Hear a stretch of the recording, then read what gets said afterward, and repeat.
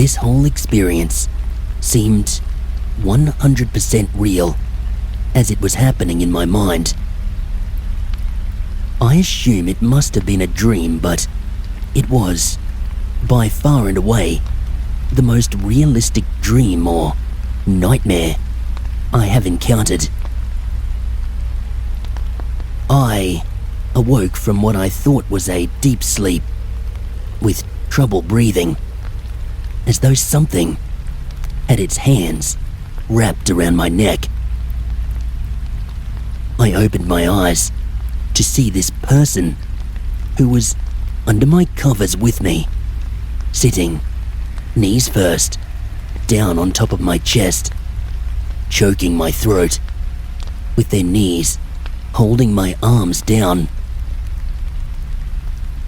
I could not see a face straight away. I tried screaming for help from my wife, who was working on the computer in the adjoining room, but I was unable to mutter much more than a faint murmur due to this thing's hands wrapped around my throat. After several minutes of trying to fight this thing off my body, I finally got a hand free to knock on the wall to attract the attention of my wife. I was able to somewhat fight this thing off my body until my wife came in to see what was happening. Then, I was able to see this thing's face for the first time. It looked like a blonde female's face. She looked as though she had been drowned. My wife was able to help me get this thing off me, and as I got up to hug her and turned around, this thing was gone. I got my wife to come to bed with me, and we held each other close, and finally, I slowly dozed off again. But as I did, I realized that this being was back, and that it was not my wife. I felt a surge of pressure being applied to my body by this thing, as it once again tried to sit down on top of my chest while I was fighting this thing. And eventually, I assume I passed out. What seemed to be about 5 minutes later, I physically woke up. For real this time. I threw my covers off, turned on the light, and I headed straight for my wife in the next room. I told her about my experience, and she could see that I was quite shaken up about it. I asked her about things like, did she hear me scream? Did she come in to help me? To which she answered no, she did not. All I could put this down to was a dream. But after reading similar stories on here, I wonder if it could be more of a sleep paralysis syndrome. I have had what I believe contact with the paranormal before, although previous times have been when I was well and truly awake. Can ghosts interact with us in dreams? I didn't think it was possible. This experience has freaked me out completely. I hope that there may have been others that have experienced something similar. If so, please do share.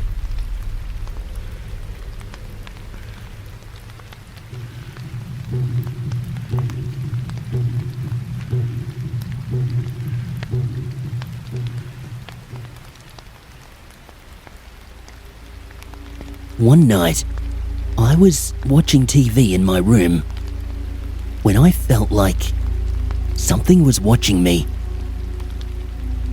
In the corner of my eye, I saw a shadow move. When I looked over to the corner of the room, I saw that it was where my bookcase was, and I thought that it was just my imagination. I turned the television off and reached for the light switch so I could go to bed. There are 2 mirrors in my room on opposing walls, and one of them is very large. When I reached for the switch, I saw a shadow distinctly move in the larger mirror. When I quickly jerked my head to where the shadow may have been, I noticed the bookcase had a weird sort of dark, hazy shadow to the side of it. It was not very noticeable, and if I hadn't seen something move near there, I probably wouldn't have even seen it. I kept on focusing when it moved. At that same time, I got the worst headache and I had to grab my head. It hurt that much. I closed my eyes, and when I opened them, I looked at the bookcase. The ghost, or whatever it was not there. I looked around my room until I finally saw it. It had moved closer to me, and it was becoming more visible. The hazy darkness had gotten darker, and I could see the shape of a slightly bulky man. I kept my eyes on it, and it stayed put. My head was thumping, but I didn't want to take my eyes off it. Then, it shrank suddenly to the floor. I did not want to look down there, in case something sudden happened, so I stayed put. I waited there for about 1.5 hours until I thought it was gone, and I went to turn off the light. I felt something grab my arm and pull on it. In my head, I suddenly thought of the words, "back moment," for no reason. I looked at the shadow, and I closed my eyes, thinking maybe it will go away. It did, but when I looked around the room again, I saw it back near the bookcase again. This time, I told it to go away and leave me alone, and it quickly moved across the room near the door. There was a bottle of perfume on the mini table near the door. The shadow seemed to knock it off when it moved. I turned off the light and I got under the covers, and it felt like the covers were squeezing me. Like when you suck the air out of a bag with something in it. I tried to move, but it felt like I was stuck. I heard strange sounds, something like an animal dying. My bed began to shake, and I fought to get free of my blanket. I managed to stick my head out, and I saw the shadow figure standing across the room, just watching me. I could see its eyes because they were darker than the rest of the room. The bed was still shaking and the covers were still tight, so I just closed my eyes and screamed. Then suddenly, the bed stopped. The blankets became loose again, and I ran out of that room in my PJs, got in my car, and stayed at a friend's house after telling her all about what happened. I did ask one of my more religious friends to find someone to exorcise my flat, but I haven't had any word back yet. This all happened about a month ago, and I've been at my house during the day, but at my friend's house in the nighttime. I cannot bear to sleep in my room anymore after what happened.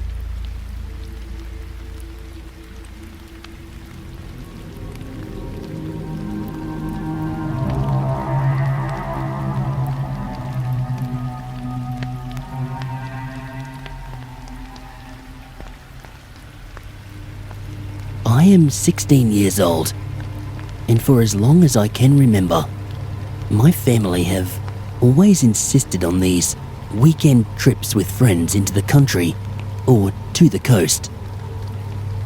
So, when the October holidays came, we were off to the Woodhouse in Adelaide Hills. I've loved old buildings ever since I was little, but upon reaching this particular house, I couldn't help but feel a little nervous as I entered the front door. The homestead was a 2-story building with numerous dorm rooms upstairs, a large kitchen, and an attached outhouse. It was dark before the first of our friends arrived, and I seemingly jumped at every shadow that moved. Fortunately, soon the house was filled with adults' chatter downstairs and children's laughter as they raced each other up and down the staircase. My friend Mel and I, we were setting up her family's room upstairs, while all the children were now downstairs, delighting in ghost stories told around the parlour fireplace. I had gone upstairs with an armful of bags to the room, while Mel was left downstairs trying to convince her mother that she should have brought her hairdryer. When I reached the top of the stairs, I found the air quite cold, and I immediately stopped to put my sweater on, thinking someone had left a window open. I picked up the bags again, and I continued around the corner to face the open door of Mel's room. There, near the window, I saw a woman. She was white.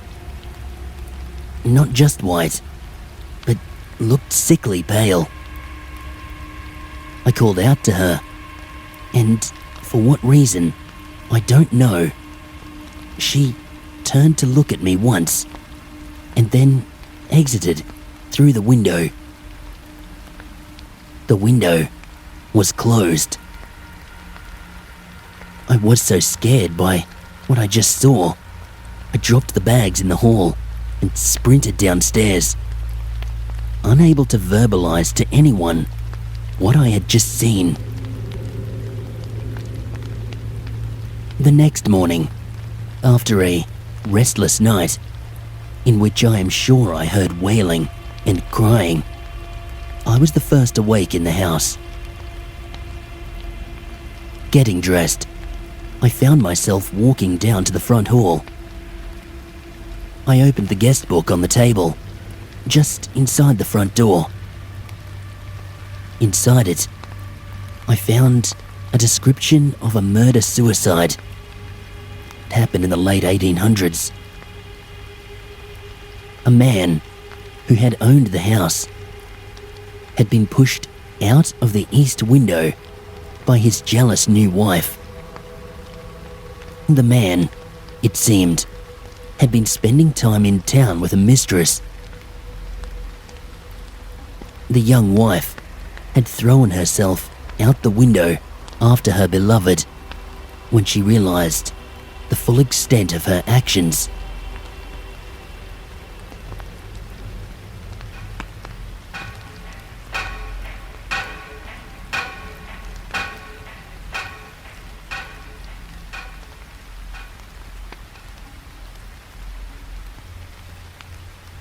Hey guys, Creepy Oz here. Just a quick trigger warning. The following story contains content which some listeners may find quite disturbing, particularly for any of my Indigenous Australian listeners. If you feel that you may be upset by this story, please consider using the time codes to skip this one.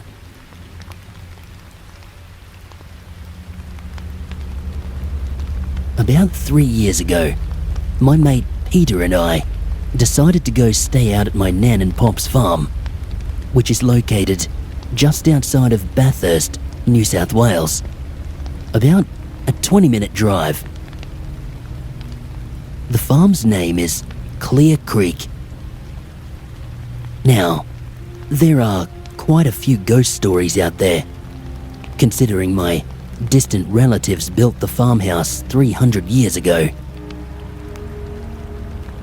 From hearing all of these stories, we decided that we would go and investigate for ourselves. Me personally, I believe in the spirit world. However, Peter did not. There was one story about a paddock which we called the corn paddock. According to stories, 100 or so First Nations people lost their lives in that paddock, back when the Aboriginal people were kept as slaves to the white man. We decided we were going to camp in that paddock. About 3 hours after the sun had gone down, we were sitting around a campfire. We were just beginning to get ourselves warm when we heard someone or something moving in the bushes behind us. We decided to take a look to see what it was, but nothing was there. We retreated back to our campfire to talk about some of the stories we had heard. After about an hour or so, we were just about ready to go to bed when we heard the same kind of movement behind us. This time, we decided to ignore it. But my friend Peter, the absolute dickhead, decided for some stupid reason to shout out loud, "I mock thy spirits." After he had said that, I had a go at him, told him that spirits are not to be messed with, and this stuff should be treated with respect. With that, a slow wind started to blow, which sent a shiver down my spine. The wind started to pick up and get heavier. With that, we decided to go for cover in the tent we had set up. Almost right away, we heard a woman scream. It was a sickening, ear-piercing scream. After that, myself and Peter decided not to tempt fate any further, and we ran all the way home.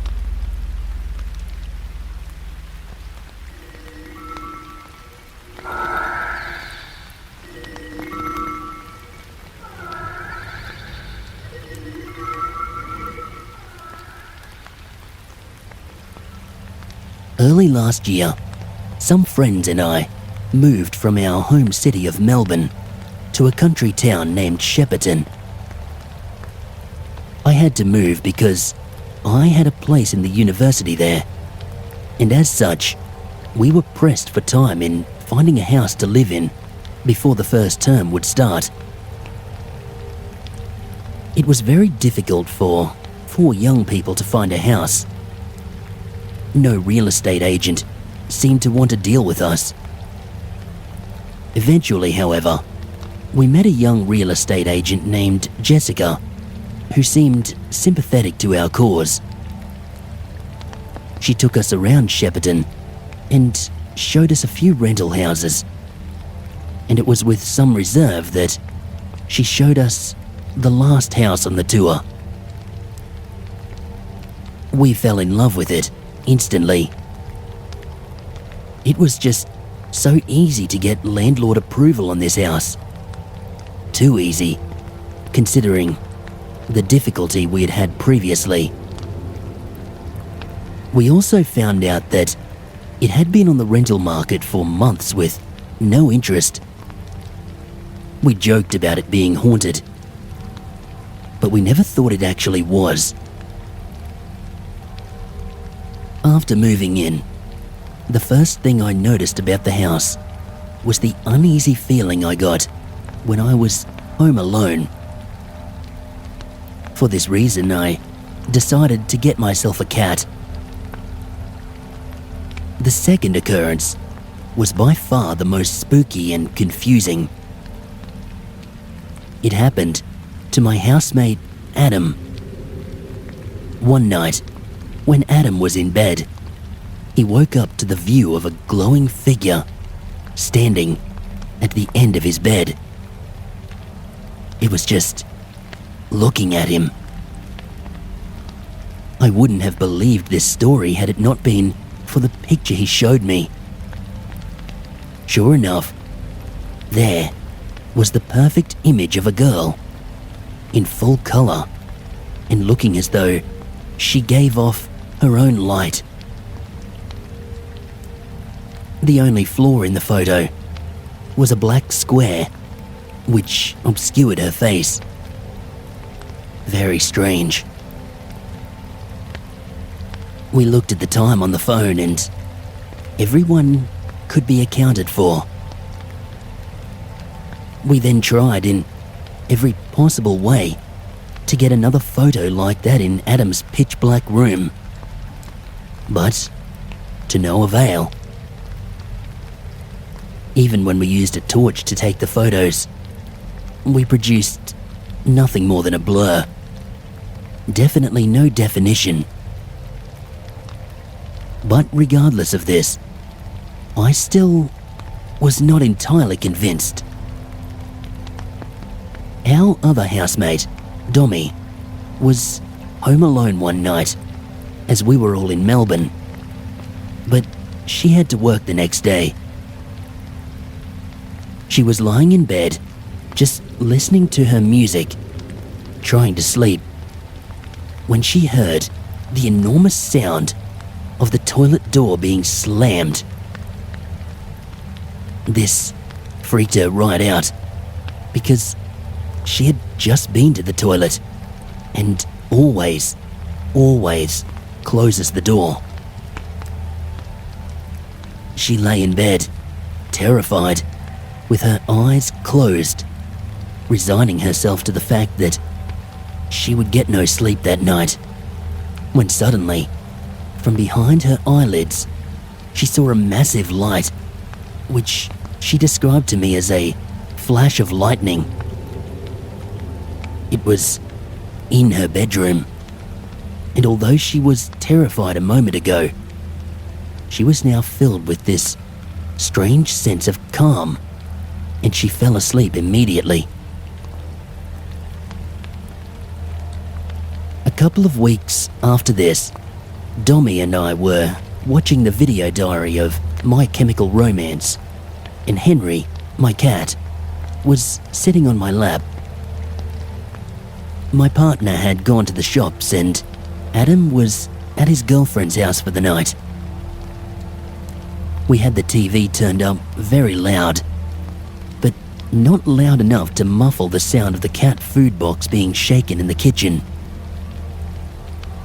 As soon as we heard this, we paused the DVD, looked at each other, looked at the cat, who could also hear it and was trying to go to the noise, and we got the hell out of that house.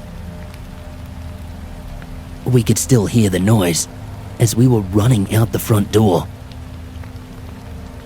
As soon as we got to the footpath, my partner's car turned into the far end of the street. This is when I truly started to believe. Aside from those freaky happenings, there have been countless others. I have seen the ghost of the father. We figure that it is a father and a daughter, the father being malevolent, but the daughter harmless. Tony has seen the father and the daughter, and countless noises have been heard. We also did a seance in which my initials were indicated by the spirit. However, it didn't frighten me.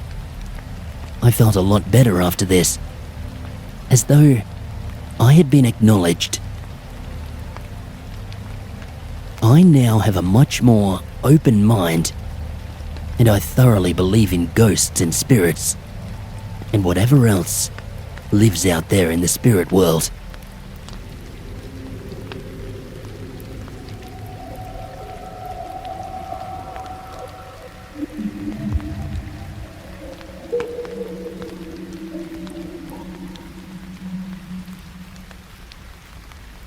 I was on holiday near Port Macquarie, Australia, at a friend's house.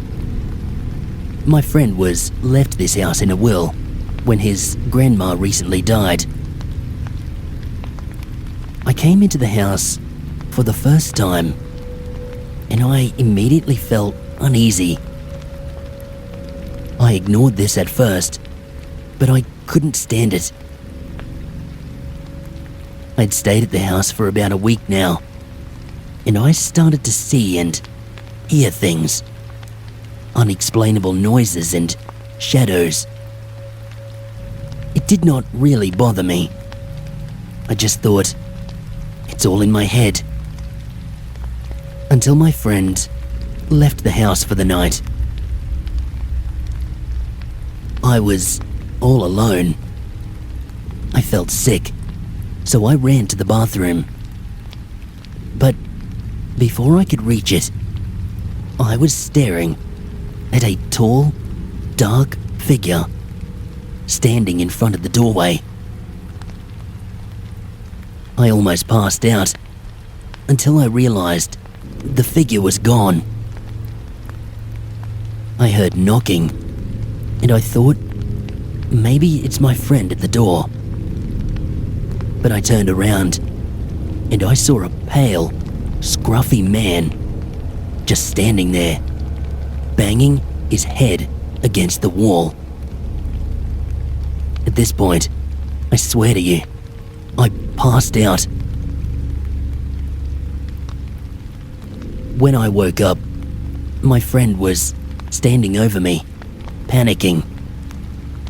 But I just ran straight out of that house. That was the worst experience I have ever had. And to this day, I still have nightmares.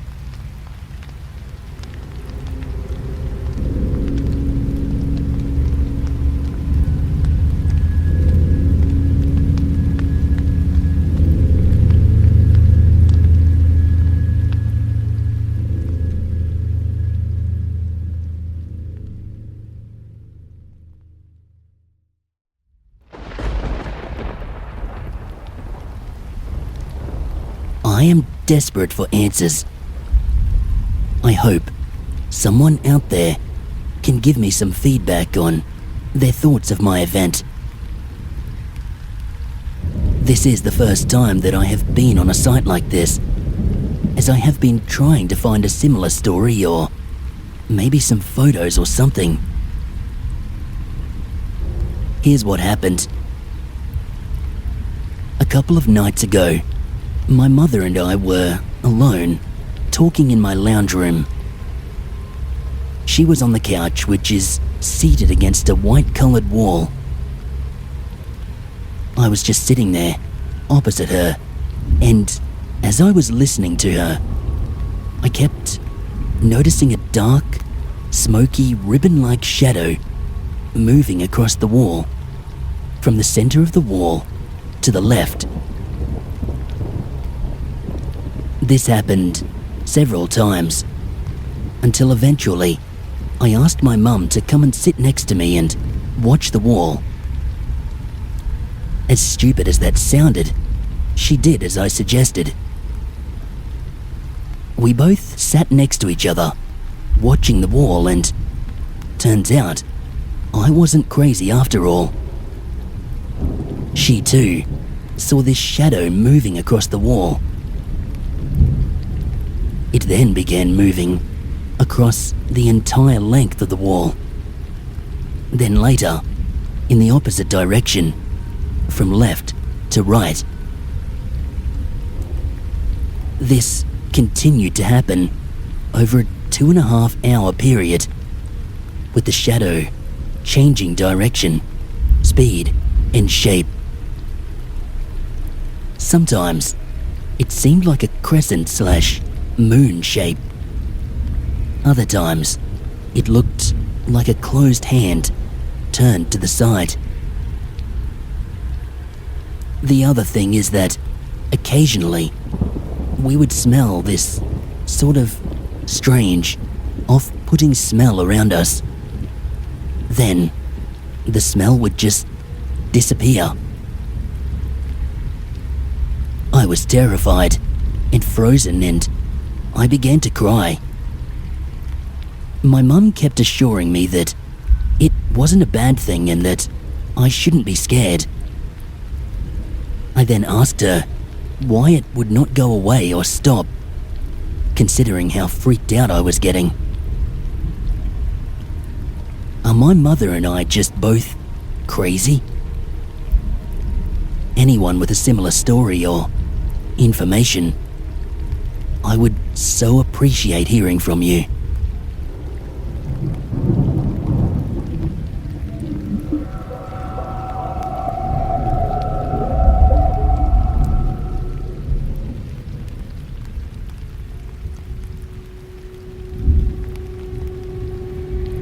The first encounter I had was when I was around 10 years old and I was sleeping.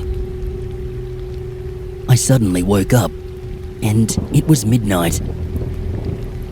I felt really hot, so I just took a glance around the room. That's when I saw it, a hooded figure on top of my bed. I was terrified, so I just peeked through the blanket so I wouldn't get noticed. I also felt it, this heavy weight, like someone else was sleeping on my bed. I was living in a flat at that time, and there was another bed in the room. I looked over at this other bed, and I noticed I saw a figure there as well.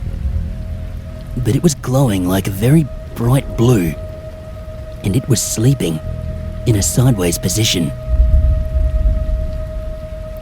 I decided I would move very slowly in the left position so I can just ignore it and forget about the situation.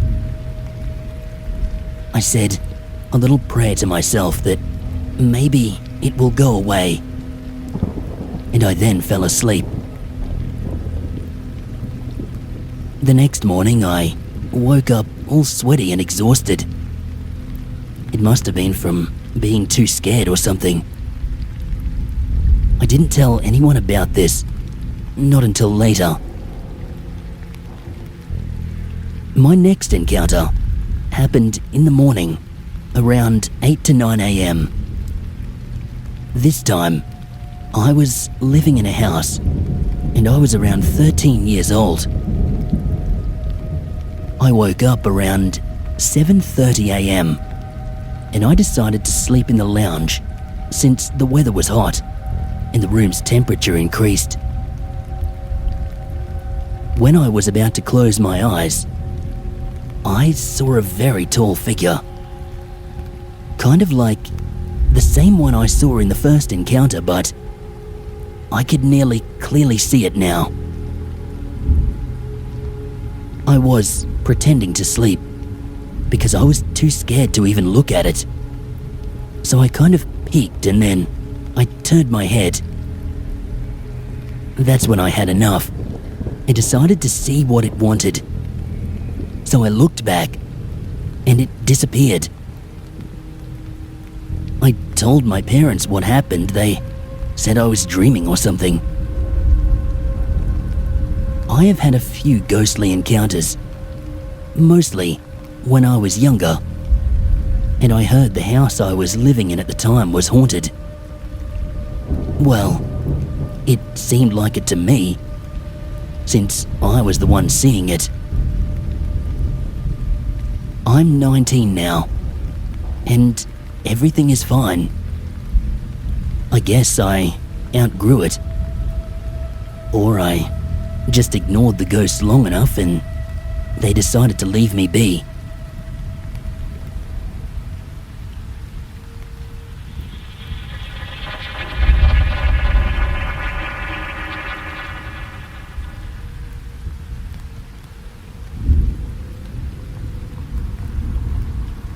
This was sometime around June in 2005, when I was in grade 6.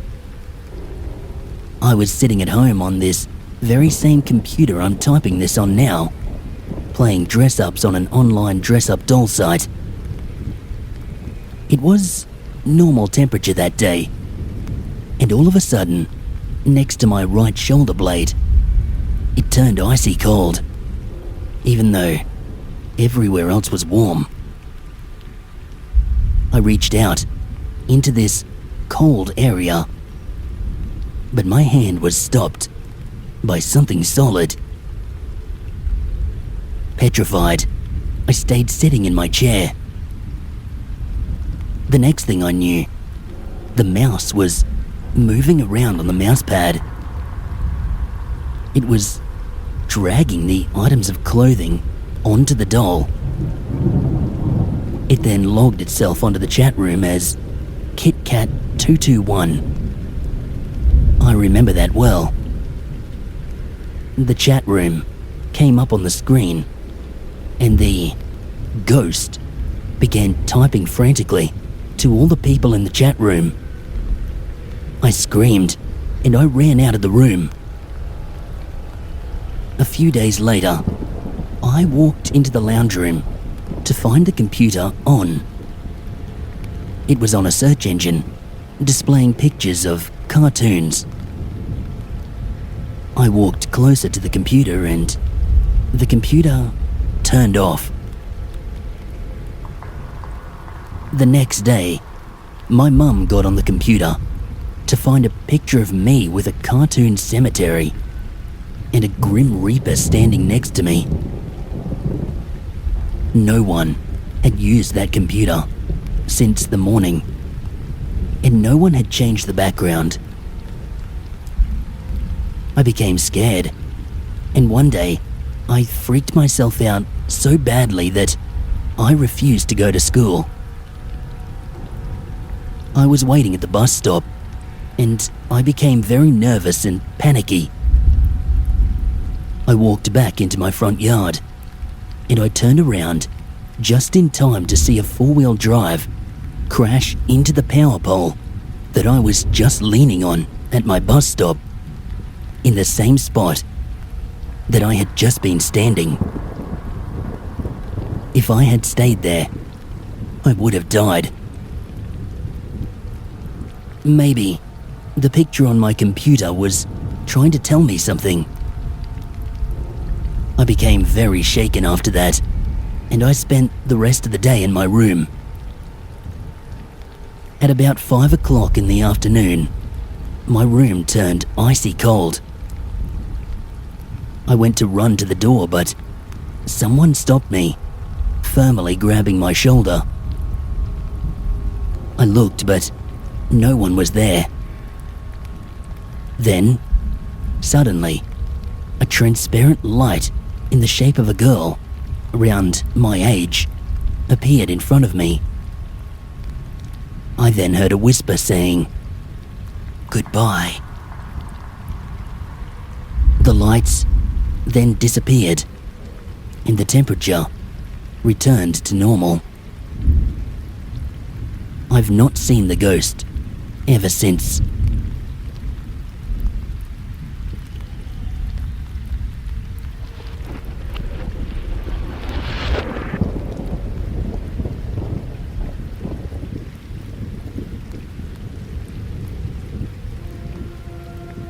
I think we're being hunted.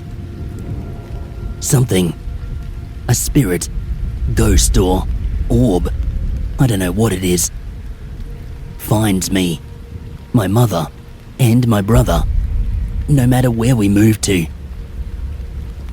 I'm here in Australia. My mum is in New Zealand. The first time it happened, I was 18, laying in bed, looking at my curtains, when suddenly I could not move, breathe, or yell for help. I told my mother, and that is when she told me about all her experiences being held down and unable to move or speak. My mother has seen something at the end of her bed. My brother has heard a voice saying, "I'm back." And the three of us get the same thing happening to us when we feel really tired. It happens in a second. You're like in a still trance and totally paralyzed. Can't yell for help and you are awake. Last week, after it happened to me 6 times in a row, straight after each other, I felt like someone was standing next to me. I looked and saw a faint white light. It moved from my right and went over my head, then over my partner's head, and then stayed next to me. Around this white light was black, waving like tentacles or maybe hair. This was the first time I had seen something and it was still there. I woke my partner and told her to put the light on. She had taken a sleeping pill and was too drowsy to get out of bed. I grabbed her phone and when I turned it on, it shines a light. I put it on and we couldn't see it. When she turned it off, it was still there. Until I eventually fell asleep, hours later, I never took my eyes off it. My body stayed cold and I had goose pimples all night. My partner doesn't believe in these things, but she knew I was terrified of something I could not take my eyes off. I told my brother. Turns out, he saw the same thing a week before me. Last night, my mother saw it, her first time in 4 years, but went further and it entered her body. She saw a figure of an old woman, and the thing she remembers most is this woman's eyes. They were like a green, bluish color, like a lizard's. She saw, from the corner of her eye, my stepfather about to jump into bed, and she tried screaming out to him. He heard a faint noise and thought she was choking, and grabbed her to bring her back. The second he grabbed her, she felt this thing leave her body. When it was inside of her, she said that it let her know that it's back and has total control. We have been blessed a couple of times and had our houses blessed, and it goes away. But it always comes back. Me and my brother are terrified of it. My mother isn't scared anymore, just really angry. It keeps on finding us, and we don't know what to do.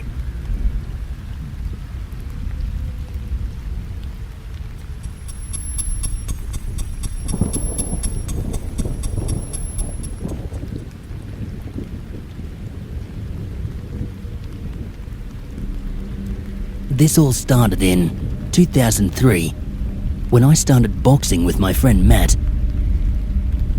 We always went to the boxing center and trained there for hours. Every day, the owner would go out back and have a smoke and take the rubbish out. Most of the time, it was only me and Matt there.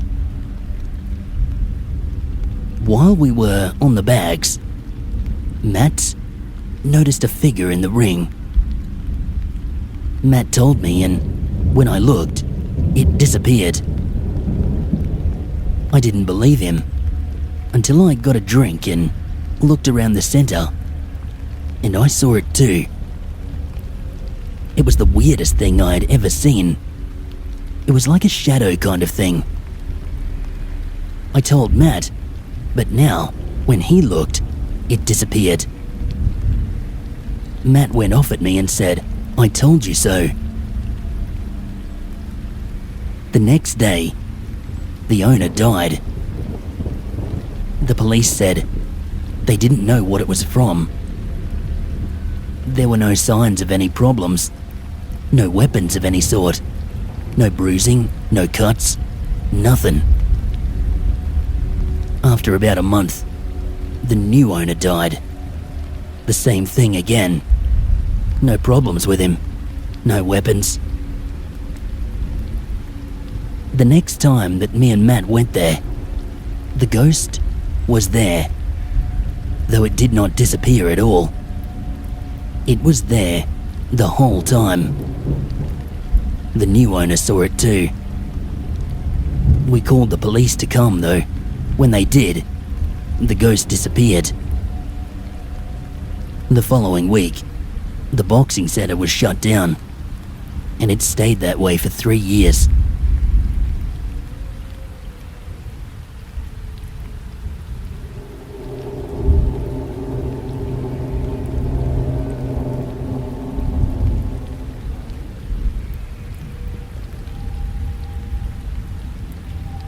On 19th March 2007, I was waiting for the sightseeing tour to begin at Port Arthur, at the back of the main building.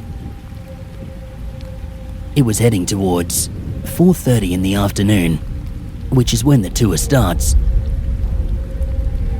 I was sitting on the first bench near the tourist clock for the start of the tour.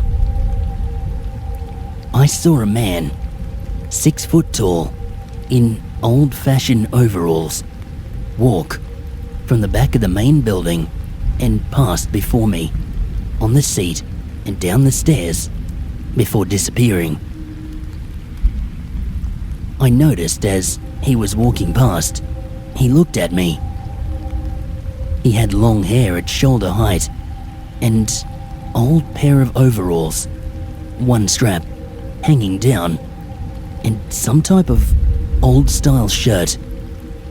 And I'm quite sure he had no shoes on. I assumed that he was a staff member dressed up for a show, thinking it was going to be part of the tour. Now, this is the weird thing. None of the staff dress up for shows. Okay, apparently, I've seen the ghost of a convict. I later found this to be a usual occurrence, as others have seen what they thought were staff dressed up and have turned out to be the ghosts of convicts past.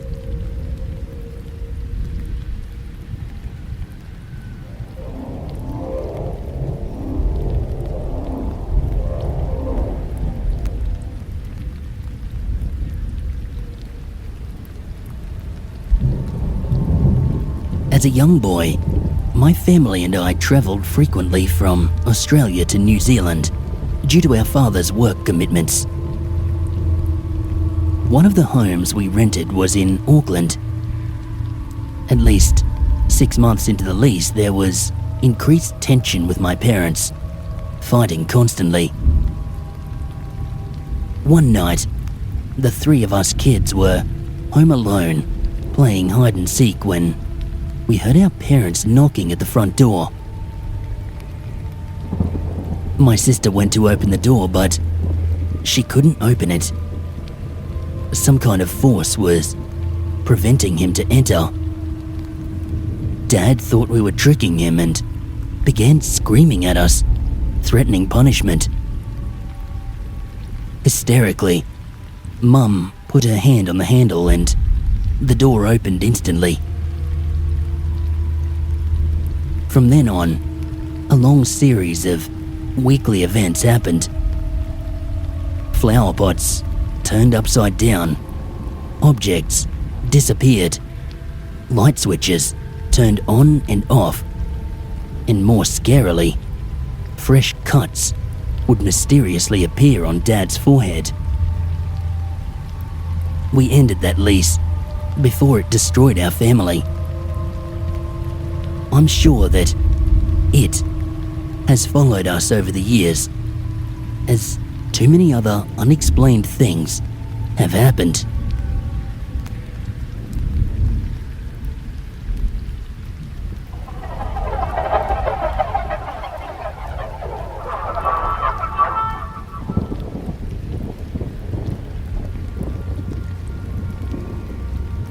Do I have a ghost at work? Well, my story begins with my aunt and I starting our own cleaning business for offices and such. We took on some subcontract work, which stupid me is still stuck doing. Debbie stopped working with me due to family commitments. The place we worked at has 3 levels. It is quite a big job, and between the two of us it takes 4.5 hours a night, 5 nights a week. At first, when Debbie worked there, not a lot happened. Mainly her asking me what I want all the time, as if I had called her, which of course I had not. I would keep telling her I had not called her and had no idea what she was on about. This went on for a few months. I, of course, was quite benevolent as to the other going-ons and had paid no attention at all. After Debbie left, I took on another person to help out with the workload. One night, we had gone onto the 2nd level, and there was this terrible stench coming from the kitchen in the common area. It had eventually taken over the whole floor. We forgot about the smell and went into the main office. We were emptying waste paper bins when we heard this rattling of the double glass doors. I thought it was just someone going into the office across the hall. It happened again a few minutes later, and upon investigation, we found no one. I'm sure you can appreciate how frightened we both were. This happened again. We made it downstairs to the 1st level where we would not leave each other's sight. Bathrooms, kitchens and the lot got done together. I'd left the keys, which is about 10 keys total, on the table just inside the main glass doors. We went to empty the waste paper bins. Upon our return, they had vanished. We checked everywhere but couldn't find them. We called security to escort us to our cars, as we were quite frightened by this stage The next day, the keys were found by staff in the men's bathrooms, which happened to be the first place we looked. Many other small things went on over time, like chemicals going missing, then showing up where we had never put them. Phones would start playing the radio all by themselves and stopping as we walked away. Last night was one of the worst. The other staff member started before I did and called about 30 minutes before I got there to tell me someone, a woman's voice, had said hi, but there was no one other than her in the building. She was scared to death on the phone, so I told her to go downstairs until I arrived with my uncle, who helped out from time to time. We all went up together, and nothing else happened until some hours later. I had gone down with Jody in the lift to help her with some rubbish. I then left her and said I was going up to get Kerry. I set alarms and such. When I got out of the lift, the vacuum cleaner was there, but not Kerry. I heard a laughter come from my left side, right behind me. When I looked, no one was there. Kerry then came out of the glass doors on my right. I asked him what he was laughing about, but he claimed not to have been laughing. We went back down the lift to pack everything away. We have our own cleaning room where we store everything. We could not find the mop, so we all went up the lift again to level 1 to look for it. We found it and proceeded to come down again. That was when I realized that there were 4 people in the lift, not 3. I can tell you, I have never been so frightened in my life. It was only a glimpse, but it was there. I said nothing until we reached the ground floor, and I thought we were safe in the cleaning room. We were sitting at the table. This room is quite large, when Jody started to freak out about the light. We all looked up. The whole light, which is a tube light on chains, was swinging. Kerry steadied the light, and we tested to see if the closing of the door could recreate this event. Nothing we did, other than manually pushing the light with some force, could make it move. I have resigned today, and I will finish out the month, but I will no longer work in this office. I've never felt this scared of something that I cannot see in my life.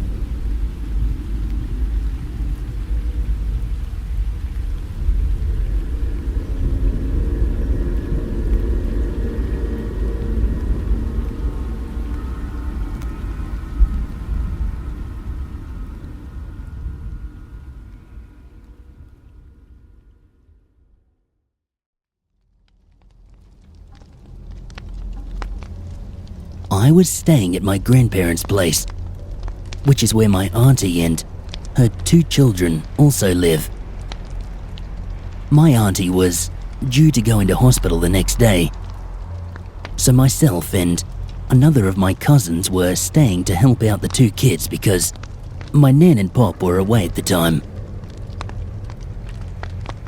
There are 3 rooms in this house, all closely located. My cousin Stephen was to sleep in his own room, further from where I was sleeping in my cousin Kate's room. Kate was going to sleep in my nan and pop's room with my other cousin, Rachel. My aunt was going to sleep on the couch as She didn't want to wake anyone, getting up every 5 minutes to go to the loo. Everyone was getting ready for bed and I was laying on Kate's bed, waiting for my aunt to turn out the light for me. I was like 11 at the time. As I lay there, with my eyes closed, I could feel this pouring sensation at the end of my legs. They had several dogs and cats. I assumed it was one of them. But when I looked up to see which one it was, there was nothing there. But I could still feel that sensation. Then my aunt came to the door and handed me their new little kitten to sleep with and turned out the light. I was a bit freaked out now, so I laid there, patting the cat who was staring up at the wall behind my head. The cat then flipped out and took off out of the room as the door was open. I looked up and felt strangely cold. This was strange because it was still summer and it was very hot. Her bed was placed next to a window. You could hear everything that was going on outside. I was still trying to sleep when I heard the sound of two men talking outside. At first, I thought it was someone walking past the yard's fence, but I realized that the language they were using, it was too formal to be anyone who lived in this area. I looked outside to see who it was, but there was no one there. But still, I could hear the two men talking. As I laid back down, my cousin Kate scared me because I was really freaked out now and could just make out her outline. It was very dark in the hall. I yelled at her and chased her out of the room, back into where she was sleeping, and I shut the door to that room. I laid back down on my bed and I could not sleep. I could no longer hear the two men talking, but I felt cold again. I was going to get up to go find another blanket and looked over towards the doorway where the light switch was next to. In the doorway, I could once again make out the outline of a little girl. I froze because I knew it couldn't be my cousin Kate, as the girl had much longer hair and was shorter than Kate. Also, the doors in my Nan and Pop's house, they squeak very loudly if they're opened or closed. And I had heard nothing, so she couldn't have opened the door again. When I realized that this was not Kate, I looked at the figure who had something gleaming in her hand. I thought this to be a long knife blade. The figure then slowly moved in towards me, and as it did, I screamed as loudly as I could for my aunt to come.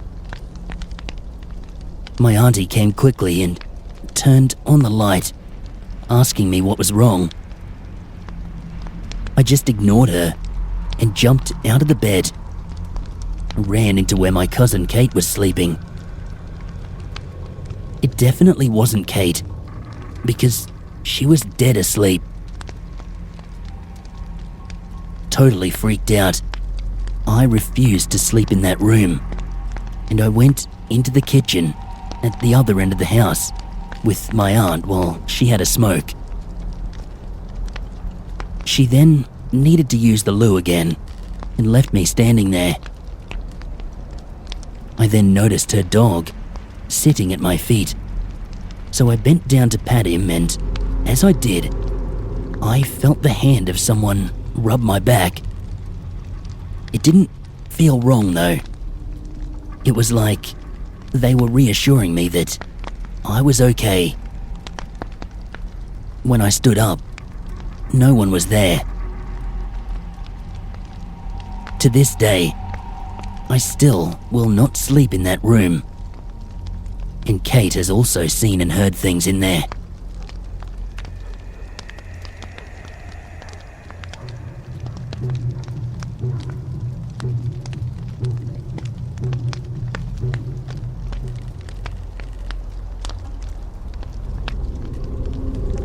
Over the last few months, strange things have been happening here.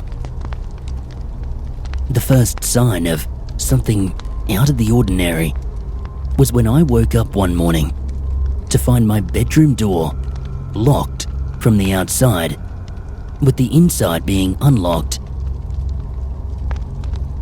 When I go to bed, it's the other way around, as logically, I can't lock the door on the outside while I'm standing inside.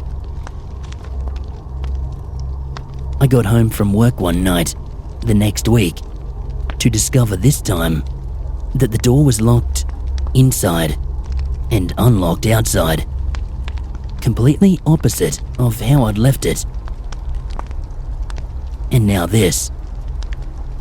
As I type this, my dog is going berserk, barking, scratching and sniffing at my bedroom door, where 2 hours ago, an unseen something slammed the door hard against my hand as I reached in to turn the light off. I've only been living in this house for a bit under 2 years, and my current room is just over 2 months. My sister lived in there the whole time before I moved my stuff in, and she says she never experienced anything unusual. Am I being targeted?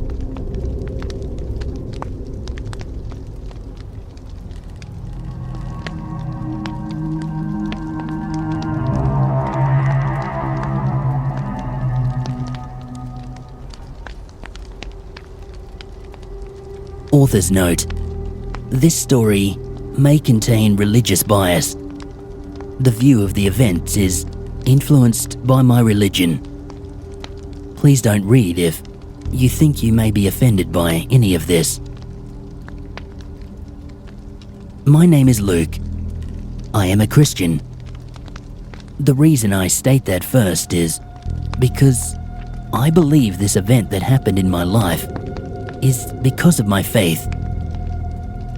If you do not agree with me in that respect, that is fine.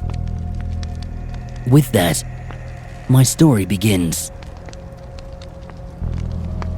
At the age of 20, I received Jesus Christ as my Savior.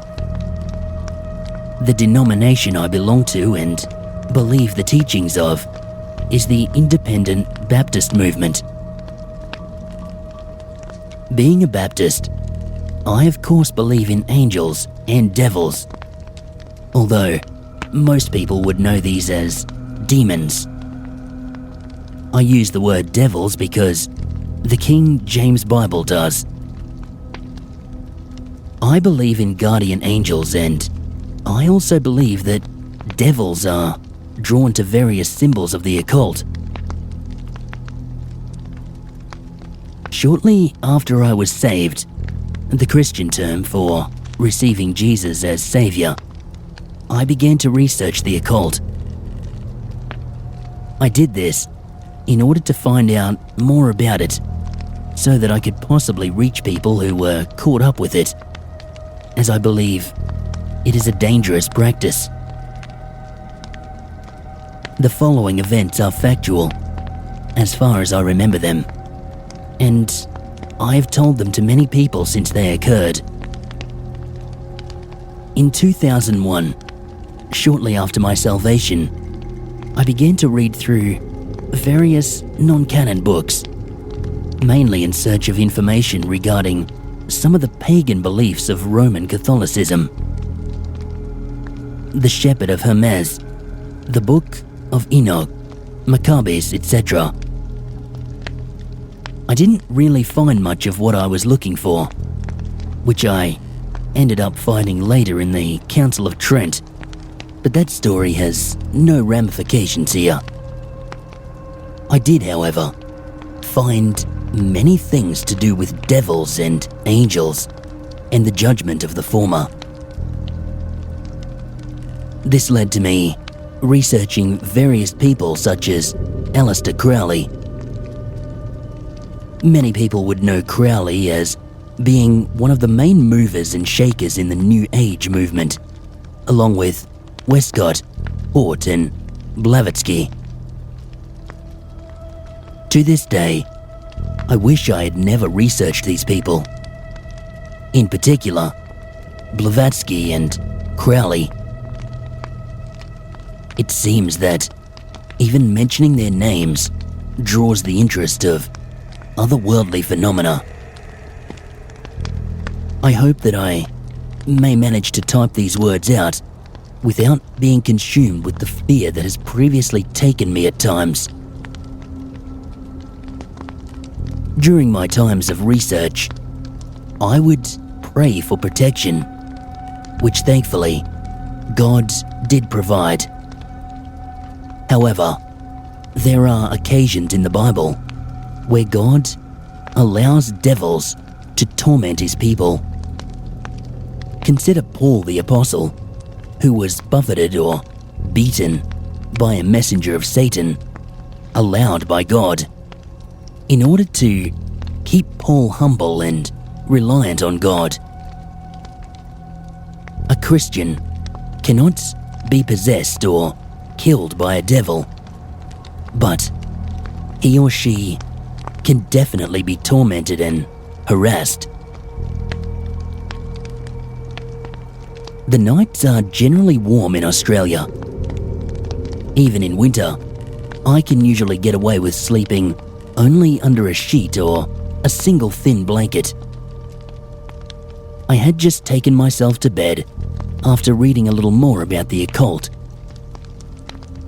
I noticed the cold immediately. Icy, even. The unease that surrounded me prevented me from taking a foot outside my room into the dark hallway leading to the linen cupboard. I could have easily walked to get more blankets, but I was kept in that bed by fear that night. I sleep with my door open, yet I keep all the lights off. I am not afraid of the dark. It's to allow the air to circulate through my room. Otherwise, I wake with my nose and throat being very dry. Tonight was no different. As I drifted off into a light sleep, I remembered that I had not talked with God in some time. The unease enveloped me as I attempted to keep myself warm under the single sheet. I awoke. The light in the living room was on. I heard the sound of a mug being put down onto the breakfast bar. I hear this noise often at night, and I usually put it down to my mother finishing her hot chocolate before bedtime. I glanced at my watch with the glow-in-the-dark hands. 1:15 in the morning.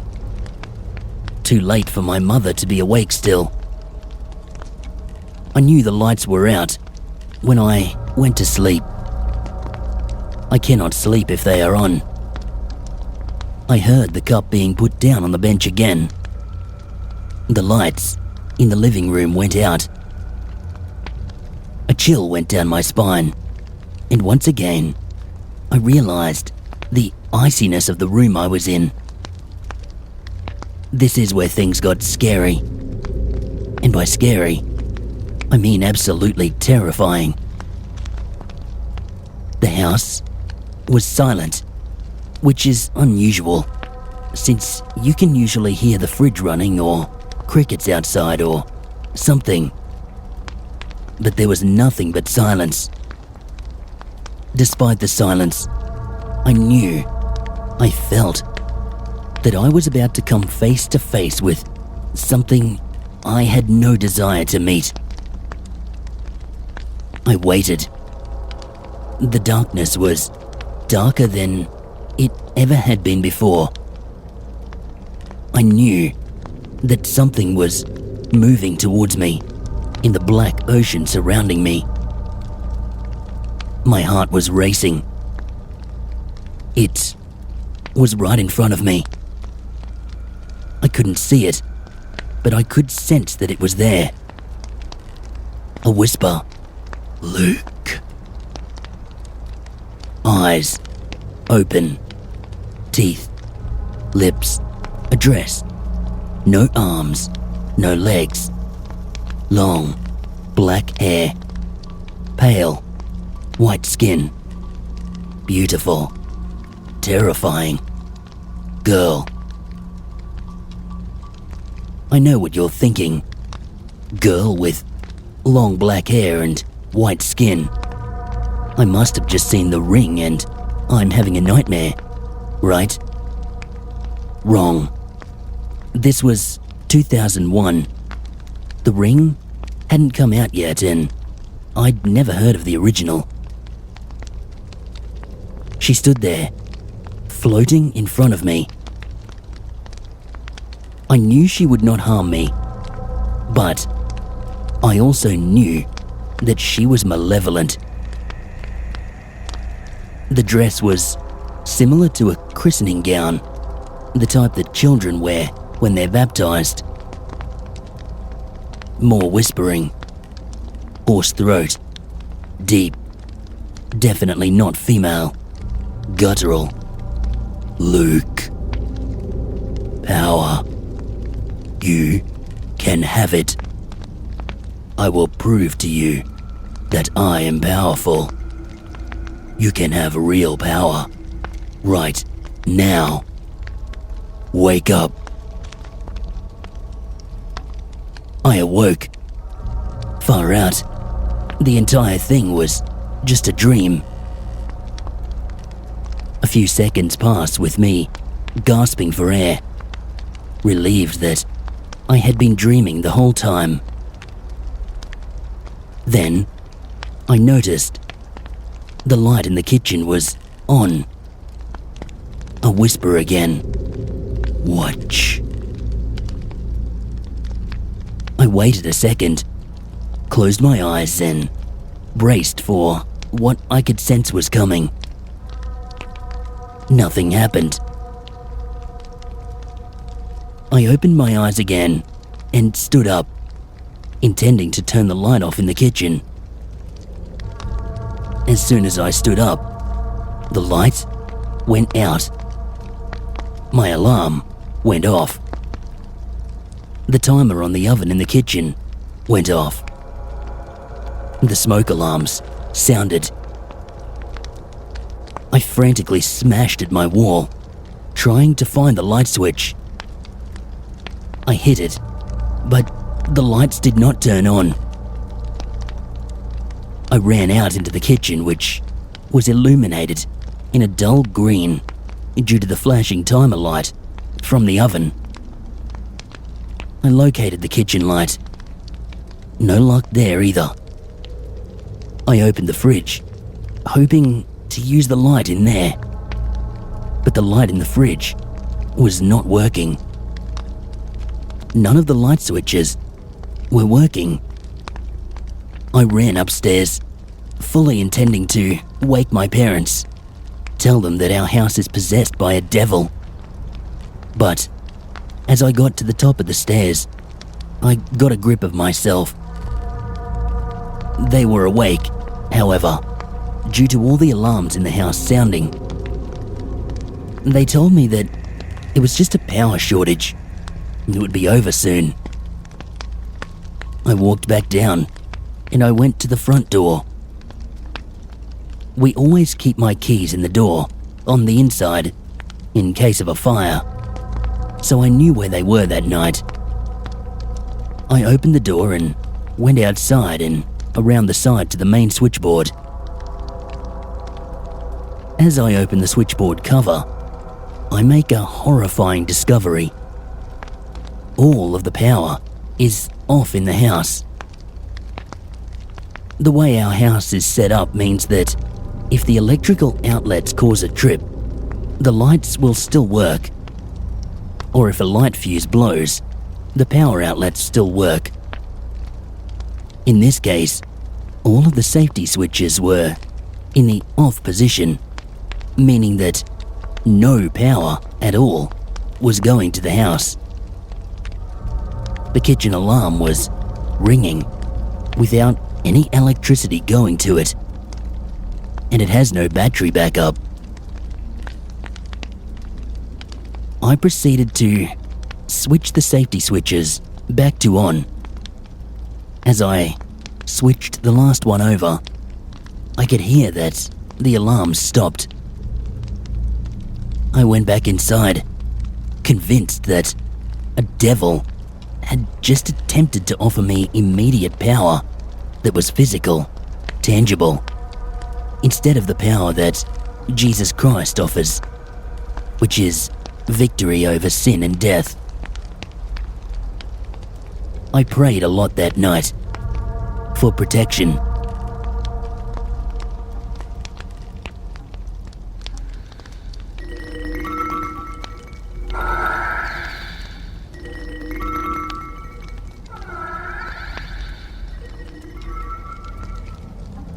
I'm 17, and I've never written anything before.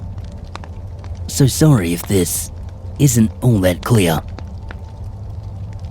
It's all true, and it kind of scares me. It started when I was about 2 or 3 years old. My parents, brother and I lived in this dodgy old house. I can't even remember where. The people before us were into a cult and stuff. Every night, I would sit up and refuse to sleep in my room because I could see people in my room. I can't really remember, it's what my dad tells me. I used to pull my mattress out of my room and lay it out in front of my parents' room, made perfectly. I can't even move one now, let alone when I was 3. My dad would ask me in the mornings and I would say, "The bad man keeps talking to me." Everything stopped for years, until I turned 13. It was the holidays and Mum was home and I had just woken up. I was just laying there when I froze. I heard someone screaming, "Oh God, help me, please help." Thinking it was my mum, I jumped out of bed and I ran to my mum to ask if she was okay. All she said was, "No, I'm fine." I didn't hear or say anything. So, a little freaked out, I went back to my room and back to bed. About half an hour later, I heard screaming again. "Hey, you didn't help me." And that's when the freaky stuff started to happen. One night, my friend was sleeping over, and we were just sitting around laughing and with the lights out, when I saw something in the corner of my eye. I looked straight at it. It looked kind of like a shadow, but there was no light to cause one, and it was darker than the room I was in. It was just moving across the wall. I instantly asked my friend if she could see it, and she couldn't. It was heading to the hallway. When Dad walked in to tell us to quiet down, he instantly noticed how cold it was. We were told to go to my bedroom. About a month later, I woke up in the middle of the night to find a dark figure standing over me. My room was slightly lit because of my stereo and it was clearly there. I screamed and hid under my blankets and didn't come out until morning. Once again, nothing happened for a couple of months. This time, when I woke up, the man was there again at the end of my bed, but there was a little girl in front of him in a white, Victorian-style dress. She looked really upset, and I instantly knew she wasn't bad.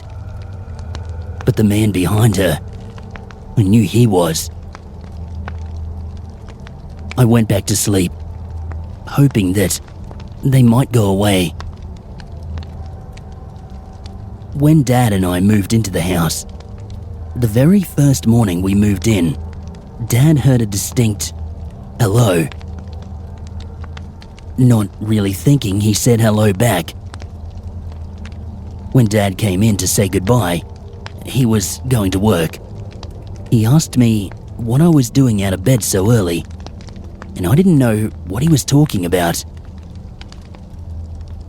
After he left, I heard this distinct hi in a man's voice, and I thought that maybe Dad came back for something, so I thought nothing of it.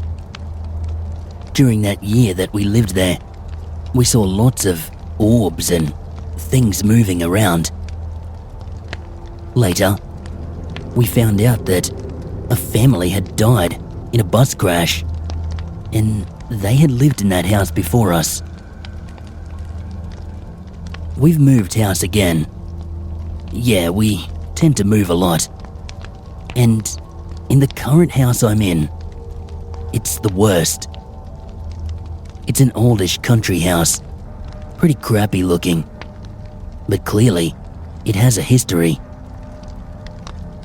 We moved in about 3 months ago, and since the first night there, I've been seeing things. Almost every night, I see an old man walk across my room. He's there, but he isn't. Sort of like see-through. He has a big, bushy beard, and he looks Amish. He gives me a nasty look every time he comes past my bed. Lights that are off get turned on frequently. Same with doors opening all the time. It could be about 1,000 degrees outside, but you'll have to wear a jumper inside because it's freezing. And it's not air conditioning because we don't even have a working heater right now. Things are always moving around the house. I'll put my guitar down in the lounge room and it'll be in the kitchen in the morning. And I know it's not my dad because guitars are like gold to him. I've also seen the little girl again a few times, and I'm not sure why she is following me. Dad doesn't see anything really, but I do. All the time. My Nana was the same. She still sees things to this day. I'm not sure what to do, how to get rid of them or how to help them. I'm sick of being scared all the time.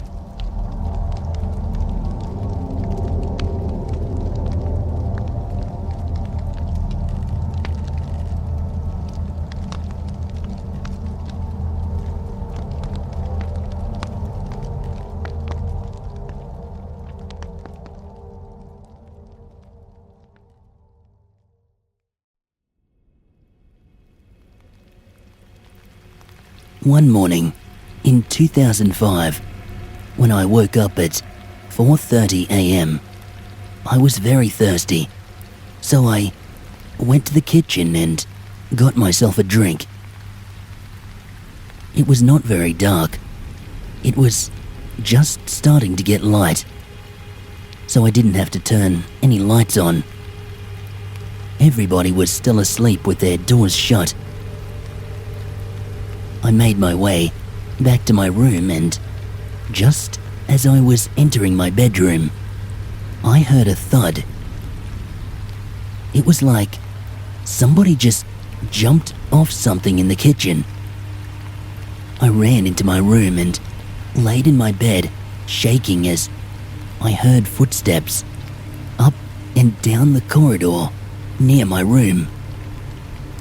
My door is in a way where, if there's enough light, which there was, I can see down the corridor. And the way my bed was at that time, I was in a position to see if anything was there. I stared at the door, terrified that I might see something. I could hear the footsteps up and down. It went on for ages.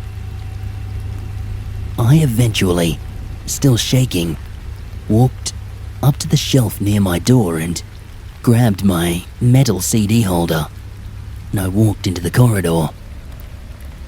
Then, the footsteps stopped.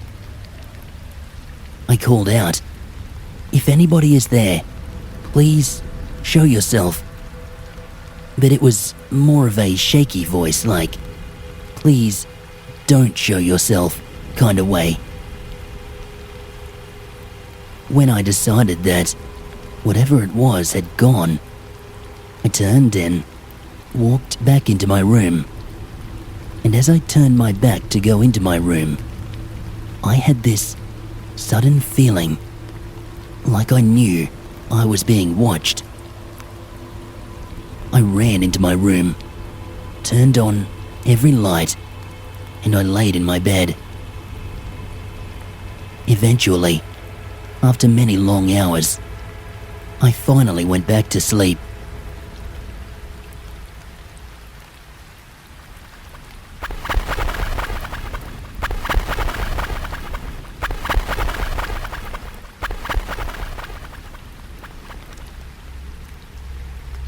This has happened twice now.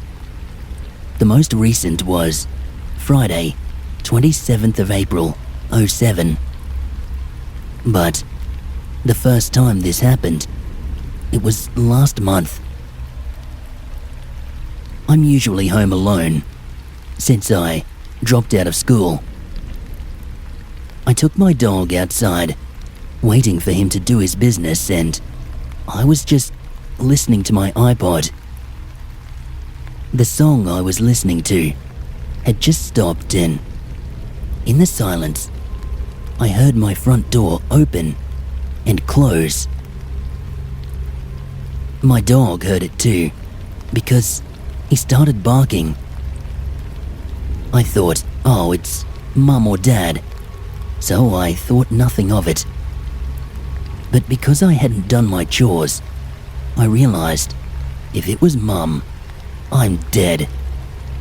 If it's Dad, I'm maybe still safe.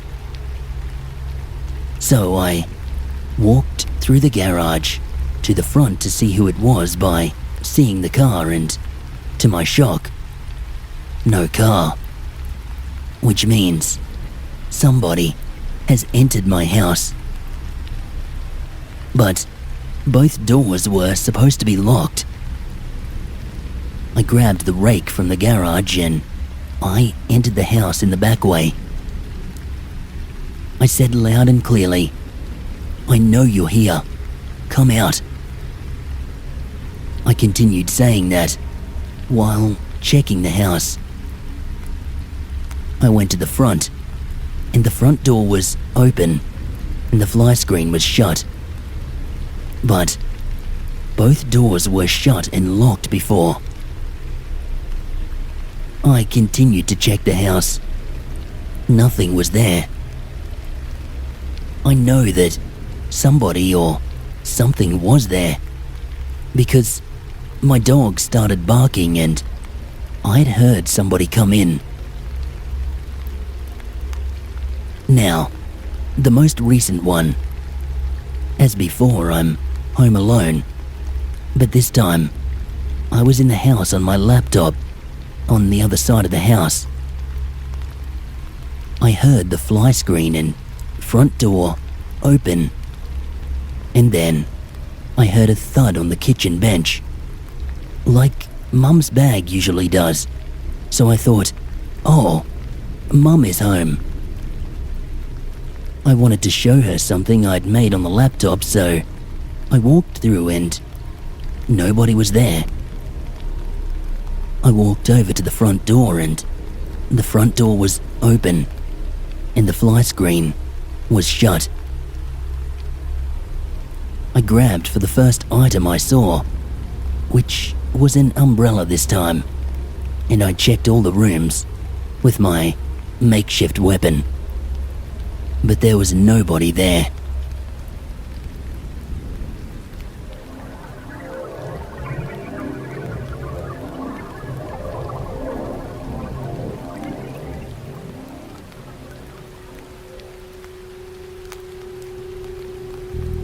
When I was 2 years old, my family and I lived in an old house in Kew, Victoria. It had 2 tennis courts, and we lived at the house rent-free as it was given to my mother for getting the job as caretaker at the local church. I can't remember events personally, but these happenings are what my family members have encountered in the 2 years we lived there. Right from the beginning, things started going weird. You would always hear tennis balls on the court when no one was there. One night, a shelf in the hallway had been thrown over and down the hallway. The room my parents put me in was always cold, and I always screamed, and when Mum would come to get me, I would be abnormally cold. That room eventually became the spare room where visitors would stay. My cousin complained of the bed shaking. My aunt woke in the morning to find a lump on her head.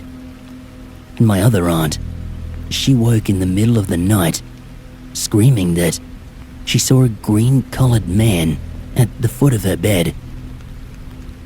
My dad had strong vibes not to go into the room, and when he eventually did, his newspapers would be thrown everywhere. There's more to tell, but there's no room left. Can anybody shed some light on this house at all? Very curious to know what may have happened there.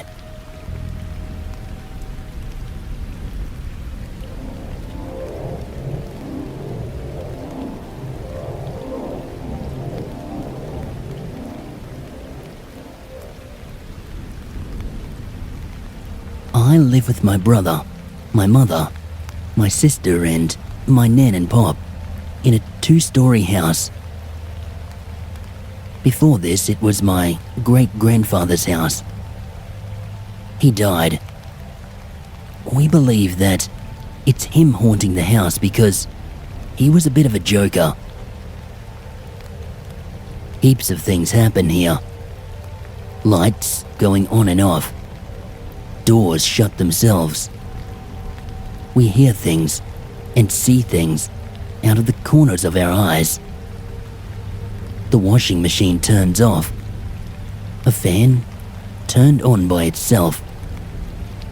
Things disappear and reappear in places that we definitely looked. Mum sometimes wakes up to someone whispering her name urgently, like they're trying to wake her up. One time, me and my mum were home alone, and we heard the garage door close and the door leading to either the laundry or the granny flat close. We were thinking my nan was coming home from shopping and no one was there. My mum had locked the screen door and the wooden door. She went into the kitchen table, which you can see the door from, and began to read the paper. After a while, she looked up and the doors were open. She looked back down and remembered that she had locked them. She went to lock them again, but when she looked again, it was closed. One day, Mum was having a nap on the lounge when she heard a bang. She went to look for the source of the noise, and when she looked in my room, in the middle of it was my Navajo doll with my porcelain doll on top. Its head was pointing to the wall with the shelf. That's impossible, considering that if the doll fell, it would topple forward and land with its head pointing away. The stuff in front of it would fall. The doll would have to fall diagonally to get to that place, and the Navajo doll is at the other end. One time, I saw a shadow that was walking right in the middle of the walkway, following right behind my mum into the kitchen. Other stuff has happened too, but I can't think of it right now.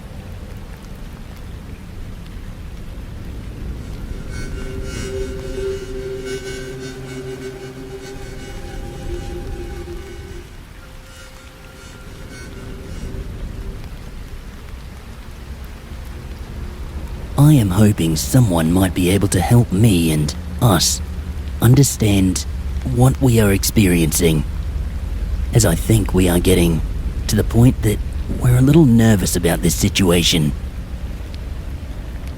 I have only one sister, who has 4 children, and her eldest is 23 years old.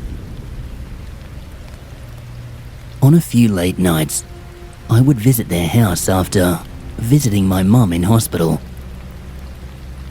When I was sitting in the lounge room, I caught a glimpse of a smallish, dark shadow very quickly. When I turned my head, my sister asked what was the matter, and I said I thought I saw something. When I described it, she then explained about their experiences, which we now think are more connected, and I think we are scaring ourselves. To give you examples, they've been in all different areas of the house. Seems to be small size, as on one occasion, my sister's partner thought it was one of the kids hiding under his bed. He called out, "What are you doing?" On separate occasions, my sister has felt a presence of something and seems to be weighing her down in bed, and then woke up face to face with a very old, very scary looking woman, very close to her face. My niece, without any prior knowledge of her mum's experiences, had a similar experience. She sleeps downstairs on her own, and she felt a pressure on her chest and this old woman staring at her. Now, on the same night that I caught a glimpse of this shadow, when I was ready to leave the house, I reached for the door handle and found that it jiggled. I was a bit hesitant at first, but eventually grabbed it and walked out the door. On another night again, when I was going to leave her house, I heard a knocking on the door. It sounded like a noise from a door softly banging in the breeze. As my kids tend to leave the bathroom door open, it sounded identical to that. It didn't stop until I opened the door and found no one was there, as well as a very still night. No breeze.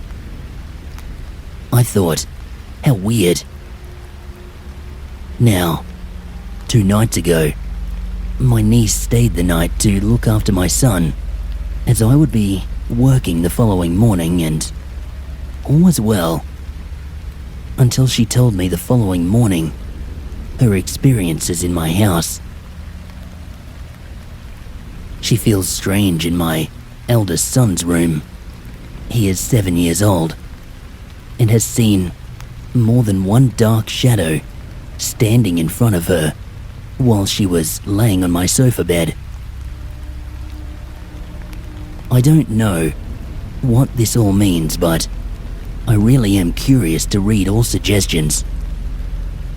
When my eldest son was a baby, I know that he would look up and have a great giggle. When I would try and look for whatever it was he was seeing, there was nothing but empty space. Eventually, I put it down to angels watching over him, and as long as he was happy, all was well. Now that his little brother has moved into that room after he was born, I am finding that he too, some nights, is having laughing fits. And I just say that at least he is being looked after. Angels watching over them. I dwell on those words, and I find myself hoping now that it is merely angels. And these thoughts trouble me. Thank you all in advance for any advice.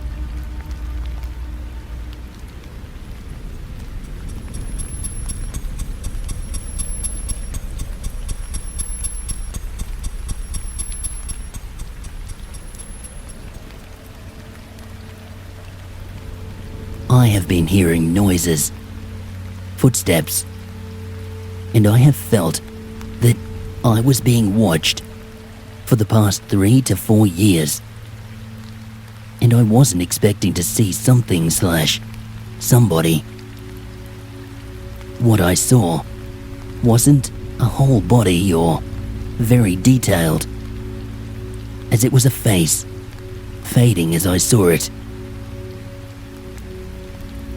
It was 3 a.m. I had just gotten off the computer and I laid down in bed.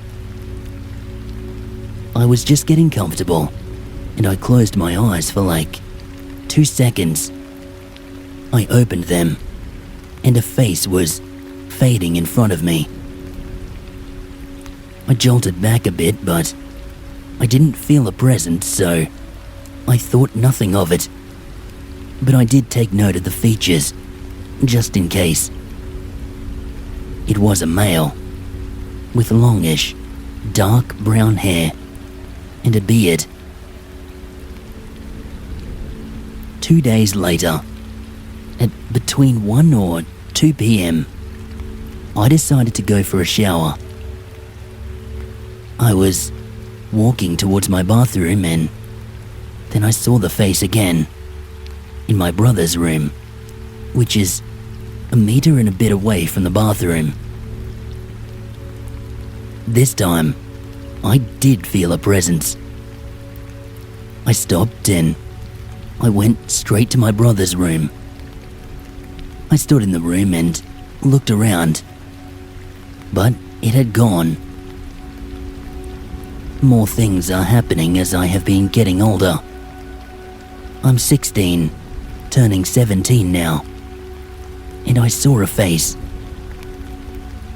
I'm not sure if this is a gift maturing or I'm hearing or seeing things. Nobody else in my family has experienced any of this. I know I'm not crazy.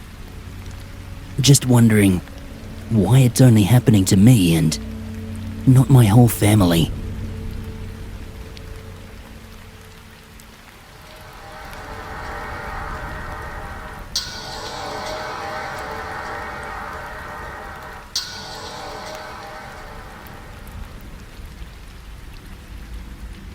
A few weeks ago, on my grandparents' 50th wedding anniversary, the whole family on that side went to Martindale Hall in the Clare Valley.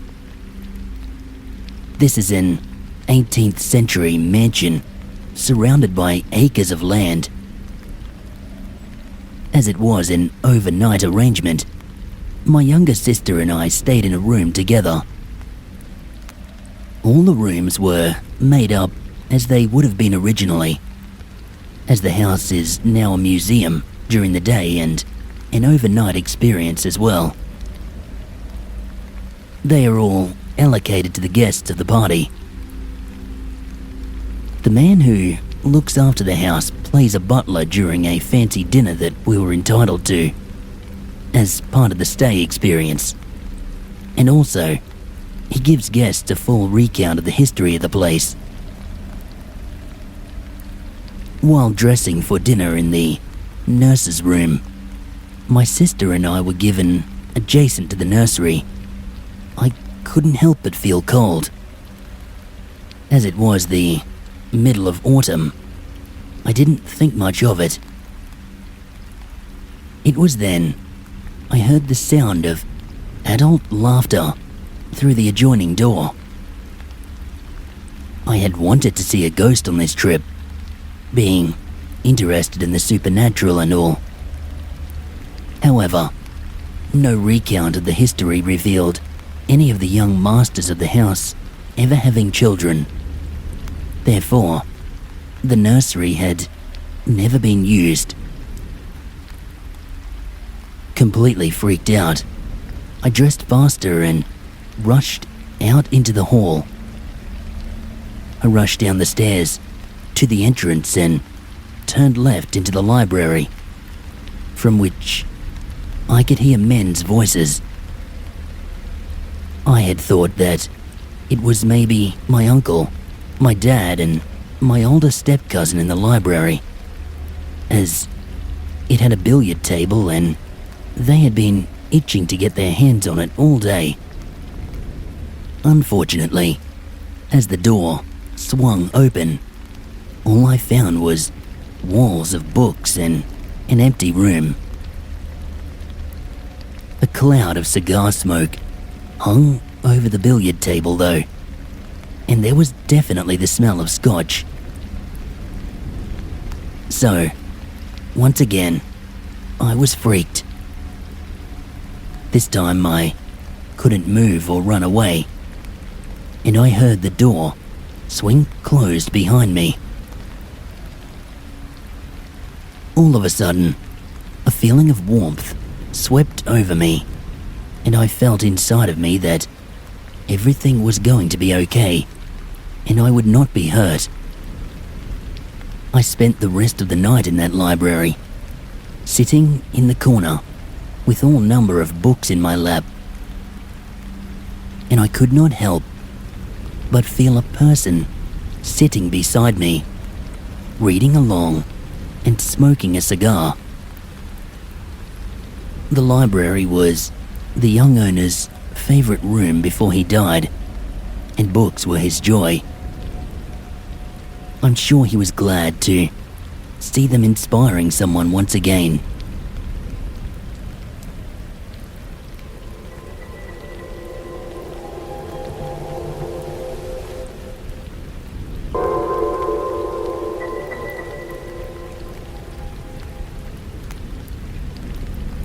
I thought I would give a follow-up to my story, A Life of Haunted Houses. Once again, this will probably seem like a bunch of words thrown into a sentence, so sorry about that.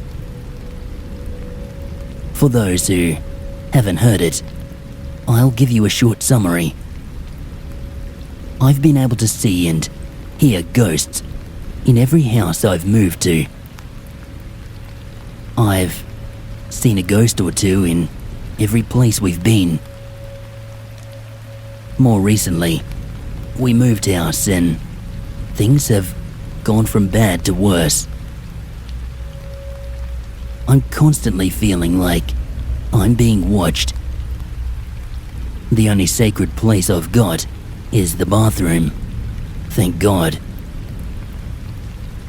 I've lived in this house for about 4 to 5 months, and things just don't stop happening. I'll turn on a cold tap, leave it for a second, and the hot tap will be on instead. Or I put a tap on and it'll just stop running. I'll give you a small rundown of our house. When you first walk in, on your right, there's 2 glass doors that lead to the lounge room, and further down is the kitchen. On the left is the computer room and Dad's room. If you walk through the kitchen, there is just a spare room that can also lead to the lounge and my room. My room is always icy cold, no matter if I put a heater on in there or not. It's always cold. One night, I was on my way to bed when I saw a dark figure standing in the spare room near my bedroom door. It was pretty dark, but I could still make out the shape of it, and I instantly knew that this thing was bad news. I had seen it standing over me at my old house, and it was back again. I was pretty much glued to the spot when it started moving closer. I still couldn't move. I was scared shitless. Anyway, it got to a point where I was face to face with it, and all I could smell was death. And I could hear it. It was breathing and muttering something. I couldn't understand what it was saying though. At that point, I just ran and woke up my dad. Everything stopped after that. Until a few weeks ago. I injured myself and I've been off work. So, I've been home for about 3 weeks. At night, as I'm going to sleep, I hear these noises. It sounds like there's some kind of dinner going on, far away, and you can hear heaps of people talking. But when I get up to see if the radio or the TV is on, there is nothing. So I go back to bed and it happens again. My dog goes absolutely insane at my bedroom door, just at random times for no reason. Or he'll run around barking, which is unusual because he's always a quiet dog. On my first night off, Dad was out, so it was just me and Damo, my dog. I was in the computer room, and I got up to get a drink when I heard a door open. I didn't really think much of it, and I just said BRB to everyone on MSN, and I went to leave the room. When I found I couldn't get the door open. I thought it was just the door being faulty because it is an extremely old house. But I kept pulling and pulling, and I just couldn't open it. The room went icy cold, and I heard a door slam outside. I started to panic. I went to go through the windows. Unfortunately, they hadn't been opened before because it's winter here. So I tried the door again, and I heard a faint voice say, "Welcome home," and the blinds started moving. I hid under the table and shut my eyes until it stopped. I didn't bother telling Dad because he would have thought I was just being childish. That morning, I woke up to Dad screaming at me. All his strings on his guitar had been cut, and his room was a mess. I definitely hadn't done it, and Damo didn't, because how could a little staffy cut guitar strings? I had to take the blame because every other excuse wouldn't really work. The next Thursday, my nan came to pick me up to get my glasses. She came in to sit down, and about 5 seconds later, walked straight out, dragging me along with her. She said to me, "Are you aware there is a man in the house with bad intentions? Also, there is a girl in there with him." I knew Nan was telling the truth because she has always been able to see things too, and she's a lot more in tune with it than I am. Since then, I've slept with my light on until 2 nights ago, when things got out of control. I got told to turn my light out because it was running up the power bill. So I did. About 10 minutes of lying there in the dark, and my bed started shaking, almost like there was an earthquake. It went for about 15 seconds, and I got ripped off the bed and slammed into the wall. My bed was still shaking and I couldn't breathe. I'm not sure if I was winded or if it was on purpose, but that thing was there again, with the girl who was crying and looking rather apologetically at me. The man knelt down next to me and whispered, "Playtime's over." But the girl stayed while the man disappeared. I know she isn't bad. I've seen her my entire life. I went back to bed, scared out of my brain, but knowing I was okay because she was watching over me.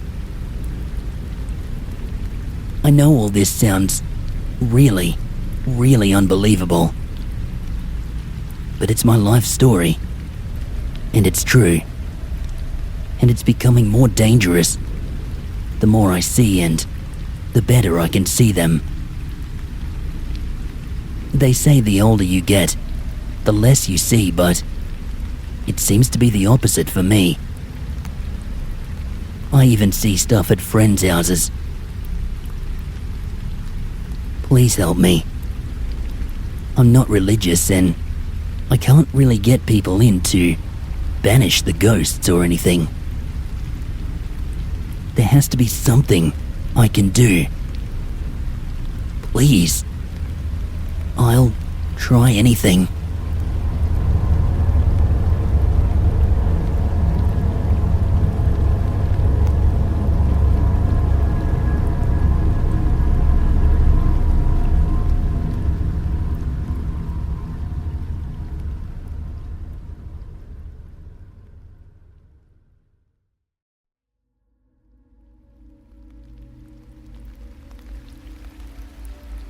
I heard this story when I had just started working at a local nursing home, which is home to about 80 residents. We have maybe 3 or 4 spirits in our nursing home who all have different personalities. There was a nurse who worked at the home where I am currently working, who had suffered from postnatal depression, and after looking after 6 children and working long hours, she couldn't take it anymore. I was told she went home after her night shift had finished and had left notes for her 6 children and her husband. She then proceeded to overdose on painkiller medication.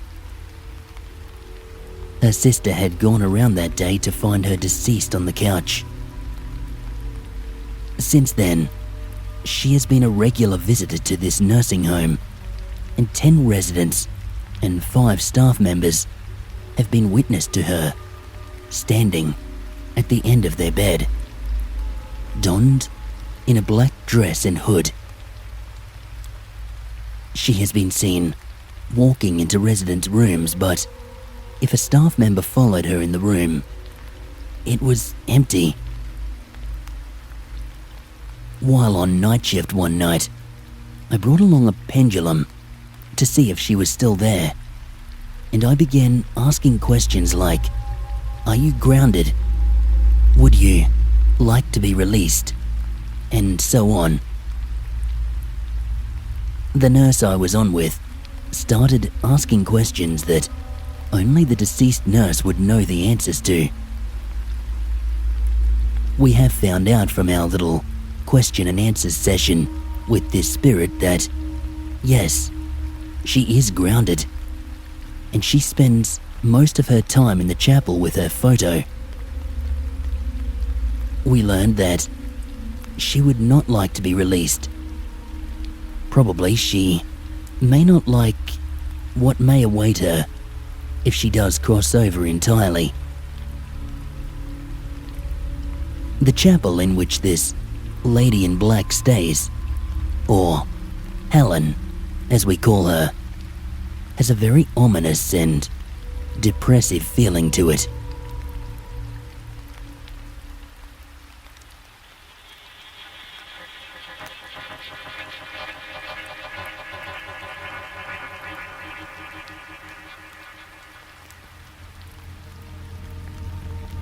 From a very young age, right up to now, if I am home alone, I feel a very depressed and hateful presence in my room, and it follows me around my house sometimes.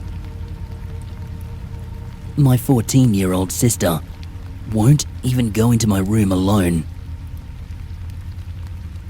One of my friends came over to my house to watch scary movies one night, as it was summer. But seeing as it's not a holiday in Australia, we just celebrated with some horror and thriller flicks.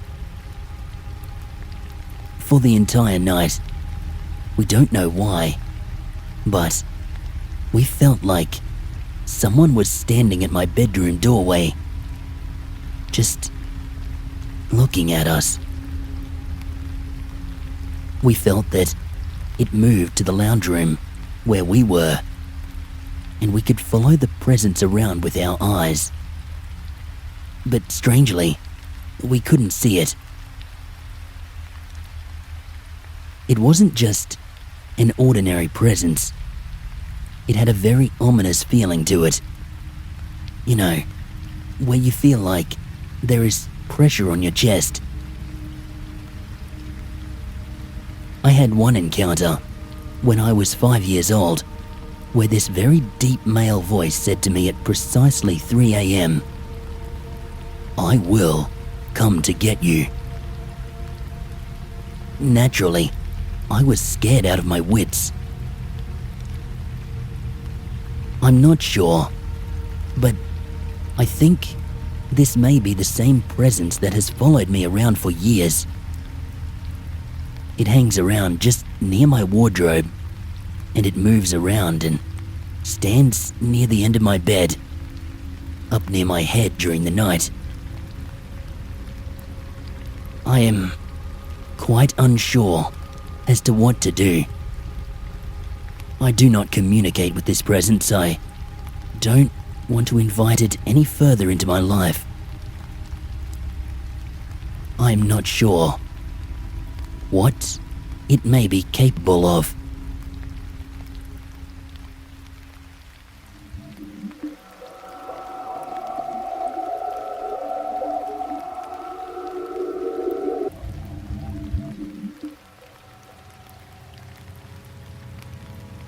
My encounter took place at a farmhouse in Lamington National Park, Queensland, Australia.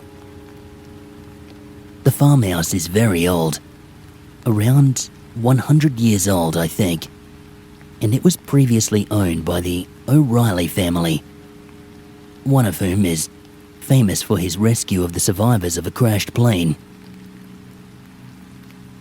The house is regularly rented out to holiday stayers, and I have stayed there on several occasions. On my last of these, several years ago, I swear I saw something, which I can only guess was a ghost. As anyone who has ever been in the country will know, it gets very dark at night. This, plus the layout of the house, made this a great place to play hide and seek in the dark. I was the seeker, and I decided to search in the main bedroom. There was a fire in the room opposite, so I could vaguely make out the contents of the room. However, as I entered, I suddenly stopped as, directly in front of me, a pitch-black shape appeared out of thin air. I cannot specifically describe the shape, as it didn't seem to have a distinct edge and it seemed to be constantly changing. It was, however, roughly my height and width. The thing itself, it was completely pitch black. Despite the fire behind me, I could make it out. I could also make out the contents of the room on either side of this thing. Almost as quickly as it appeared, a very dark red point of light, where I imagine its right eye would have been, appeared and began to glow brighter. At this point, I felt no fear, merely surprise and confusion at its sudden and unexpected appearance. I had never seen anything like this before. I did, however, decide that I no longer wanted to enter that room, and so I quickly walked backwards out of there. As I did so, the red eye began to fade again, and the entire thing vanished. After having explored the rest of the house and finding all but one of the hiders, I decided that it was time to search the main bedroom again.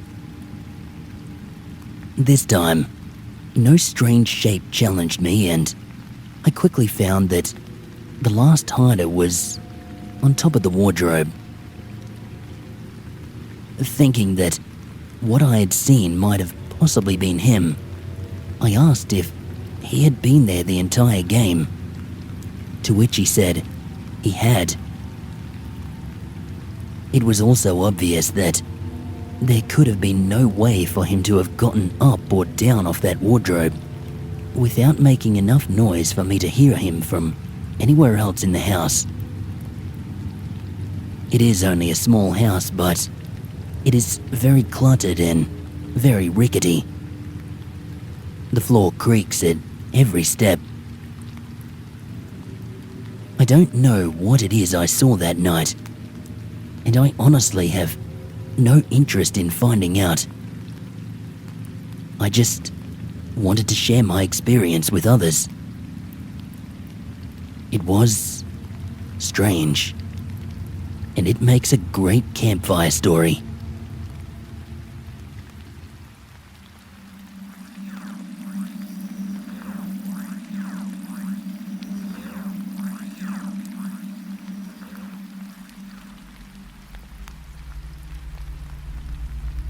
My partner and I, we moved into an old army barracks that was over 150 years old.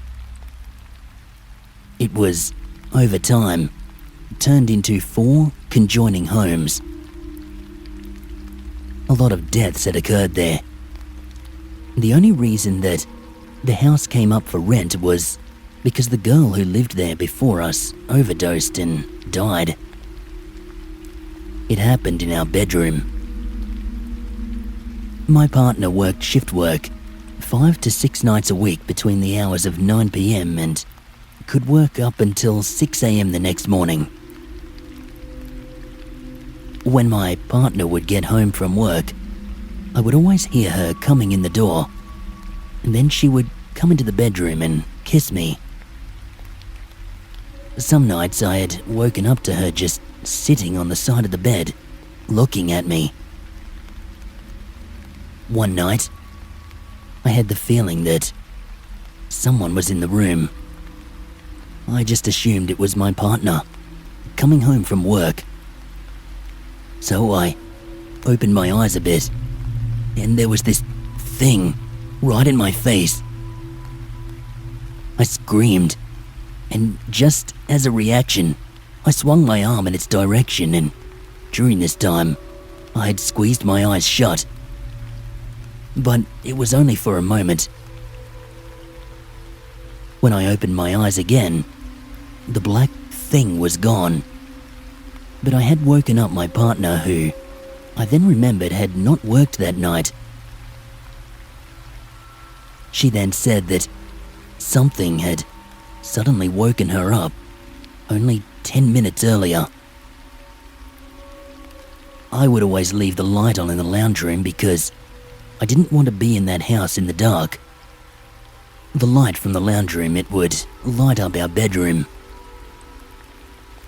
I knew that this thing was not just a shadow.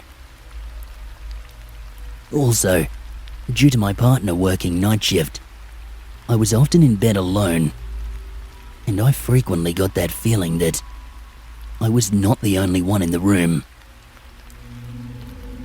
If I ever had the feeling that I was not alone, then I would feel that they were standing beside the bed, looking at me.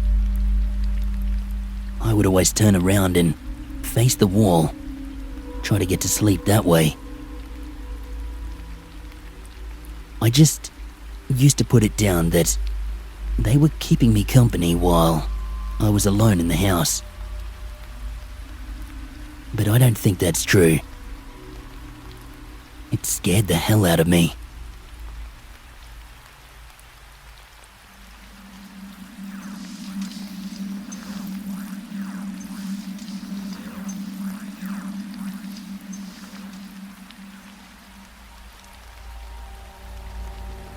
When I was a young boy living in Australia, I was a very light sleeper. Very sensitive too. If someone entered my room whilst I was asleep, they would wake me up, even if they were trying to be quiet. I would also somehow know whether it was my mum or dad or one of my 2 sisters. I mean, as soon as I woke up, I would know exactly which family member was in my room. Twice I was woken in the middle of the night, and my gift failed me. I don't recall how young I was at the time, but I was easily under 10 years of age. The first time I woke up and opened my eyes, I was looking straight into the face of a figure leaning over me. I say face because it was leaning over me, but truth be told, I couldn't see a face or make out any distinguishing features at all. It was just a dark shape leaning over my bed. I do not believe it was my father, although he was a big man, and this figure leaning over me was large as well. It just didn't feel like my father. My reaction at finding a stranger leaning over me in the middle of the night was immediate and frantic. I grabbed my teddy bear yanked the covers over my head, and I burrowed down to the foot of my bed. If it had been my father checking on me, I'd like to think he would have responded to this reaction by letting me know it was him and seeking to calm me down. But there was no such fatherly reassurances that night. I distinctly remember the next morning asking my mum if she or dad had come into my room to check on me. I know they used to do that, but it was never anything more than opening my door and peeking in, which would still wake me up. This was someone who had entered my room and been leaning over me with their face barely a foot or so from mine. And they hadn't been a family member. A year or two later, I'm unclear on my exact age at the time. I'm 38 now, so we're going back probably a good 30 years or so. This night, I was again awoken in the middle of the night. When I woke up, I could sense something standing at the foot of my bed, staring at me. Again, if either of my parents had been checking on me, they would have done nothing more than popped their head in the door. But this thing was standing at the foot of my bed, and it didn't feel right. Oddly enough, despite there being a streetlight right outside my bedroom window, and despite having excellent night vision, my room was pitch black and I couldn't see a thing. But I knew someone was there in the darkness. I could feel them, and it terrified me. I have since spoken with other people who have had visitors in the night. People I personally know and trust. And they've all been able to describe their visitor, their features, clothing, everything. They've also told me that while they were a little disturbed to wake up and find someone watching over them, that they also felt calm and at peace. Like somehow they knew their visitor meant them no harm. My midnight visitors were dark apparitions that scared me half to death.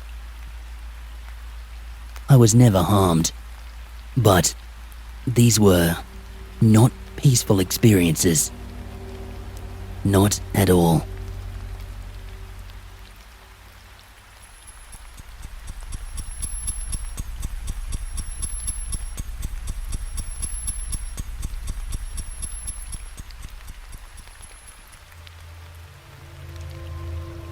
I live in the rural town of Port Hedland, Western Australia.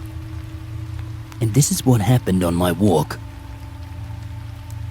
It was 2 Saturdays ago, on the 12th of August. I was walking alone at about 5:30 in the afternoon. I would normally have been walking my dog Charlie at this time, but she had had an eye infection that kept her from sleeping and didn't seem up to the exercise. Port Hedland is a coastal town near the northern end of Australia. It is prone to heavy rain from cyclones. The annual torrents require an extensive system of ditches running through the town to drain the water off the roads. There also tends to be a lot of empty land between blocks of houses, massively overgrown with weeds, and they are only occasionally burned or trimmed away by the council. I was walking along a narrow concrete bridge when I heard the distinct sound of breathing, heavy breathing, from the ditch below me. first, I thought it must have been a drunk. Then I remembered the time that I was jogging through a park with my dog that time, and I realized that I was running straight towards a large, feral-looking mongrel dog who was poking out of the yellow scrub, baring more teeth as I approached. We forget how close we are to nature. I hurried along the bridge and looked under it after retreating to a respectful distance. There was nothing there. More relaxed and curious now, I walked back to the bridge to ponder the origin of the sound. It promptly resumed. This time, I boldly leaned over the railing and I looked right under the bridge. Again, I saw nothing more suspicious than empty, faded beer cans. I straightened up, and stinking hot breath blew in my ear. It was fear that I felt. Pure fear. Using some fancier word could only cheapen the experience. I fell back, facing the source of the breath. There was nothing I could see, but the heavy panting continued, and I was well familiar with that rotten flesh smell, unique to the breath of a dog on a bloody diet. Before I had even realized that I should be getting up, there was a sudden, invisible pressure on my chest. I expected paws, but I did not quite feel them. Even now, I cannot quite discern the shape of the force that held me. Whether I was restrained by paws, claws, hands, or a flat slate. Vicious howling erupted in front of me. Thoughts of the dog filled my mind until I couldn't even see where I really was. That killer mongrel, peeking his nose out of the bush, coolly deciding how close he would allow me to come before he lunged. Unable to think straight, I imagined that this was what was supposed to have happened. That I had fluked my way out of some cosmic debt, and now the collector was knocking. Then it was gone. I didn't move for some time. I wanted to go back there. It took me 4 days to get the nerve to actually do it, but I knew I wanted to go back. I thought about it for a while, and I decided that everything needed to be the same. I arrived at the bridge at 5:30 the following Wednesday, walked to the center, and I waited. After minutes of nothing, I realized what had drawn the thing to me. I began to picture the dog once more. I remembered the lip pulling back and the stained points behind. As nothing continued to happen, I realized what was different from the first time. The memory no longer scared me. I've thought about this, and I realized a few things. The first time I crossed the bridge, something, not a ghost in typical terms, I have no reason to believe it was ever human, created the breathing sound that I was free to ignore or interpret however I wished. It was only after I returned that the breath resembled a dog's. I think the thing offered me a chance to show it what I feared, and that I did. I can think of two reasons why it acted as it did. Perhaps it wanted to help me exercise my demons, so to speak. Or in some sick way, it wanted my fear for its own purposes.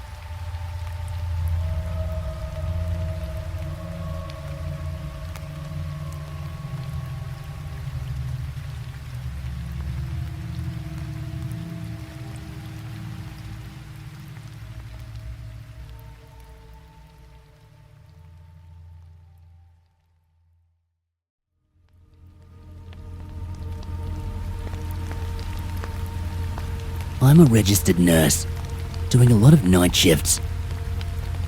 One evening, when I just finished my last night shift in a hospital out of town, I was resting on my couch in my living room and knitting a jacket for my son.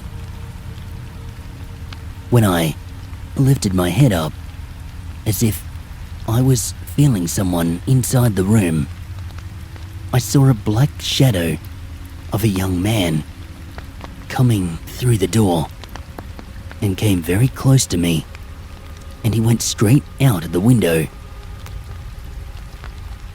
I was stunned by what I saw and, of course, scared.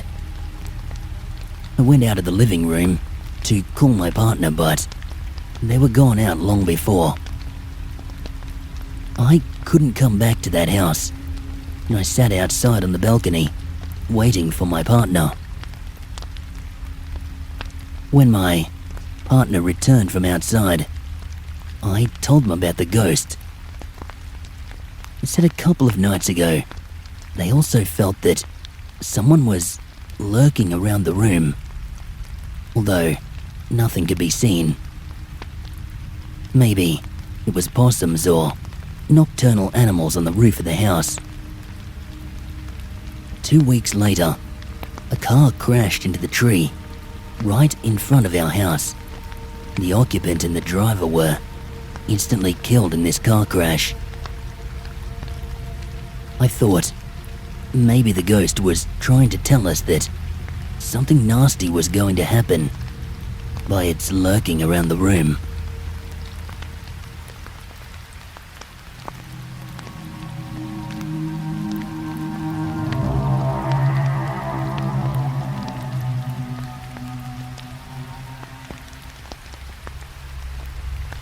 When I was about 4 years old, my nan was looking after me. Her house was a very nice one, except for downstairs. Downstairs made you feel terrible. There was definitely something there. My mum, myself, and my aunt all felt a presence and felt as though we were being watched. Being 4 years old, I was very wary of going down there. So, this day, I was riding around upstairs on my little plastic bike, and Nan insisted on my staying away from the stairs. The stairs were extremely steep, and my mind is a blank from time where I was riding around until I somehow found myself facing the stairs. I distinctly remember looking down the stairs and thinking, how did I get here? Then I felt myself being pushed, and there I was, hurtling down the stairs on this plastic bike. Based on the laws of physics, the bike should have tumbled over and over, throwing me off it face first. Yet, somehow, I remained balanced. Though thinking back, it seems impossible how I could have done so. Not only this, with the speed I was going down those stairs, I should have been thrown straight through the glass window, which was only about a meter from the bottom stair. As I reached the bottom, I felt my bike and me stopped dead, as though someone had caught me. So it would seem as though someone made me go down the stairs, pushed me down where I could easily have been killed. But then I was also stabilized and saved from breaking my neck while hurtling down the stairs. Perhaps there were two somethings there. One trying to help me, the other trying to harm me. I don't know. What do you reckon? Also, I found out that after Nan had moved, the following two owners of the house had died.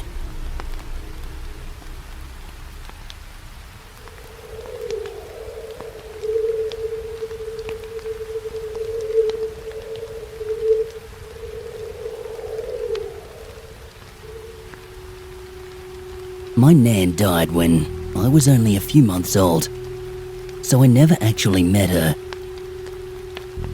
One night, I was asleep when I heard my name being called out. I woke up with a fright. I sat up, ready to get out of bed so I could go into Mum's room down the hall, because I was scared when I saw something at my door. I thought it may have been a robber, so I laid back down quickly and covered my head with my sheets.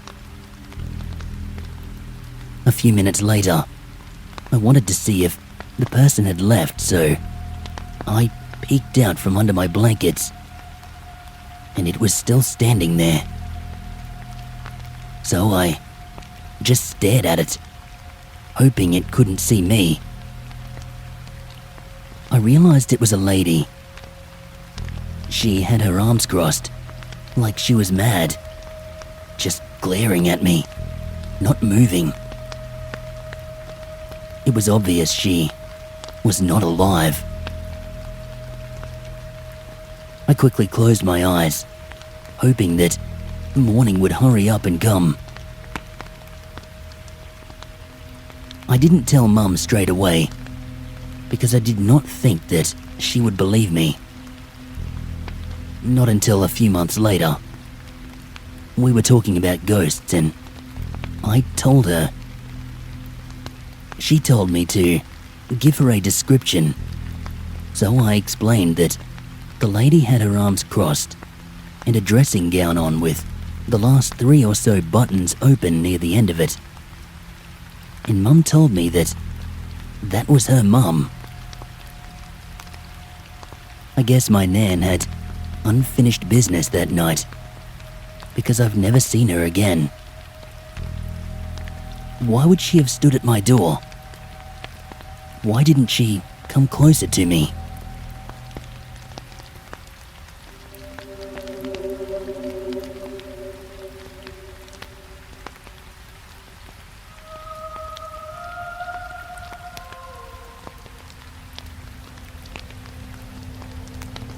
I'm telling this story on behalf of my mum.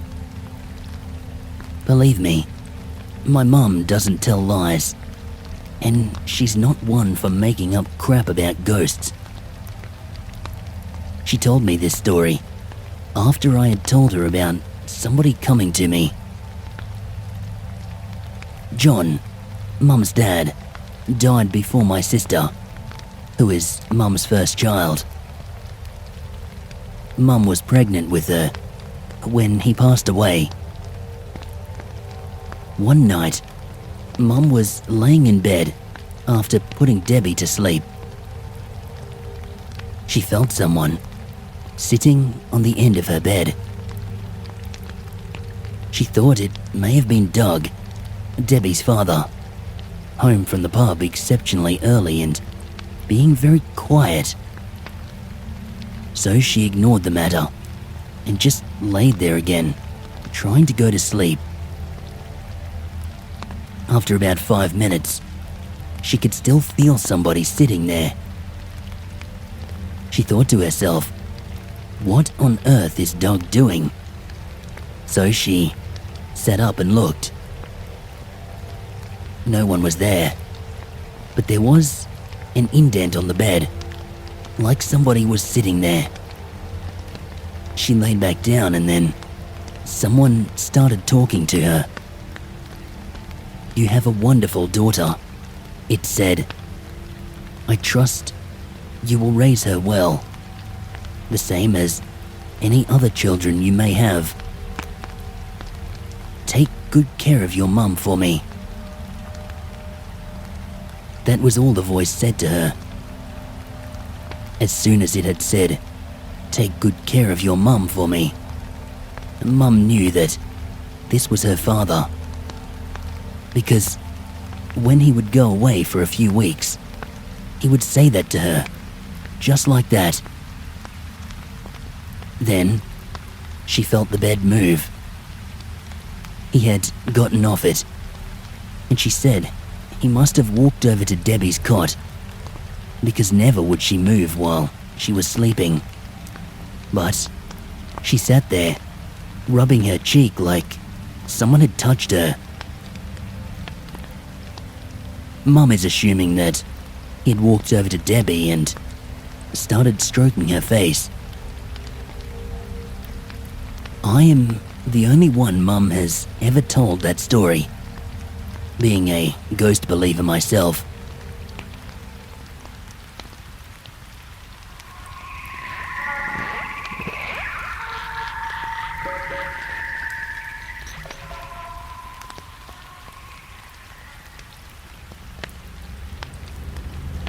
I have a bit of trouble remembering specifics of this experience, as I was young and I have tried very hard not to remember them over the years as well. This took place in Brisbane, Queensland, and my relatives still live in the house today. I was about 10 years old when my auntie and uncle and my two younger cousins moved into this beautiful old Queenslander in an older, more historic suburb of Brisbane. The house was huge and situated near a big old school for children with special needs, which used to be a retirement home, as we learned. There was also a newer, aged home facility directly across the road. After a couple of months after moving in, my family visited one day. My two cousins and I were playing in one of the boys' bedrooms when I left for a drink or something, and I came back to see my cousin sitting on the floor, playing with an old, and I mean old, about 90, lady, sitting on the bed, watching him. She was as plain as day, and nothing felt strange about it. I figured she was someone from the other side of the family who I didn't know and had entered the room whilst I was gone. It must have been about 15 or 20 minutes or so that went by, and she just sat there, watching us and occasionally talking to someone who wasn't us. Neither my cousin or I said anything to each other about her. Just figured that the other one must have known who she was. It started creeping me out that she was just watching us play and not talking. So I decided to have a chat. But when I looked up to look at her, she was not there anymore. I didn't think anything of it. It was a big room and we weren't facing her, so she could have left. Months after this, I didn't go to the house, and one day at a family get-together, my cousin told me that the lady always comes into his room or the bathroom and asks where the little blonde girl is, and that she liked her. This struck me as odd. Why wouldn't she ask my aunt or uncle? I think it was about a year or so later that I went back to the house when my younger cousin came running up to me and told me that there was someone who wanted to see me. I didn't even think it would be her, but I went in his room and, sure enough, there she was. But this time, very, very pale. And something smelled like it was starting to rot in the room. I then figured out what was going on. I was so scared, I couldn't move or talk or anything. My cousin sat down and started to play, and she just stared at me, smiling the whole time while I was frozen up against the bedroom wall. Eventually, I asked her where she came from, and she gestured towards no particular place. I asked if it was the old folks' home down the road, and she shook her head to say no. I looked at my cousin and looked back at her, and she was gone again. I asked him if he'd heard what she'd said. He had no idea what I was on about, just that some lady asked me to go to his room. That was the last any of my cousins remember seeing her. Except a few years later, my cousin has woken up and, still sleepy, heard a lady say, "You kids are all growing up now. You used to wear me out, walking all the way from the home to see you." Or something along the lines of that. After that, he asked my auntie who the old lady was in his room, and she flipped out, understandably. They still live there. Nothing has ever happened, and I am still too scared to go back there, and even more scared to talk about it with my family. I never really thought it was real until my cousin brought it up last year, which gave me a huge shock. She was a sweet old thing, I guess. I just found it strange that she never spoke to me. Just stared with those dead eyes.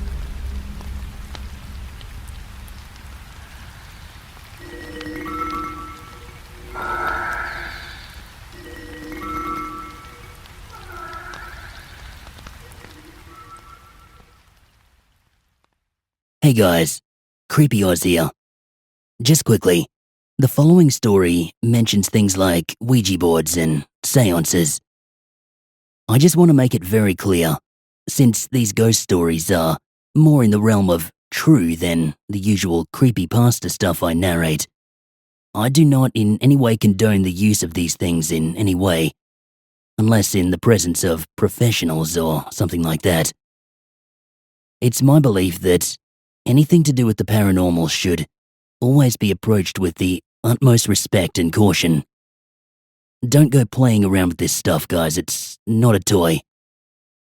I'm no definitive authority on what's real and what's not, but it's never a good idea to take chances on things we don't fully understand.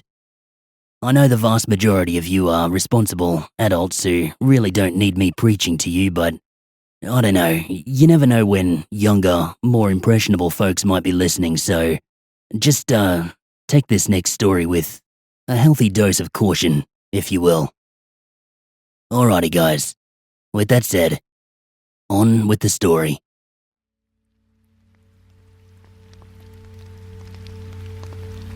Recently, I have taken an interest in seances and have been doing some research into how to best conduct one. The first thing I thought of was, of course, a Ouija board. Not knowing how to use one or even where to get one, I browsed various websites, including Castle of Spirits, as well as this one for stories involving Ouija boards and instructions on how to use one. I also watched some YouTube videos of supposed seances. So far, I have gathered that there are many different methods of using a Ouija board, such as chants, prayers, candles, minimum of 3 people. Multiples of 3 apparently work better. 1 speaker only. Keeping contact with the pointer at all times. Touching the pointer with only 2 fingers. Saying goodbye to the spirit when you're done. Never speak to a demon or angry/violent spirit. And explicit instructions not to use them at all. As such, I still wasn't 100% confident I knew what I was doing, but I moved on to the next step of actually getting a Ouija board. I'm told they can be bought at toy shops, but I'm also told that homemade ones work just as well. So, with my homemade Ouija board in one hand and pointer glass in the other, I began looking for someone who might be more experienced with seances. To my surprise, I discovered that my dad knew quite a bit and had performed some 50-odd seances in his teen years. To my disappointment, however, he flat out refused to perform one with me. When I asked him why, he recounted one seance that terrified him to the point that he has never gone near a Ouija board since. He performed a seance with some friends in Melbourne, Australia, and made contact with a particularly violent spirit.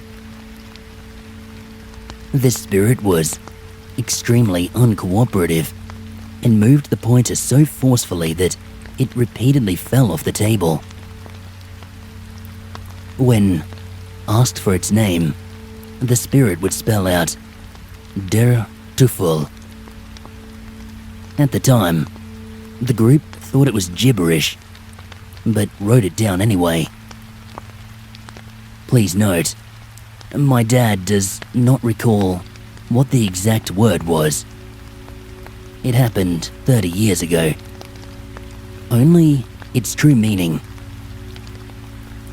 Some days later, one of the people involved looked into what this word meant.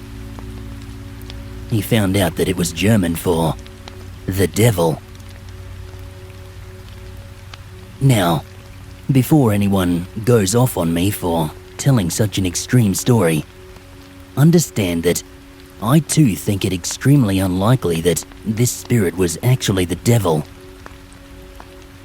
My understanding is that spirits, like humans, are under no obligation to tell the truth. I also don't recall the devil ever referring to himself as the devil in the Bible. Either way, it is a pretty incredible story.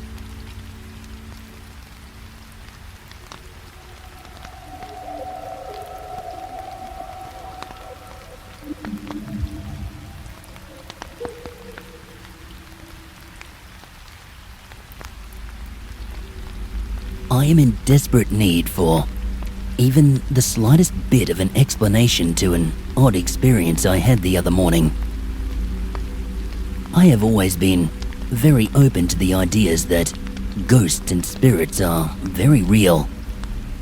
And admittedly, I have recently started getting more into tarots and such. However, nothing as blatant as this has ever happened to me before, and I've been having trouble sleeping ever since. The other morning, at approximately 5:30 to 6 a.m, I woke up in my friend's bed, laying flat on my back, to a heavy pressure on both my shoulders, almost as if something were pinning me down flat to my bed. I could not scream, and I could not move. And later that morning, my friend told me that she was startled by my restless nature and the way I was making a strange mumbling noise and moving from side to side. I was so scared. It continued for what felt like a few minutes. And the scariest part of it all was that I could see nothing on top of me. But I could hear the loudest, most terrifying breathing noises being made in my right ear. It has scared me stiff, and I've been staying up almost all night, just so I'm not caught in that same situation again. I would really appreciate it if anyone could supply me with some sort of explanation. Even if you are unable to help with this particular case, perhaps even a link or an idea on what or who I could contact to find out more. Also, does anyone know what it could be? Is it definitely a spirit or a ghost? I am secretly hoping, while almost positively sure it is one, that it can be explained in some other way. Because I am so terrified of going to sleep again.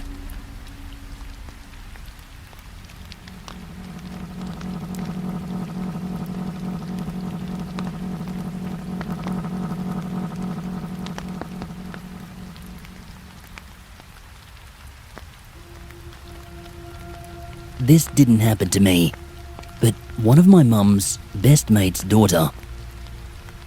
This happened in Cygnet, Tasmania. This girl, Jenny, was in bed one night and heard these noises out in the lounge room.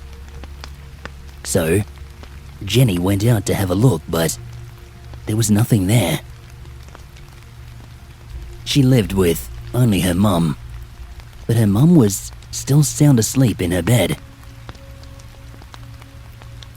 The next few nights, the same thing was happening, but still, nobody there.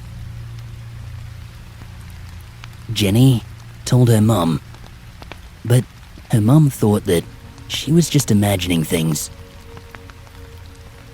So that night, before she went to bed, Jenny got out a box of cornflakes and a bag of flour. She spread them all over the lounge room where she was hearing the noises. As she was laying in bed, she heard a crunch. She was scared to go out, so she waited until morning. When she walked out, the cornflakes were all broken up. There were footprints, bare feet, printed in the flour. The strange thing was, the footprints started in the middle of the room and ended in the middle of the room. There was no way that these footprints could be her or her mum, because they didn't start or end anywhere. After that, the noises did stop and everything went back to normal. But she still has nightmares about it, even now.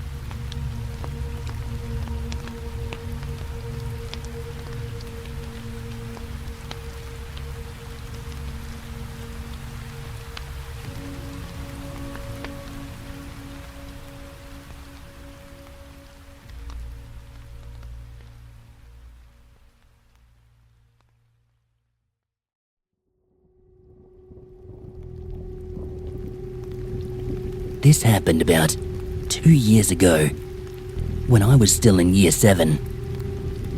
Me and my little sister shared a room together, and this occurred on a Saturday night, I think. I'm not sure, but I do remember the experience quite well. Just not the specific time or day. I had just finished doing an assignment for school and then watched a bit of a movie. I had gone into our bedroom and turned off the TV. I didn't look at the TV once, though I had left the light on because my little sister was afraid of the dark. I had slipped into my bed and I went to sleep. I woke up in the middle of the night and my eyes were a bit blurred. I turned over and looked around like I normally do. I saw this black, tall figure in the TV standing over my sister's bed. It was hard to tell, but it was either my bed or hers because of the reflection in the TV. I freaked out, and my eyesight went normal, and it was still there. I quickly rushed up, and I turned on the TV, and I felt a bit more relaxed with the light. But I did still feel a presence. I didn't get much sleep that night. It happened again, later that week. I had just finished having a shower, and I walked into my room, and well, I felt that unpleasant presence again. Like how you're being watched. I looked up at the TV, and I saw that figure right there behind me. I freaked out, and I turned around very quickly. Nothing was there. I turned back to the TV, and it was still standing there, right behind me. I slowly turned back around, but again, nothing. I didn't look back at the TV again. I didn't want to see it again. I just stood up very slowly and walked out of that room. I didn't believe in ghosts or spirits until then. I do now. That thing, it has not shown up since that week because I always wear my Buddha that my mother gave to me. I feel safe with it on. But when I'm home alone, I still get that feeling like something is watching me. I had another experience last week. It freaked me out. I went to put my cat outside, and then I looked over at the fence, and there was this figure. A head, looking at me, and it was kind of blurry. I ran back inside. I'm sure it wasn't my neighbor.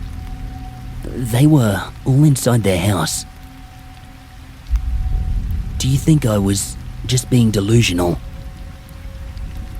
I have no idea who or what that figure is, but I know it was real, and it didn't seem kind. Do any of you know what it might be?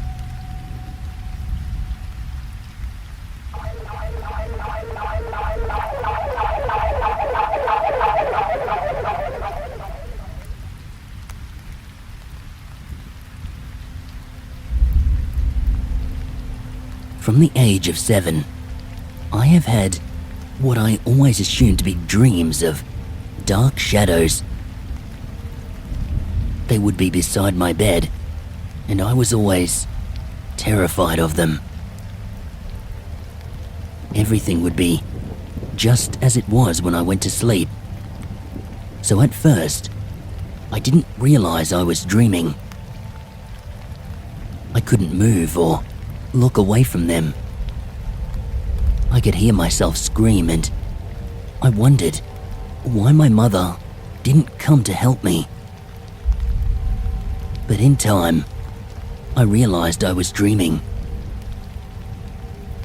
Although they were just shadows, I always felt I knew what was a male form and which ones were female.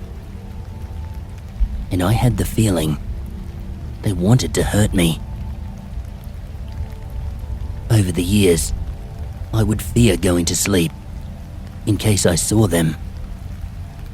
And still to this day, I have trouble sleeping.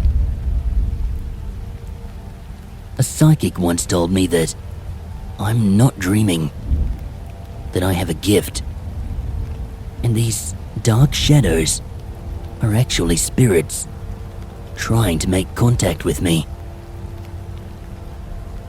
The reason I was unable to move was because I had left my body, and for a time was one of them. And that's why I was able to see them, and that I shouldn't fear them, that I should listen to them, ask them what they want. I didn't once mention these dreams to her, so, as skeptical as I was, I thought to myself, what if she's right? I had to give it a try. Maybe my fear of these shadows or spirits, as she had put it, was for nothing. So, I slept with the light off until a month or so later. Eventually, I had one of these dreams. I had the worst one I have ever had. I was so scared, but I forced myself to stay sleeping. I asked this thing what it wanted. But this time, the shadow came right up to my face, and I saw different colors because it was moving so quickly, like a flame swirling around. This thing, whatever it was, seemed angry. That's what I felt from it.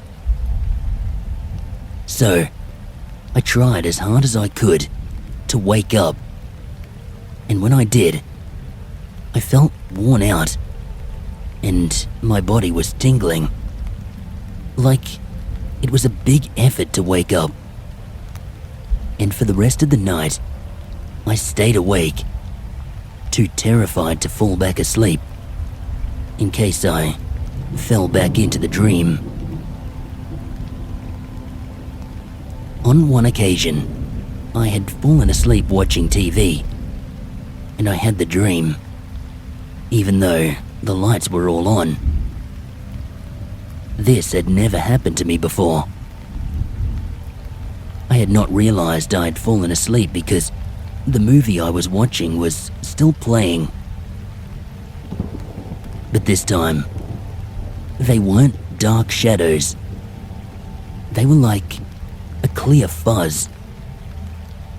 I didn't feel scared at first. They seemed like they were so gentle and peaceful. I felt like they were trying to help me. I had come out of my body. They seemed to be guiding me. But I was sinking through the ground, and somehow I knew that they were trying to show me how to move above the ground, how to stay up. They were trying to hold my hands to help me up, but when I looked over at my body on the couch, they had surrounded me. That's when I got scared, because I remembered what the psychic had told me. She said that not all of these spirits are good. Some will lie. Some will try to prevent me from going back into my body. And if they did, then I'd never wake up. At the time, I had laughed at her, thinking that she was going over the top with this so-called spirit story. But when I saw these things surrounding my body, I thought, no, this is what she was talking about. No. So, I willed myself to stay above the ground and move back towards my body, and I forced myself once again to wake. But when I saw the movie I had been watching was still going at the same part I had seen in my dream, I was even more scared. It was like I hadn't missed anything. I still have these dreams from time to time, but not as frequently. I have been told from other psychics about these dreams I have and about my psychic ability.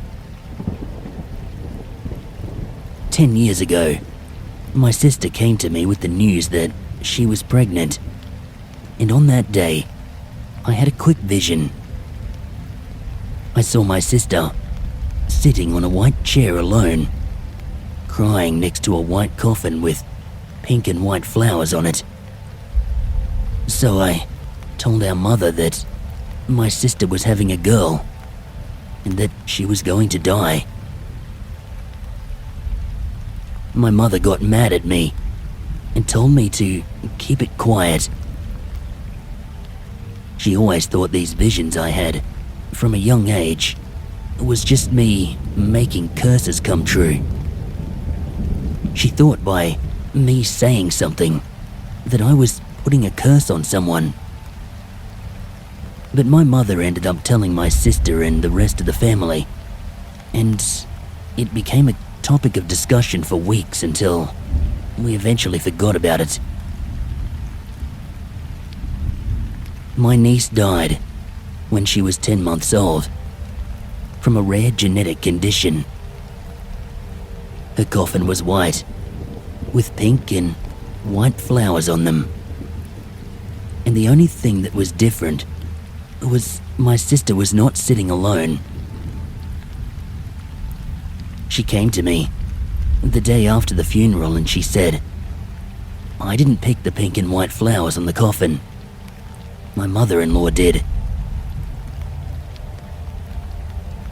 I have seen so many things that have come true. Pregnancies, deaths, accidents, sickness and heartbreak.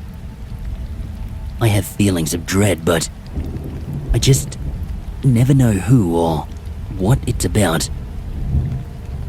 But 9 times out of 10, something happens. Sometimes, my family have asked me what's going to happen to them, and do I see anything good or bad in their lives. But I can never tell them, because I don't know. These visions, they come out of nowhere. I don't will myself to see or feel things. It just happens. But it's been years since I saw anything. These visions seem to have gone. I rarely even feel that feeling of dread anymore. In saying all of this, I still find it hard to let myself believe I have a gift. I laugh at other people that tell me they get visions and dream of things that come true. I still won't allow myself to believe that my dreams were actually spirits trying to contact me. It's only when I have them, for the rest of that night, I'll entertain the idea that they were spirits, but by morning, I laugh at myself, and I think I'm a fool for believing it. There are times where I will question it. I have people telling me that they are sure I have some kind of gift, but I just don't know. And I don't know if I want it to be real or not.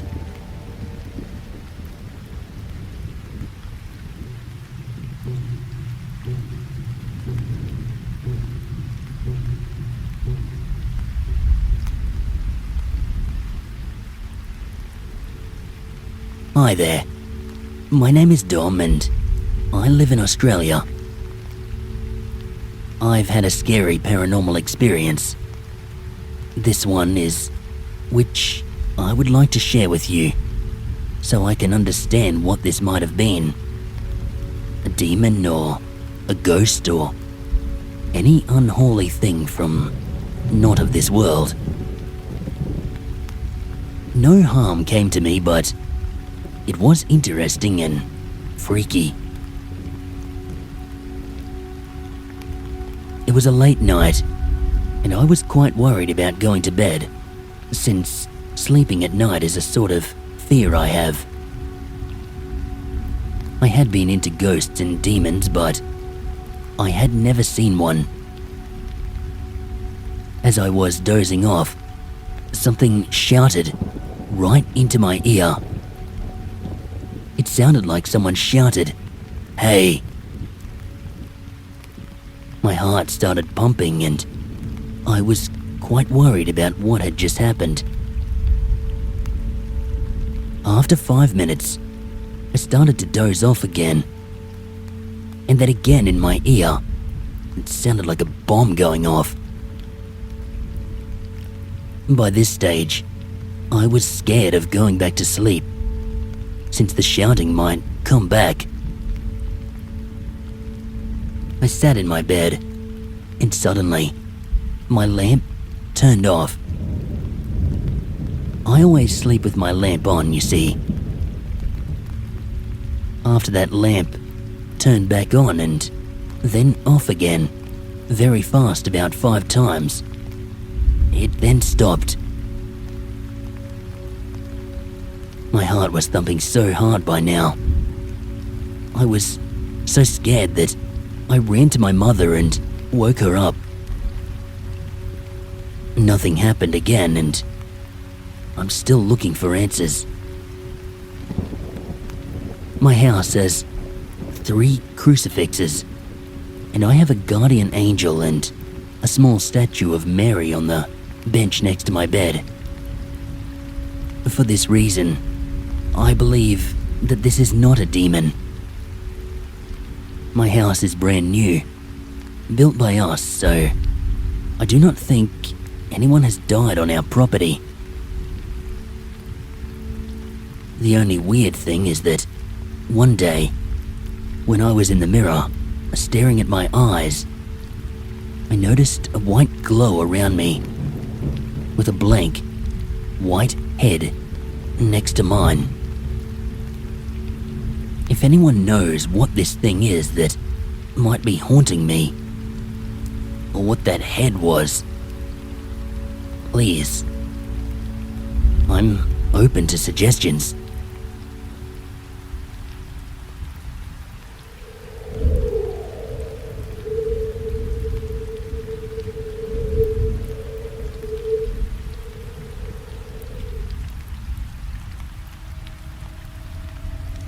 Hi everyone, Dom here again. This is my second story. My first was Ghost Shouting Out. Well, I suggest you read my first story. If not, you won't really know much about me.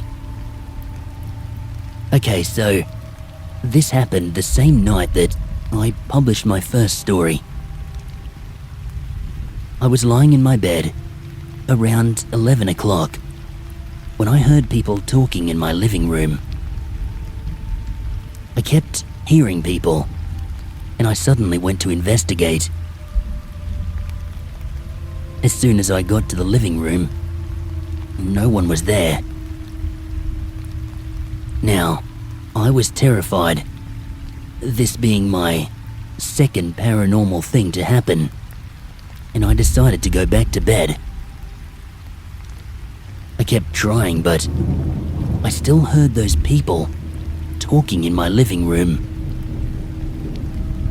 I kept on getting up to go and investigate, and yet I found nothing. It was now 1 a.m, and I was slowly dozing off when I heard someone walking in the hallway, and my heart started thumping because the footsteps came from right outside my open bedroom door. I could not see the hall. I had to step out of my room to see it.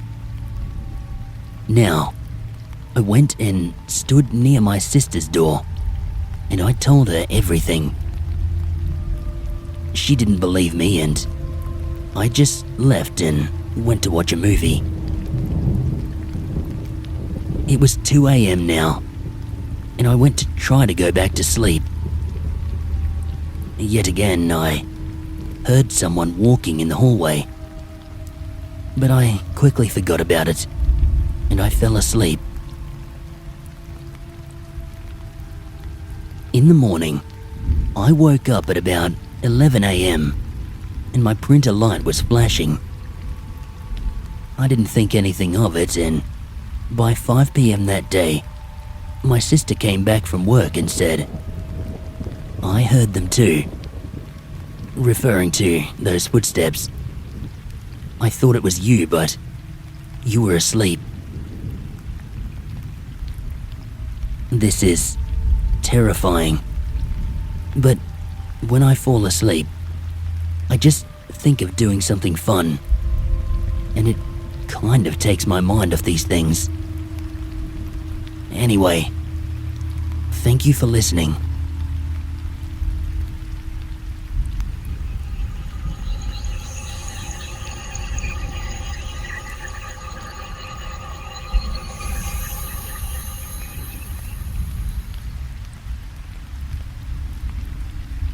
Okay, first of all, I'd like to start by saying I don't believe in ghosts.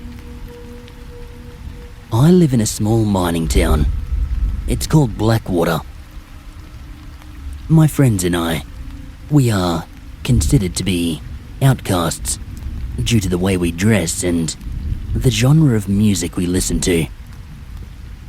Most people call us goths or emo. One Friday after school, we decided to go to the memorial to speak with ghosts as a joke. When we arrived, it was just after sunset. We sat, speaking to our deceased friends. Nothing happened. I did not experience any strange or unknown presence. This didn't come as a surprise to me. My closest friend, Justin, received a call from his brother, telling him he was supposed to be home now. We all headed to his place, as that is where we were staying for the night. As we left, I laughed. Justin said, "You can come stay at my house. I don't want to be lonely," as a joke, speaking to the ghost. We all laughed, knowing that nothing was going to happen. When we got back to his house, his mother was angry that we'd arrived home so late. As punishment for this, she sent us all home, except for me. I was very close to his family, and I was never punished for anything. Later that night, after we had enjoyed our dinner, we decided to play some Halo against each other, using System Link. That way we could play in separate rooms to prevent screen peeking. I went into the guest room. This is when strange things began to happen. The TV I was using, it turned off and I couldn't turn it back on. I went into Justin's room to tell him. He said that he will use the guest room. When he turned the TV on, he had no trouble with it. I didn't take any notice of this, nor thought any more about it, and we spent hours playing Halo. When we got bored, both of us sat on his balcony. I had a glass of Coke placed near the center of a table. Whilst I was talking to Justin, he told me to move my glass away from the edge of the table. When I looked, I noticed that the glass was just about falling off. I then moved it closer to the middle, and we continued our talk. Our conversation was interrupted by a loud smash.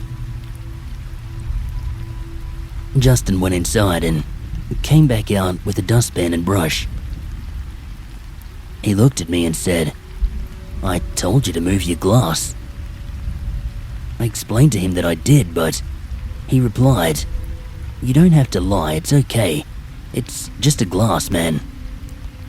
I just smiled and shook my head. At this point, I was beginning to feel tired. I laid on the couch and dozed off while watching Rage. Whilst I was asleep, I had a dream that made me feel uneasy. In my dream, I could see nothing, but I could hear a firm voice telling me to leave. This voice reminded me of an angry father getting mad at their child. When I woke up, Justin's brother was standing over me. When I asked him what was wrong, he said, "While I was sleeping, I heard someone telling me to leave. I woke up and I could still hear it, so I came out to see if it was you."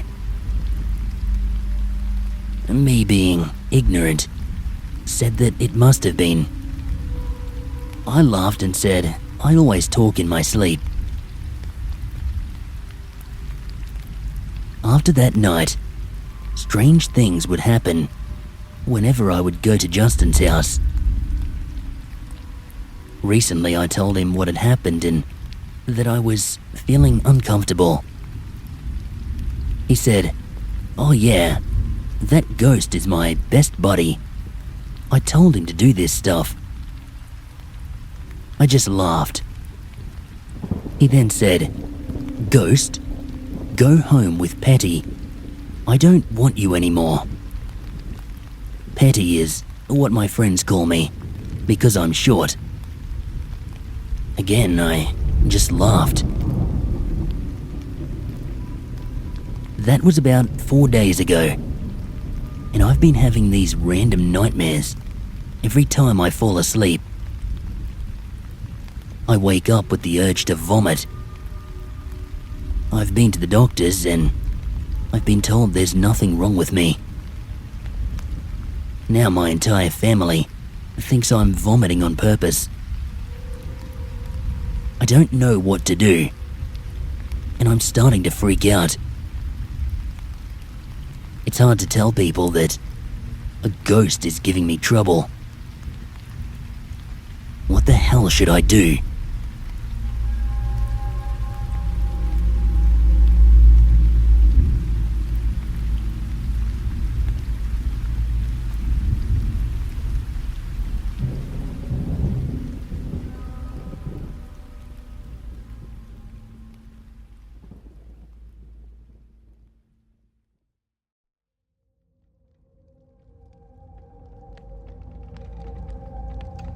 This happened to me and my ex-best mate, mid-2006.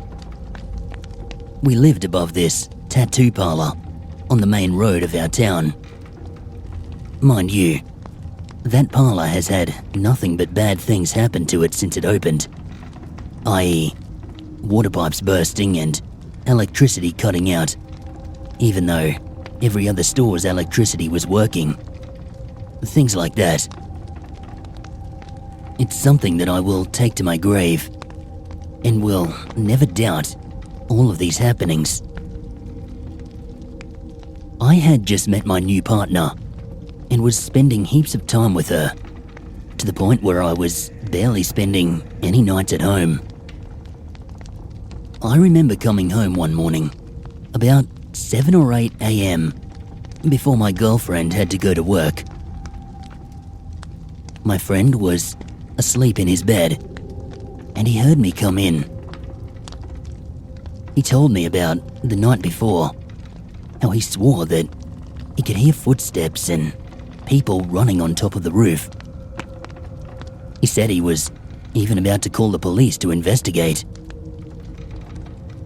I thought maybe he just needed more sleep. That night, I didn't end up seeing my girlfriend. She was having a girls' night out, so for once I was staying at home. I don't fully remember the first thing that happened, but the things that did happen that I do remember were the ones that scared me the most. Sitting in my lounge room, little sparks of light began to dart around the room. I wasn't sure if it was my imagination, so I asked Kevin. He saw it too. I moved into the next room and it was still doing it. When these sparks would touch me, it was like a little sting. It only lasted for a moment. Kind of like a small electric spark. I began to feel uneasy, but I tried my best to ignore it. To stop freaking out, I decided to put some music on to lighten the mood. This was one of the scariest things I have ever experienced. The song by Rhiannon called SOS was playing, and I was in the kitchen with Kev. Next thing, it began to slow down, and it sounded like a record being played, really, really slowly. Next thing, a high-pitched scream. Maybe not a scream per se, but a noise, like something was trying to speak to us, or trying to get us to notice it. It came out of the CD player, clear as day, and I froze. Kev went running over to turn it off and kicked it broken instead. This noise was like, it freaked me out. I saw that movie, White Noise, and I remember thinking that it's so stupid. But trust me, that movie was clearly made by someone who really experienced this. Now, we started noticing the markings on the wall. Funny thing though, because we noticed them when we first moved in. But now that we were really looking, they actually started to look like drawings. My bedroom, which mind you I never felt comfortable in, which funnily enough, I never unpacked anything for the whole time I lived there. I didn't even put my bed together. There were figures of crosses and a man by a graveyard. They just started appearing. It took us ages to tell what it looked like, and then as soon as we did, the pictures on the wall did not stop. Down the hallway, the figure of kind of like a large shark head. It sounds like a stupid story, but I swear it's true. It looked like it traveled down the hallway with its mouth wide open. It got smaller each time as it traveled down the hall. You could even feel the bumps where its eyes were in the picture. Behind the front door, you could see the marks of a man hanging, and the doorknob was like its noose. But there was this one figure that would never stop appearing. It was one of a man in a black, cowboy-like hat. His face never appeared. He hid underneath it, but you could see his eerie smile. It was everywhere, all through the house, The one picture that I will never forget was the one of him outside my friend's bedroom, which all the bad things happened near. It looked like a comic book story on the wall, but it was taller than us. First, it was him walking up the hallway. Behind him, he held a gun, which you could see in his hand. Then the next, he was closer, and you could see a body lying on the floor with him, pointing the gun towards it. Then, the last was him, just as a close-up, in that hat of his, walking away, with that smile. I won't forget it. Not until the day I die.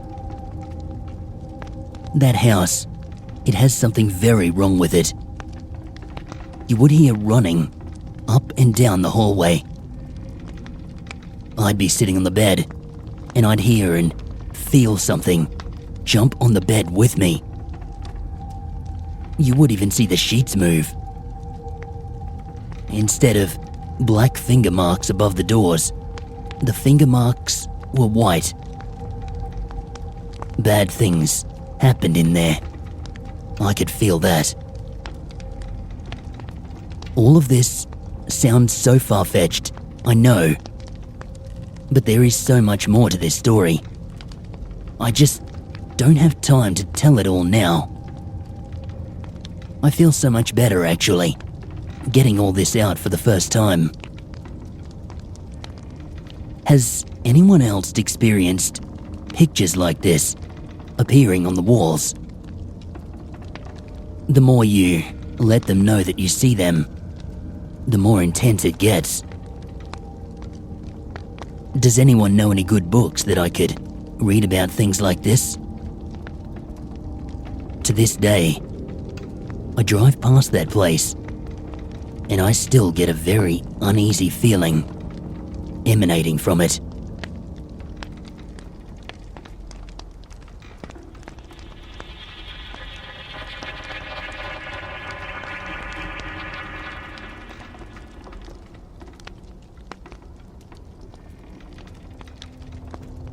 I was invited to a party one Saturday night.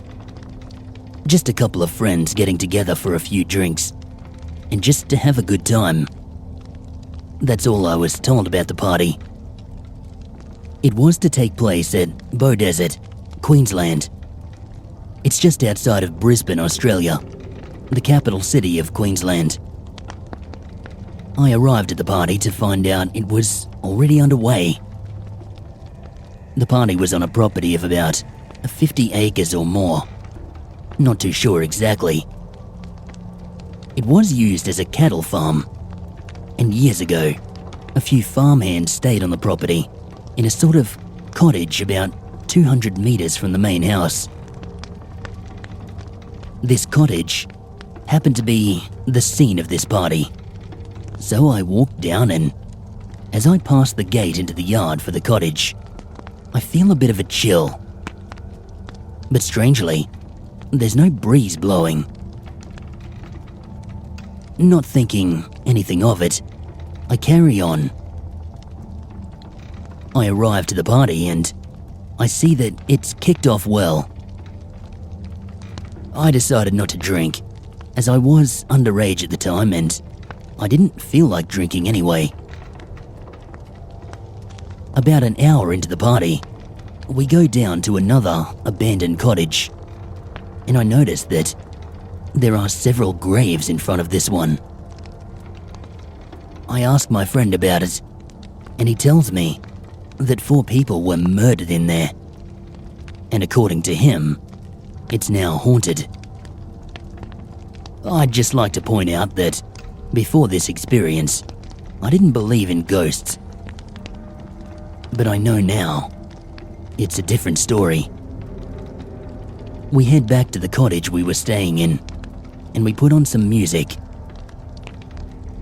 We just started getting into things when I asked, jokingly, if this cottage was haunted.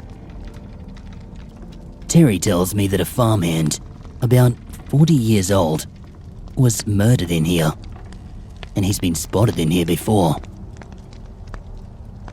At that exact moment, after she finished telling me this, the stereo turned off. I checked the power, and it's still plugged in. Then, the furniture starts moving by itself. One particular chair is spinning around at a dizzying speed. Then, the fridge door and the pantry door, they start opening and slowly closing again. We all ran outside, screaming. When I was outside, I looked into the window, and I swear to you right now, I saw a face that night, staring out at us. Since this experience, I am a firm believer in ghosts and the science behind them. I'm trying to start a ghost hunting group so that I can understand more about them. As I mentioned earlier, I wasn't drinking, so it's not like I was hallucinating or anything. And everyone there, they all experienced the same thing I did. Later, I asked them if they felt the air get colder as they entered that yard, and they all confirmed they did.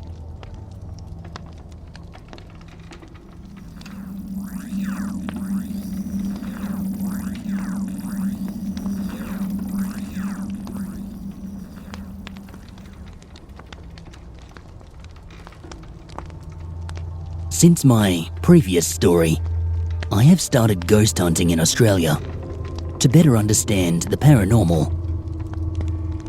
There are only 2 of us, but we're looking for others to join too. This story is about my first ghost hunt, which did not go as well as planned. I have only ever told this account to one person, and their help and guidance for future hunts. It has been extraordinary in keeping my partner and I safe. Some of you may recall my first story, Unwanted Party Guest, which involved a cottage with a very troubled and violent history behind it. This was the scene of our first ghost hunt. My partner is very religious, whereas me, I'm very skeptical of religion. We arrive at this cottage and we start taking some pictures of the surrounding area. Not much came up on these, except for an orb or 2 every now and then. We then make our way up to the house. My partner crosses herself and says a short prayer before entering. I do absolutely nothing, and I just walk on in. We walk around the house, from room to room, taking photos and just keeping an eye out for anything unusual. After taking photos, my partner starts asking questions out loud, such as, "If there are any spirits here, please show us a sign." Nothing happened in the living room. We head for the bedroom, where supposedly the murders took place. My partner once again asks the question, "If there are any spirits here, please show yourselves." As soon as she finishes talking, I feel a sudden drop in the temperature. This was summer at the time, so this is very, very unusual. I asked my partner if she felt it too, and she said no. I suddenly start to feel nauseous and dizzy. My partner notices this and starts to worry. The next thing I know, I'm outside, flat on my back and looking up at my partner's worried face. She told me I blacked out, and she had to drag me out here. For the next week after that, I had to miss work because I was always cold and sick. I would wake up from a very strange nightmare, and I would recall smelling a foul smell just before I wake up. And when I did wake up, I would be sick. I am now well, and I have returned to work, and I've started entertaining more religious notions. My partner and I have been on more hunts since then, which have turned up some great evidence.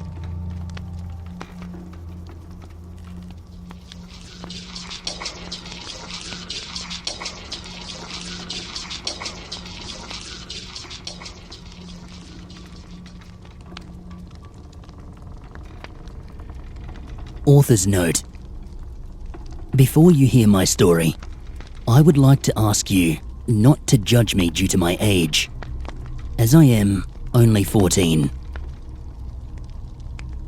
Okay, well, about 2 years ago, I moved into a new house, not far away from my old house actually.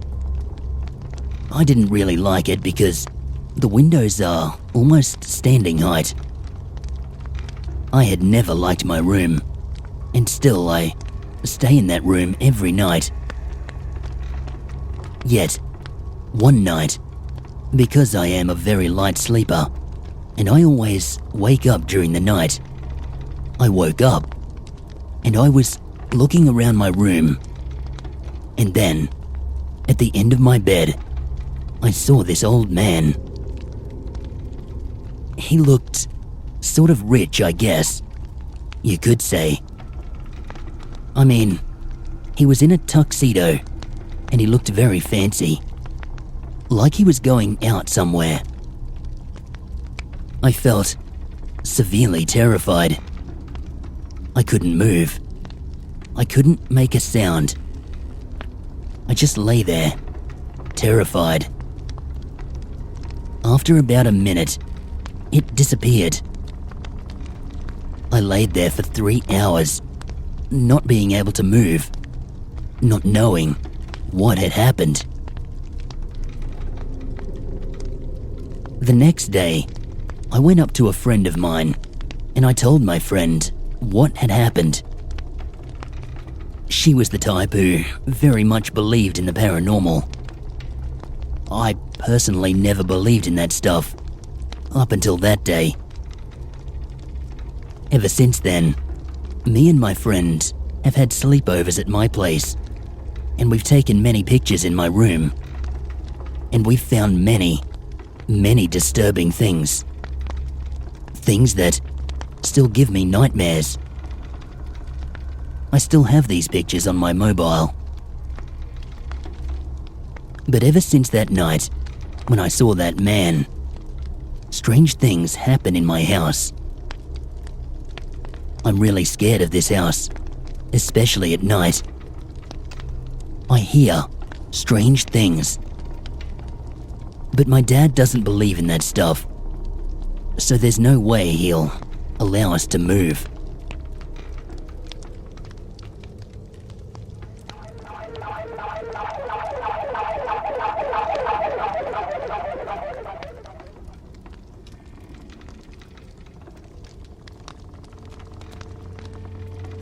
Hi guys, Dom here again. Some of you know me. I'm back with an update. It began as soon as I arrived at my friend's house for the night. I could feel something. Not good nor bad. Or maybe it was too powerful for me to feel truly. So, me and my friend, we love ghosts. Well, I did. My friend was a skeptic, but now he is addicted to Ouija. On that night, we made a Ouija board from internet instructions. We went outside and we looked at a dark alley with a streetlight over it. We went under the light in the end of the alley, and were about to begin our scene. Suddenly, the light went out, and we began to run. But I foolishly was wearing skate shoes, very floppy, and as soon as I took off, my shoe went flying. It was pitch black out here, and I was running, but I stopped.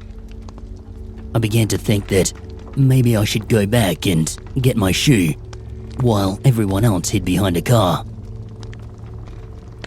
I ran into the alleyway, and I searched for my shoe.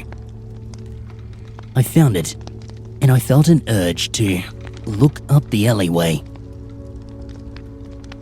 As I raised my head, I saw a dark shadow looking down the alley at me.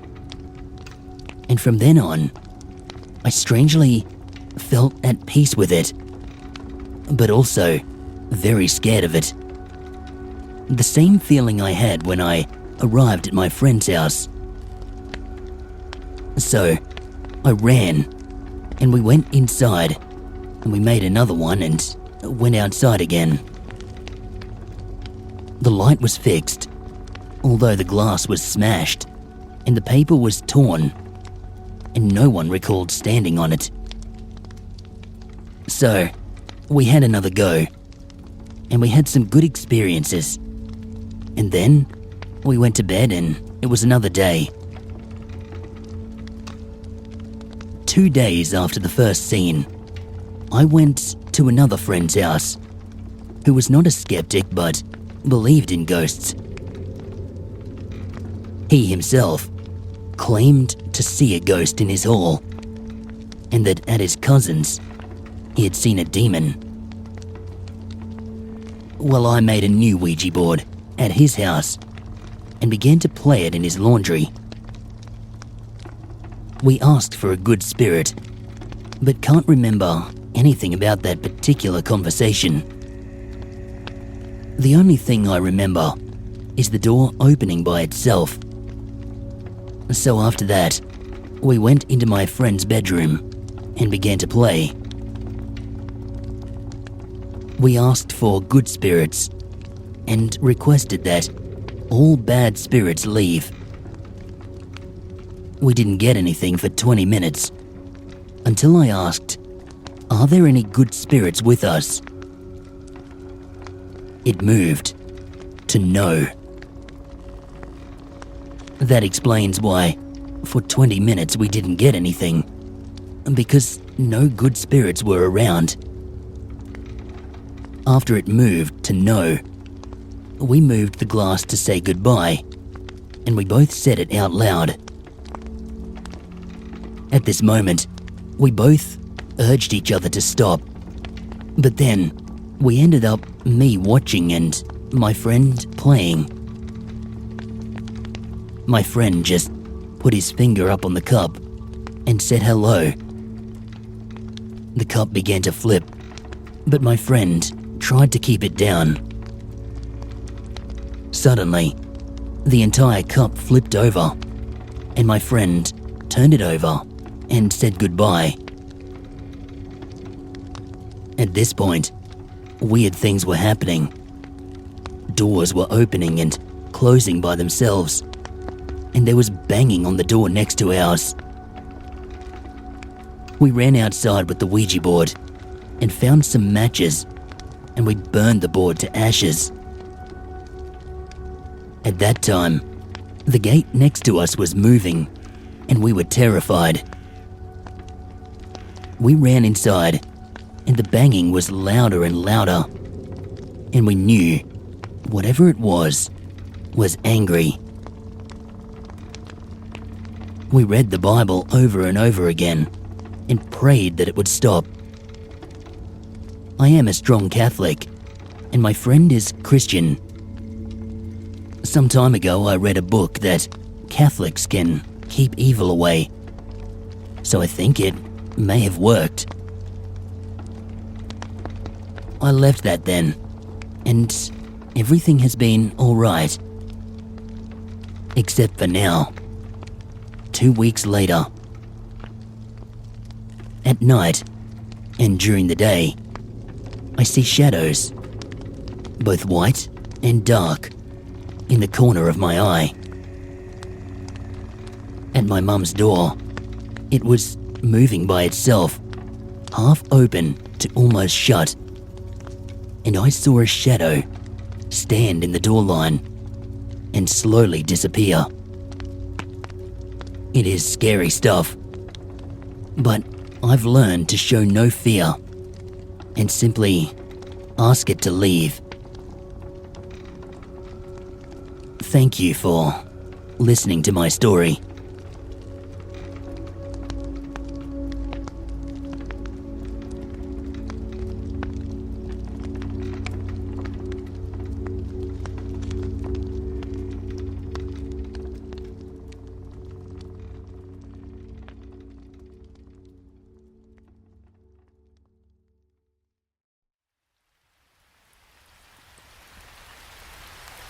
I moved into a house in Trafalgar, Victoria, that was over 100 years old, which is old by Australian standards.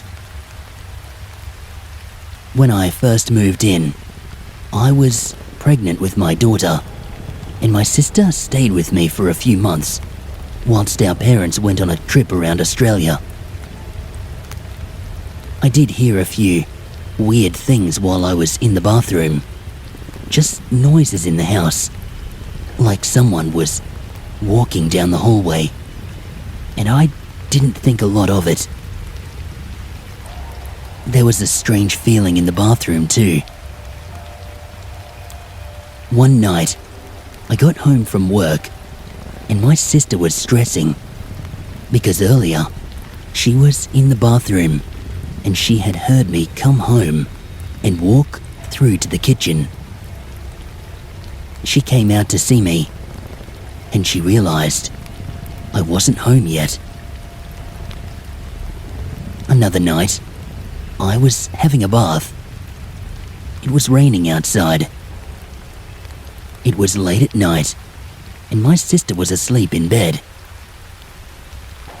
I heard her get up, walk through the kitchen. The bathroom comes off the kitchen, so she walked straight past the bathroom, through the laundry, to the toilet, and she started throwing up. I thought, I better get out of the bath and see if she's okay. I checked the toilet, and she wasn't there. I figured she had already gone back to bed, and when I got there, she was fast asleep. I woke her up and I asked, "Did you just throw up?" She was adamant that she had not been out of bed, and she looked like she'd just woken up, so I don't think she was lying to me about that. The only thing I could think was that it was someone outside. I even went outside to see if there was any vomit in my driveway. I knew it couldn't have been though, because it was raining, and the noise of the rain on the tin roof was so loud that I wouldn't have heard anyone outside. The noise was definitely coming from inside the house. It crossed my mind that it may have been the neighbours in their house. But again, I think the noise of the rain would have blocked that out. I had a friend come over once, and her 3-year-old son started talking to the lady in the kitchen. And when they left, he yelled out, "Bye, lady." Just after my daughter was born, we completely gutted the kitchen, laundry, toilet and bathroom. We put in a slate floor and all new fixtures. We put pine lining up on all the walls, and we painted the roof. It was a renovation that had been planned since we moved in. And after that, nothing strange ever happened again.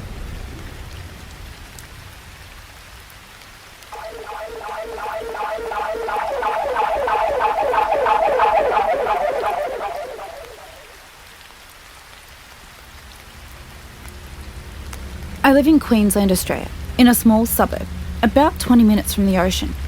Around 8 years ago, my grandmother decided that she wanted to live closer to us and bought the house next door. I was around 6 or 7 at the time. The house had 4 bedrooms, and they were separated by the kitchen and living area. There was a small hallway, which the main bedroom and second bedroom were down, and the other 2 bedrooms came off the living room. When my parents went away, I would always stay with my grandma. I never liked staying there and asked if instead of sleeping in my bedroom, could I sleep on the couch? My grandma used to always wait until she thought I was asleep and then move me into the bedroom. I could never sleep in there, no matter how hard I tried. I used to end up staying awake the whole night waiting for the sun to come up. One night, when I finally did get to sleep, something woke me up. I don't know what it was, but when I looked at the doorway, I saw the dark shadow of what looked like a tall, thin man. I pulled the blankets up over my head and stayed like that until I finally went back to sleep.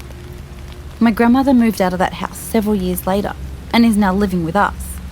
I had convinced myself that what I had seen was my imagination, and I hadn't thought about it for years. So when my cousin came to stay, she's 27, she and I were talking about ghosts and other things when she brought up my grandmother's old house. She told me the following story. She had been sleeping in the main bedroom, which for some reason my grandmother had given her to stay in. My grandmother and aunt, my cousin's mum, were down the other end of the house. My cousin woke up, needing to go to the bathroom. She didn't like to use the bathroom that connected to the main bedroom because she found it creepy, so she walked down to the other end of the house. When she was walking back from the bathroom, she thought she heard shuffling footsteps on the carpet behind her, but when she turned around, there was no one there. She got back into bed and turned over. She then said she had a strange feeling, so she rolled onto her back to find someone standing at the foot of her bed. She couldn't see them very clearly in the dark and thought she had woken her mother, so she says, "Sorry if I woke ya."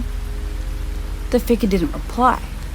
My cousin took a closer look at the person and realised that it was not mother, nor my grandmother. She put the blankets over her head and screamed as loudly as she could. My grandmother and aunt came running into the bedroom to find it empty. When my cousin told them what happened, they thought that there was an intruder in the house. So they searched the whole house and checked the doors and windows, but found no one, or any signs of forced entry. Before I told my cousin what I had seen, I asked her what this figure looked like. She said it was a tall, thin man. I told my mother of both mine and my cousin's experience, and she told me that a man had committed suicide in the garage of the house. I never told my cousin that though, because my mum told me that it would scare her too much. I don't think the ghost wished us any harm either. I think it was just his way of letting us know that he was there.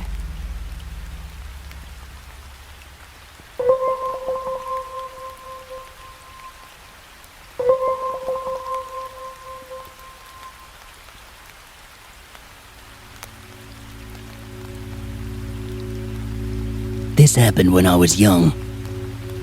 I was staying at Cronulla. I had just been to a funeral and went to my nan's to stay the night. In the middle of the night, I wake up. Everything is cold, and my nan is in a bedroom across from me, and my brother about 4 meters up the hallway. Matthew is constantly being screamed out towards me, and it seemed to go on forever. Then, a sudden stop. In the morning, I asked my brother and my nan, but they both said they heard nothing. Why did only I hear this? Lately, and I'm almost 17 now, for reference, I see dark figures as I walk down the hallway in my house. Whispers come every now and then, and I'm freaked out about it. What have I done to deserve this? Why are they contacting me? Should I start praying more? Also, lately, I have been seeing myself die many times in my dreams, and I'm not sure why this is recurring so much. It wouldn't be a prediction of my own death, would it? I have had dreams where they do come true. Like one time, I had a dream about falling off my dirt bike in the bush, and it happened the next day in the exact same way that I dreamed it. Thank you for listening. I hope you can all provide me some insight into what is happening to me and what I can do about it.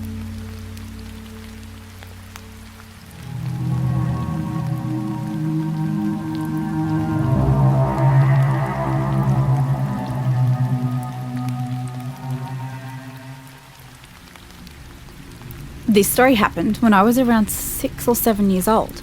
I was born in Portugal, but my nationality is Timorese Chinese, and we moved to Australia when I was just 4. Obviously, nothing's been going on since. But one night, I was sleepwalking. When you sleepwalk, you don't know you're doing it, right? Well, I did. I was actually trying to control my own body to go back to bed, but it wouldn't. I was so scared. But then I wasn't.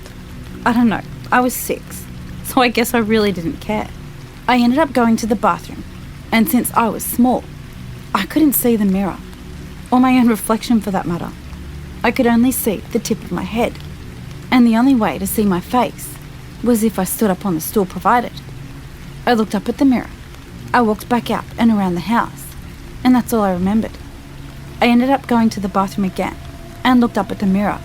There was the most hideous thing I had ever seen. White, pale, freaky, I don't know. But it reached his hand out. I remember I screamed and passed out, and I ended up going into my parents' room. Here's the freaky part. My mum didn't tell me this, but when we were at my grandma's house, I overheard my mum talking about the incident to my aunties. 4 of them. I have 6 aunties and 7 uncles, all from the same grandma. I know, big. What I heard freaked me out, which at that time caused me to not be able to sleep by myself for 4 years and not be able to look into mirrors during the night. Even now, I can't even look in a mirror at night. When my mum came in to get me, she saw a shadow figure over my body. She apparently yelled for my dad and grabbed me. But what made her freak out even more was that my eyes were open and my face was white as snow. If I ask her about the incident, she'll just ignore me or tell me to shut up. Anyway, thanks for listening.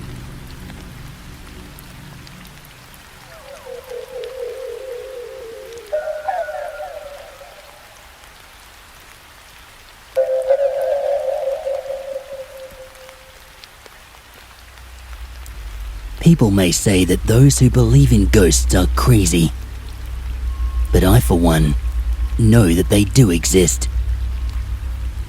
I believe that there is a ghost in my own bedroom. Recently, I had a long mirror placed on my wardrobe. Since then, I have been having trouble sleeping. This didn't bother me too much, but it was last night that has really troubled me. Yet again, I was having trouble sleeping, and I kept imagining someone in my room, as if I was not alone. I could hear unexplainable noises. Eventually, I had fallen asleep. Suddenly, I was woken by a loud crash. It was 3 a.m. I felt a strange chill, and I felt goosebumps all over me. I grabbed my phone to use as a makeshift torch because I was too afraid to reach over to my lamp. There, sitting on my bedroom floor, was the mirror. It had been fine for ages, and it was put up strongly, making it impossible for it to have fallen. It had smashed into many pieces. But what really got me worried was where it had landed. It had landed across the room, facing a completely different direction. It looked as if it had been ripped from the wardrobe and thrown across my room. I have a friend who strongly believes in ghosts and the type of forces they have, and I straight away thought of her and what she's told me about the ghosts. She has seen them, and she has told me that they have often appeared in her bedroom. I'm just waiting for tonight, for something to happen again. I don't think the ghosts mean much harm. The mirror wasn't thrown in my direction, but I hope I can learn more about this and experience more of these kinds of things.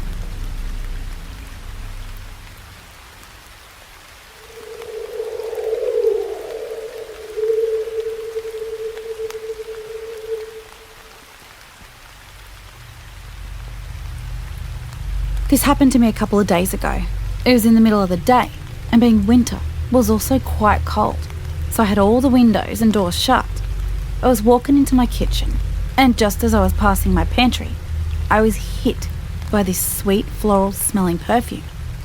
I stopped walking, turned around, and went back to the pantry to work out where the smell was coming from, only to find it was no longer there. 1 second, I smell it, and the next, it's no longer there. It was gone. It wasn't a faint smell. It was a quite strong smell. So for it to vanish as quickly as it did was really strange. The house I live in is around 30 years old, and I've been living there for 6 years with my family. This is the first time I've smelt what I believe to be a ghost. 6 months prior to this, I was woken by my baby daughter early one morning, wanting to be fed. Being sleep deprived, I sat up in bed awake, but blinking madly as my eyes didn't want to stay open. So while I was blinking, I see this young person, early teens, standing at the foot of our bed on my husband's side, staring at him. When I blinked again, it was gone. I didn't mention this to anyone because I thought I was going mad or so sleep deprived that I was just seeing things. So when I smelled that fragrance the other day, it confirmed to me that we have another resident in our home. I've also seen things at work a few years ago, and so has my eldest daughter. She was only 6 months at the time. It was early in the evening, and I had finished sorting out the work I was going to take home for the weekend. My hubby was downstairs going through his emails, and I was waiting for him upstairs with my daughter just surfing the net. And we were the only ones in the factory at the time. My daughter was standing on my lap looking over my shoulder. She suddenly turned her head to the corner of the room and kept staring there. I asked her what she's looking at and turned around to see what had her attention. The expression on her face was of awe. I couldn't see anything, and there was nothing in the corner of the room, but she continued to stare in that direction. She then starts to turn her head as though she's following something across the room. So she's now looking in the opposite corner. So I ask her again, "What are you looking at?" And just as I turn my head to look, in the corner of my eye, I see this brilliant golden flash of light. When I look directly in that direction, I could see nothing. I look back at my daughter, who's still staring there, but instead of a look of awe, she had a big smile on her face. She couldn't talk at the time, but her reaction and expressions said it all, and I definitely saw something as well.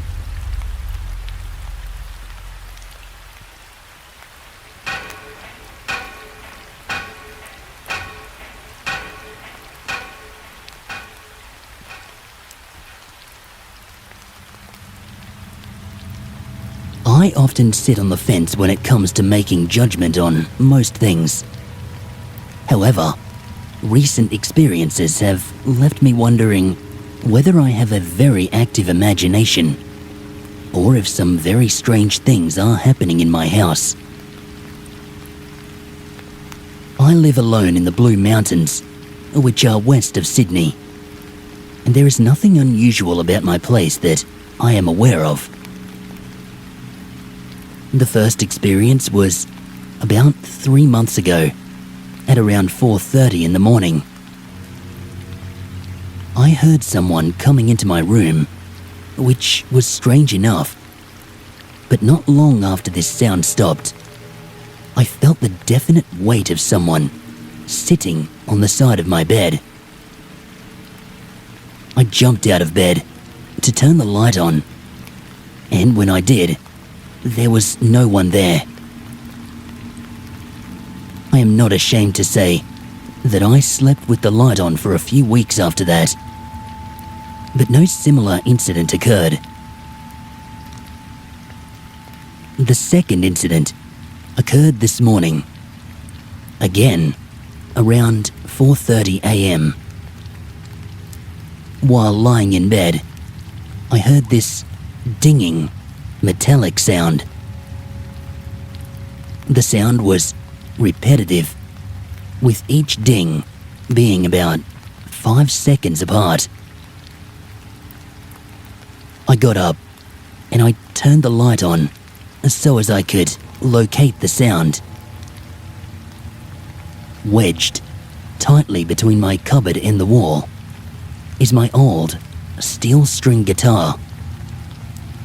That is what was making the noise. I stood there in the light. The sound continued about every 5 seconds. The same dinging noise, which now could be called a mute kind of strumming. I quickly wrenched the guitar out, threw it on the floor, at which point the noise stopped.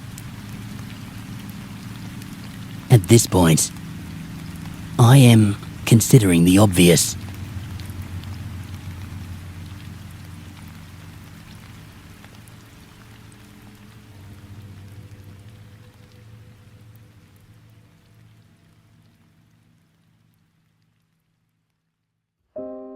Hey guys, before we go, I'd like to thank Punch Monster Studios for guesting with me tonight.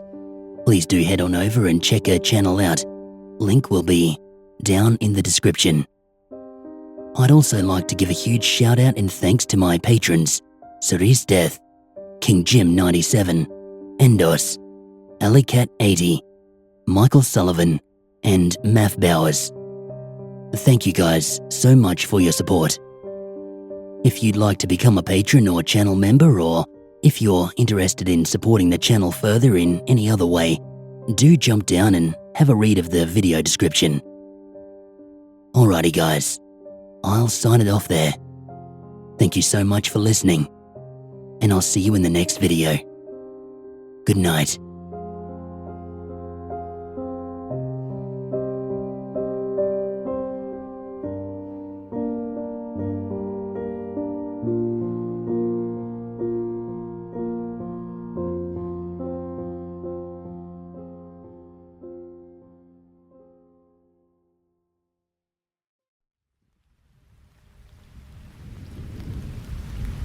Over the past few weeks, I didn't have any paranormal or unexplainable events happen to me.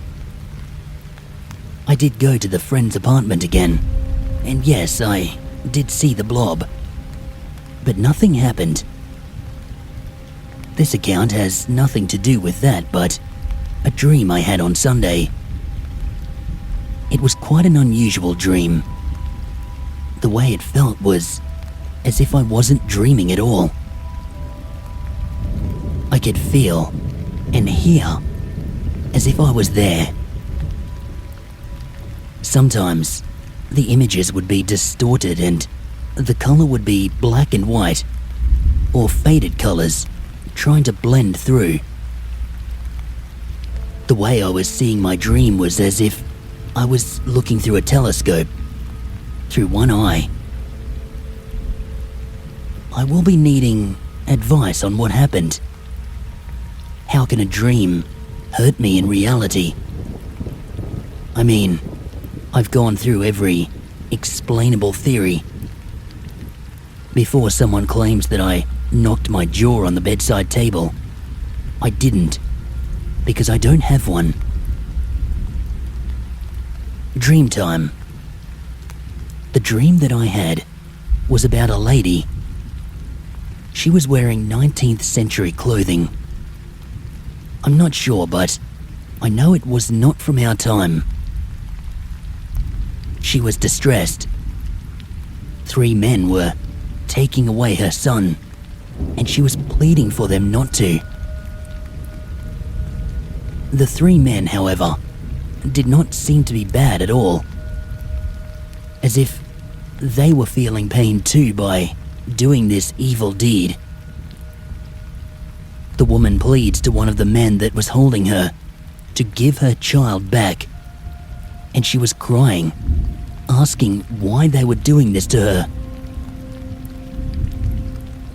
Everything flashes, and I see the woman sitting on the couch, curled up and crying in pain. She stands and talks to herself, telling herself that she has to find her son no matter what, even if she gets herself killed.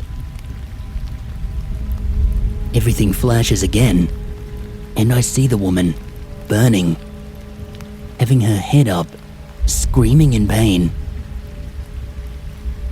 Everything stops, as if time had seized, and everything reverses to the day that they took her son away. Somehow, everything changes. The woman looks directly at me and asks me to help her. Even though I couldn't do anything, I felt great fear when it happened. It was like I was a visitor and I could only watch but not act. After the woman asked for my help, one of the men who was holding her looked at me and punched me out. I woke up with my jaw aching, and now it kind of clicks.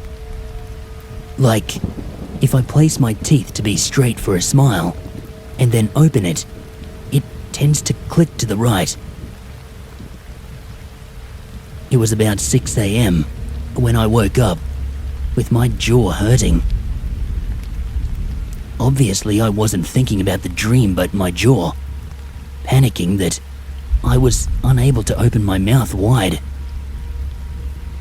When I was able to open it without it hurting, I laid back down to hear a voice. "I'm so sorry." I hid under my blanket. Oh, side note, my jaw still clicks, and I'm going to see a doctor about it. I'm so scared that I won't be able to open it, because every morning after that incident, I would wake up with my jaw hurting like hell. Though, not quite as bad as the first time it happened.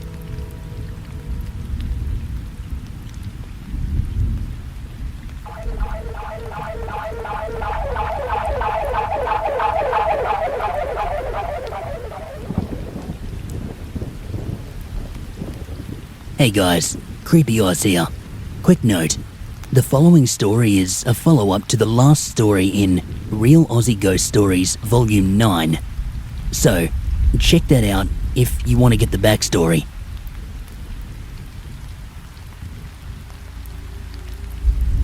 Hi all, Fence Sitter here. Since my last story, I have had more weird stuff happening around the house, which I am now quite open to calling paranormal experiences. Following on from the presence on my bed and the guitar playing by itself, I can now add doors opening on their own accord, footsteps, whispering, and cold spots in the back of the house. 2 major experiences that stand out have happened in the last 2 weeks. The first time happened around 6:30 in the afternoon.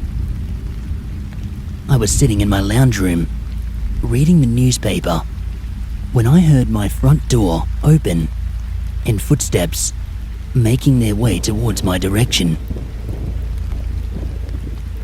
I was not quite yet alarmed, so I got up to see who it may be. Upon entering the next room, I discovered that there was no one there and that the door was closed. Locked, in fact. The second experience happened 3 nights ago at about 3:30 a.m. Lying in bed, thinking, as I often do at that time, I heard what sounded like canned laughter. I was neither asleep nor dreaming, and this laughter was quite loud. It lasted about 30 seconds before fading out. No longer freaked out by these experiences, I got up to see if I had left the TV or radio on, only to find that I had not. Due to previous advice, I have begun to seek out history on this house. However, I have not yet had much luck. I'll keep you updated.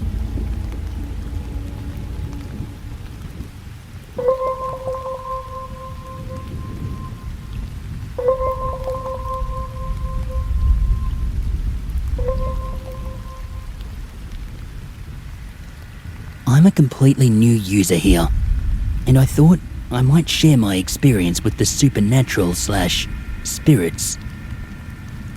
My mother's side of the family has always been prone to weird things happening, seeing things, hearing things, and, to put it bluntly, I really think they're haunted by something or someone. I've never really had any personal experiences myself, except for the past 4 or so months. For the past 4 months, for 2 days of every one of those months, weird things happen. It only happens when I'm lying in bed, trying to get to sleep. The first time it happened, I was laying in bed with my eyes closed, when all of a sudden, I heard a very loud, prominent knocking noise right above my head. Admittedly, it scared the hell out of me, and I opened my eyes to find nothing. After a few hours of watching TV, trying to forget what happened, I tried to sleep again, only to be welcomed by very loud 3 knocks right above my head. The next month, it happened again, except this time, it was followed by a man whispering very quickly and very loudly in my ear. This happened to the next month as well. Now, this month, along with the knocking and the whispering, a lady has started calling my name very, very loudly, right in my ear. I am completely clueless as to what it or they are. I should also add, I have asked the spirits to leave, and my house has been cleaned many times by many different spiritual sort of people, and it's been blessed. I pray constantly, and I call for help every time it happens, but it keeps happening. Maybe I'm just slowly going insane. I've also been seeing these bright flashes of white light out of the corners of my eyes. This only happens in my part of the house. I live in an extension to the original house. Otherwise, I never see it, and it creeps me out. Does anyone have any opinions on what I might be experiencing here? I've always been told I'm very spiritually inclined, and people are surprised when I tell them that I don't see things, and I never have. I just feel presences, mostly. But the voices, those are new. And they're scaring me.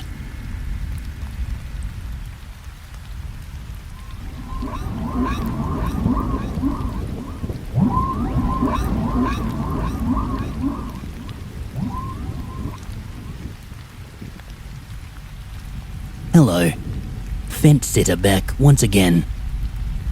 In order to understand the following, you may need to hear my previous stories. Since these experiences have begun, I have tried to gather some past information on my house. I have even joined in on a local ghost tour, so as I could get a better understanding of the Blue Mountain's possible connection to paranormal events.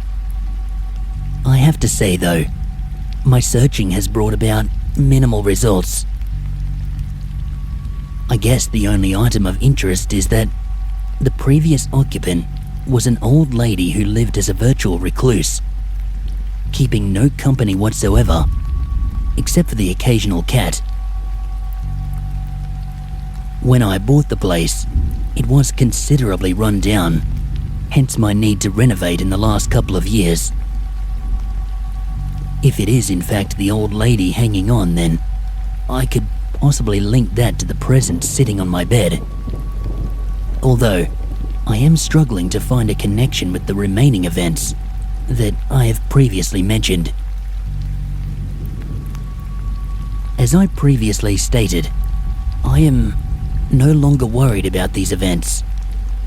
In fact, I have become quite interested in what's going on, and with all that is happening, I am still happy to discover that some, if not all, may have a normal or natural explanation. Although, the guitar incident is going to need some serious explanation to convince me that it was normal. I guess the only thing that unnerves me a bit is something that I lightly touched on in my last post. Most recently, I have heard whispering in the spare bedroom, only slightly, to the point where you could mistake it for something else. I could almost pass it off as something else if it were not for the fact that the couple of times I have heard this whispering, it seems to cease the minute the light is turned on. This room in question, it used to be part of the original balcony. However, I have since closed it off and added a wall so as to make a room for guests. I don't know if this is relevant, just thought it was worth mentioning. With this whispering noise, I could not make out any kind of voice or words, just a hushed noise. This probably concludes my posts on this site, as I've pretty much shared all that's gone on. All in all, I have been grateful to have had these experiences, as they have considerably opened my mind. If anything else of significance happens in the future, I will be back here with an update.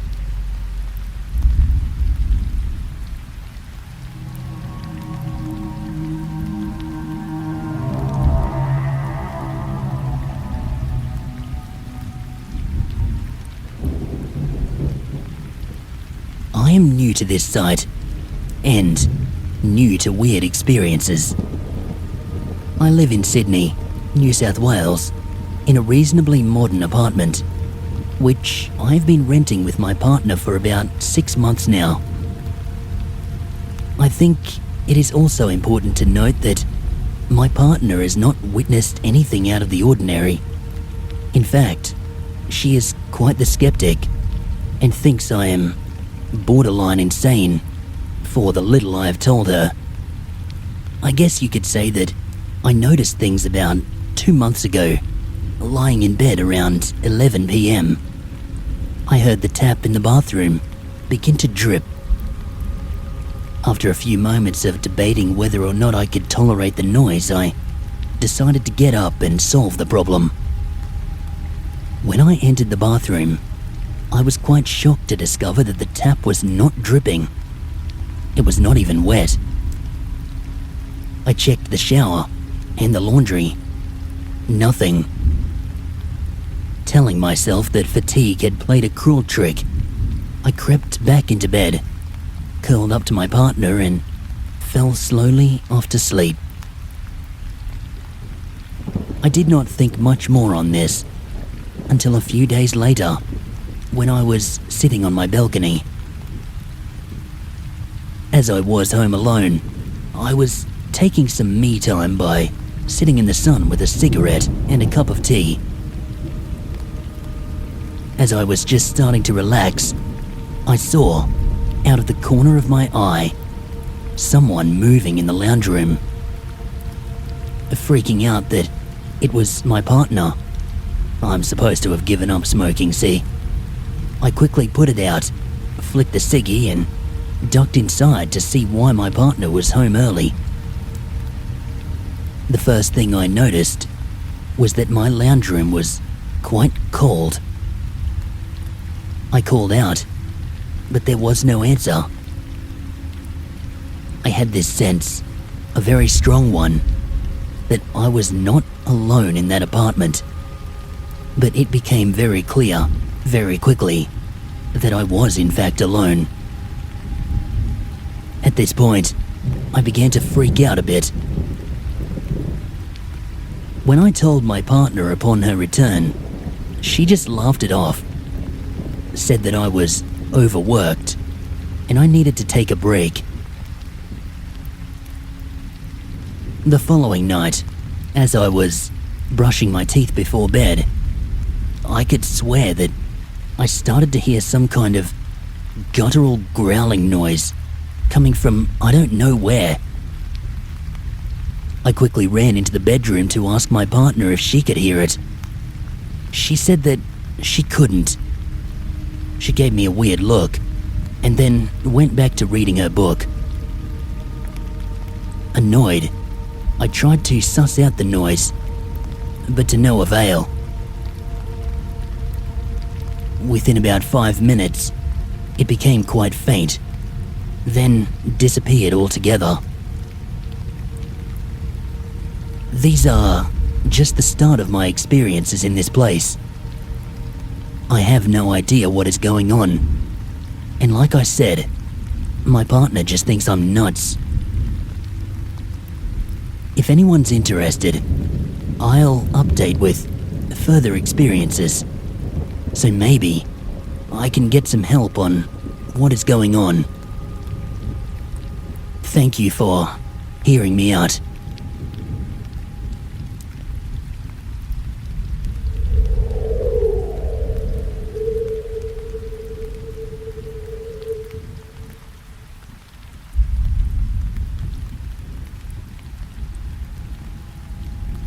As you all may or may not remember, I submitted a story here some time ago about the ghosts of Clear Creek.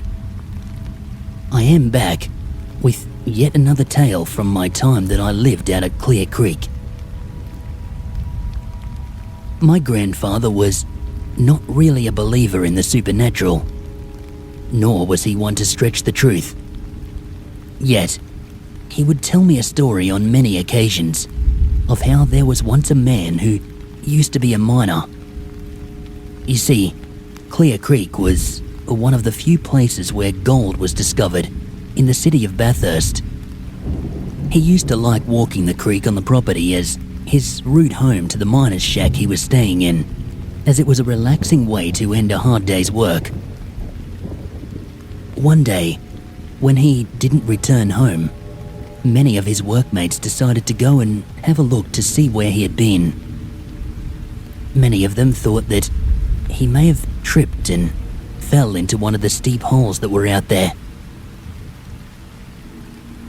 After hours and hours of searching, they could not find any trace of their friend, nor did they have any clue as to where he may have gone. Days and months passed, and still, nobody could find where he had gone. Even his family had not heard back from him. Until one night, two miners were walking back home and decided to take the same route as their missing friend. It was at this time that they saw a shadowy figure standing on the bank of the creek on the opposite side. The figure began to walk away, and the two miners, they started to yell their friend's name, as they were certain it was him.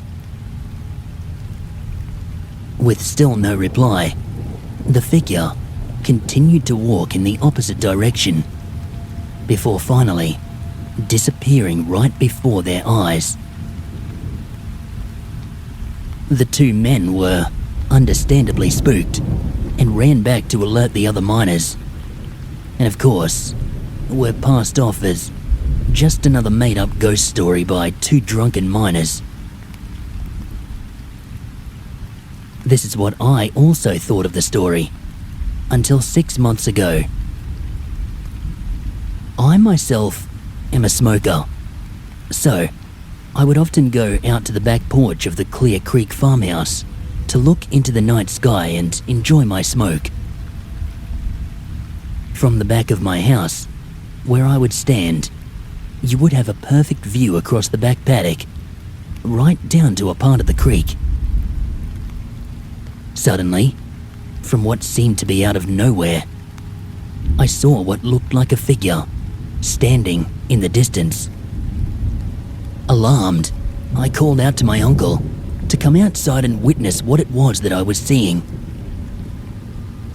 My uncle and we continued to stare at what we were not too sure was a stranger or a spooky apparition. After what seemed to be 10 minutes of staring, the figure slowly started to vanish.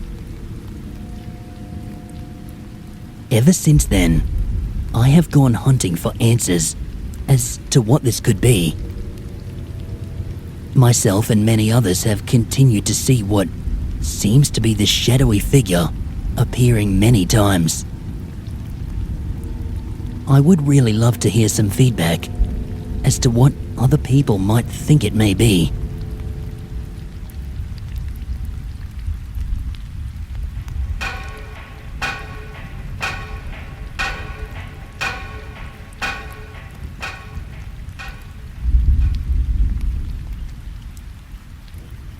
Hello everyone, Fence Sitter here, yet again.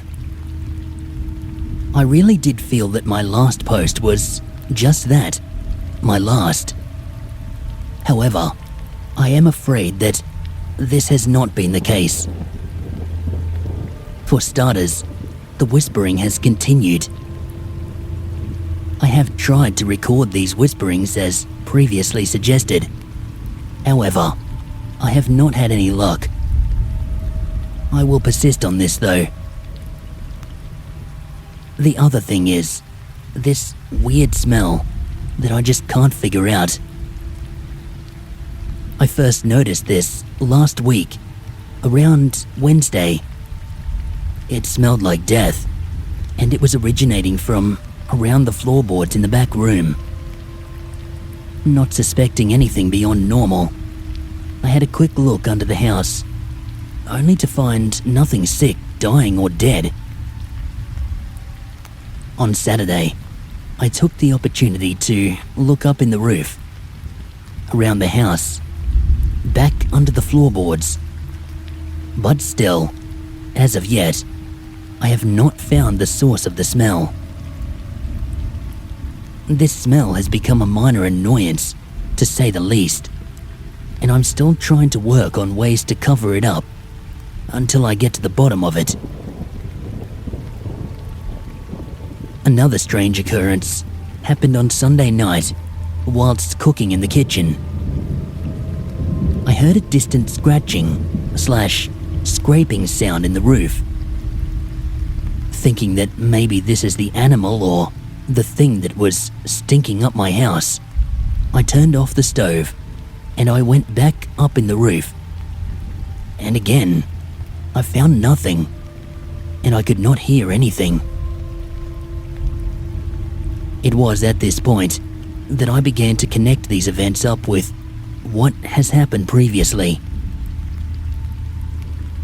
The last incident that I would like to share happened last night, and it is by far the worst yet. I had been watching some lame comedy on TV when I began to doze off on the lounge. I'm not sure how long I was dozing before I was awoken by what felt like a massive pressure on my chest.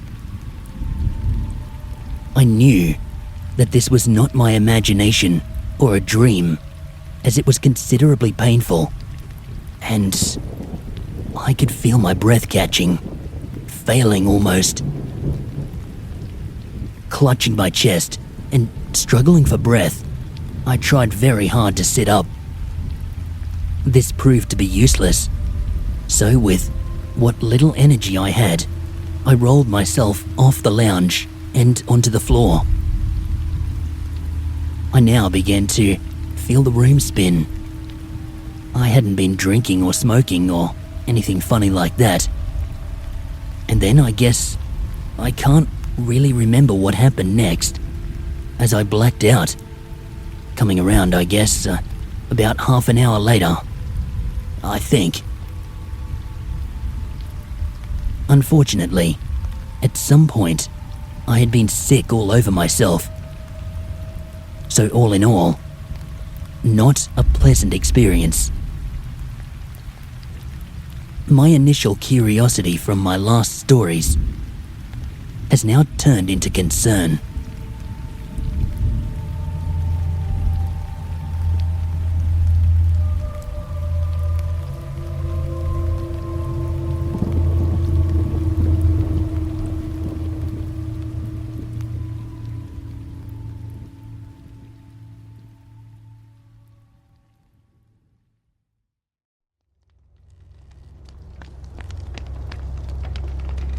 This will be my last post on this site. I thought that I should add a few more things so as to validate my last post. There have been many more things happening since I first started feeling something was not right. And now that my partner is a target, well, that is the final straw. Because the ghost, or whatever the hell it is, has decided to take things to a whole other level. I mean, a real physical one. Both my partner and I, we are experiencing bad dreams, and on a number of occasions, one or both of us will wake up with scratches on our bodies, on our stomach, arms and legs. Lamps and basic shelf ornaments are constantly being knocked over. Things are going missing, only to turn up somewhere else later on. Basically, we have had enough. This whole situation has affected our moods, hence me being a bit scratchy in some of my feedback, I guess. In our lifestyle, it has suffered so much that others have commented on us being irritable and distracted, both at work and in social situations. As I said in the first place, the last straw was not so much the physical activity, more what I have seen to be the complete harassment of my partner in the last week. She has not slept, nor does she feel safe anywhere.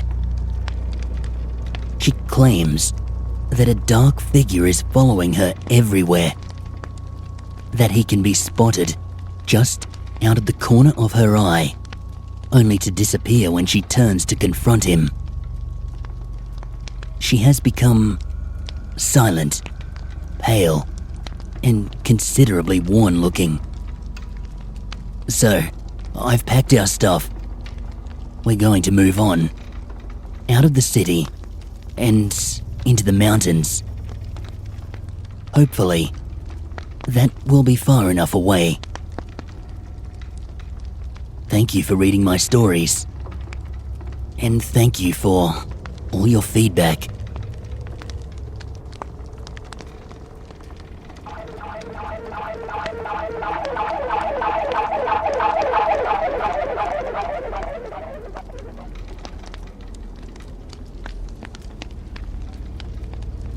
this is something weird that happened to me a couple of years ago. A bit scary, and certainly strange. I know what I'm about to share was not imagined, as my wife was with me the whole way. We were coming back from a social function on a Saturday evening. We were on a back road that helps us avoid the weekend traffic. I was startled to see a man running towards the road from a nearby field. I slowed up at this point, and despite my wife being a bit worried and unsure, I pulled over to see if I could be of any assistance, as he did look very much in need of help. There was nothing particularly striking about this man. He wore blue jeans, a blue jumper type thing, and he had a large beard that gave him an older look. However, if asked, I would maybe put his age at around 50. As I said, my wife was uneased by him, so much so that she elected to stay in the car with the mobile phone firmly in her hand, should anything go wrong.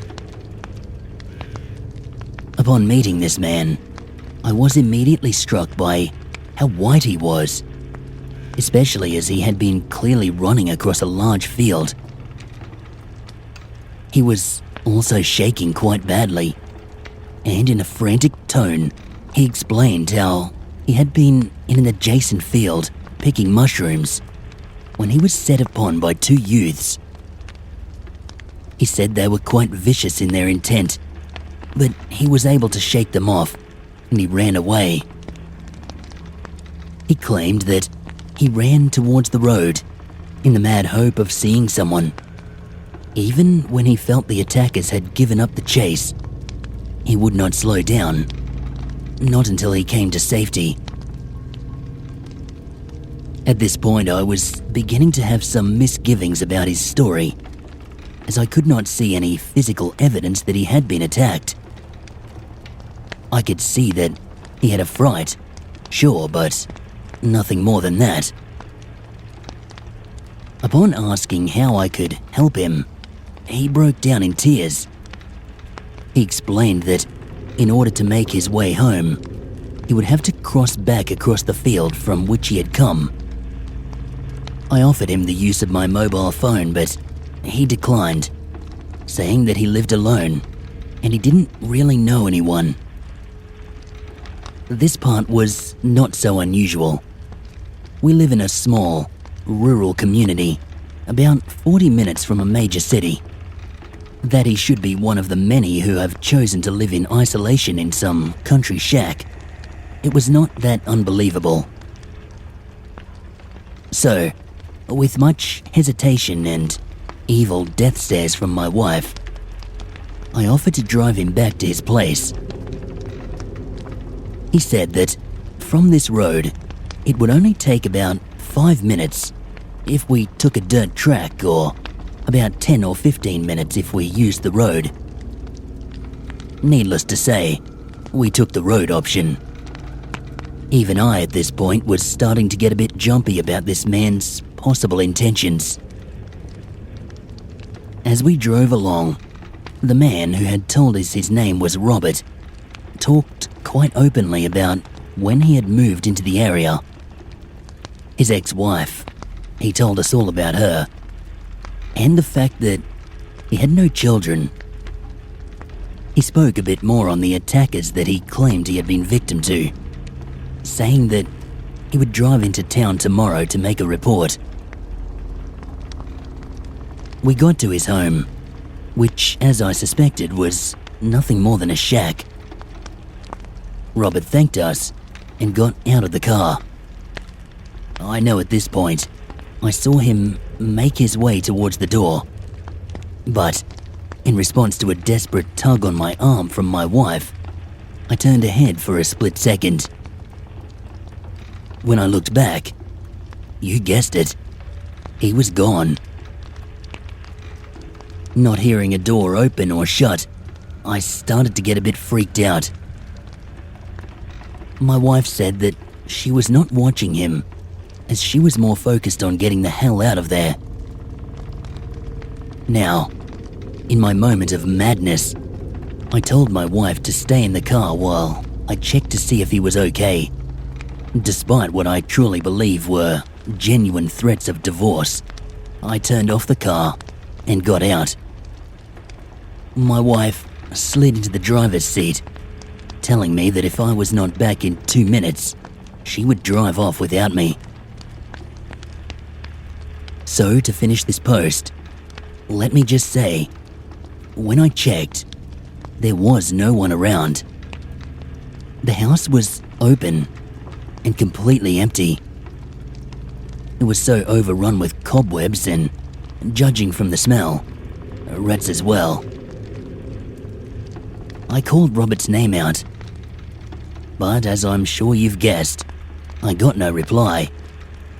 No one was home. There was a broken down shed out back, but no car. This whole place had a deserted air, and as my wife was now revving the engine, I ran back to the car and we sped off. I got the cold shoulder for a little while. Still to this day, my wife and I rarely speak about this. We did ask around, but no one seems to know about the place. Look, I'm a skeptic from way back, but this has led me to believe all may not be what it seems. Very weird. And believe me, all very real.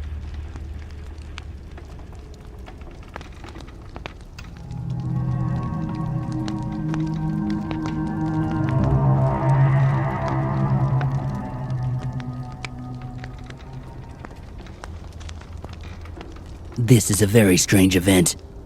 One that took place last week while I was taking an early morning stroll. This experience is a first for me, as I have never seen or heard a ghost before. But I can't deny what I saw, and it would be great to get some ideas on the whole thing. The road I was walking along, it was just your ordinary street. A few houses, paved and with the odd tree here and there. At the end of this road is a large oval, and it was in this direction I was heading. On the other side of the oval, there is a bush track that I like to explore early, before all the people start to stir and basically make too much noise. Entering the bush, and with the suburban backdrop disappearing behind me, I made my way down a track that leads to this little creek. I walk slowly and quietly so I can take in my surroundings, and it was for this reason that I heard a panicky conversation taking place down at the creek. I hesitated about proceeding, but the inner hero, Reed, idiot, in me, decided to just have a quick look, in case there was someone in trouble. So, ducking behind a tree that hid me from view, I looked down onto the creek, and man, was I shocked by what I saw. Two young girls were having some kind of serious discussion. What was shocking was that they were definitely not human or alive. These girls were dressed in period-style dresses, I would say 1800s maybe, and they were shimmering, like flickering lights. The only other way I can explain it is to say that it was like those visual messages that they had on Star Wars. You know, when Leia comes out of R2-D2. Sorry, that's the best I can come up with. Now, very intrigued, I stepped further towards the creek, which I have to say was a bad move, because my footsteps alerted the girls, who quickly looked in my direction, and then they disappeared before my very eyes. excited by this event. I have returned a few more times, but I'm yet to see a repeat performance. I'm also looking into the history of this area, as this whole event has spiked my curiosity big time.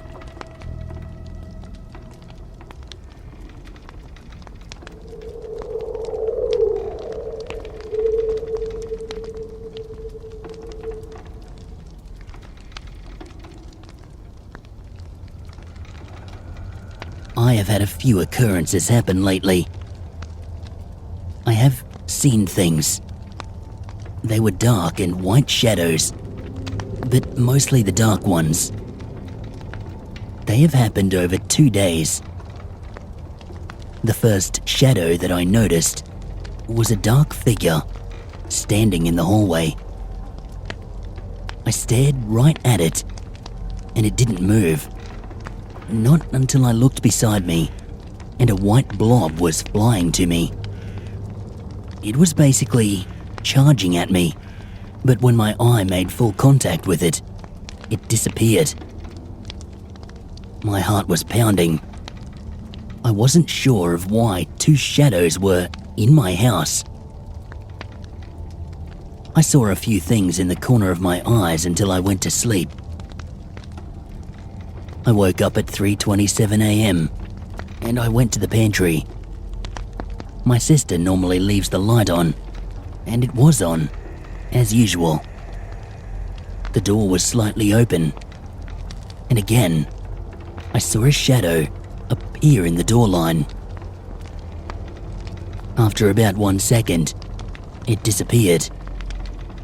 I was scared. I didn't know why these things were here.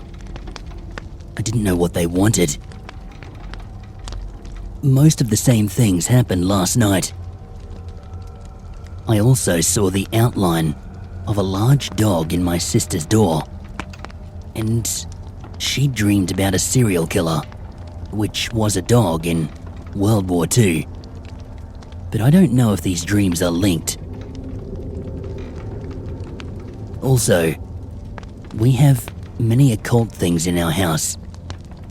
Other family members and I have had experiences with Ouija boards and tarot cards.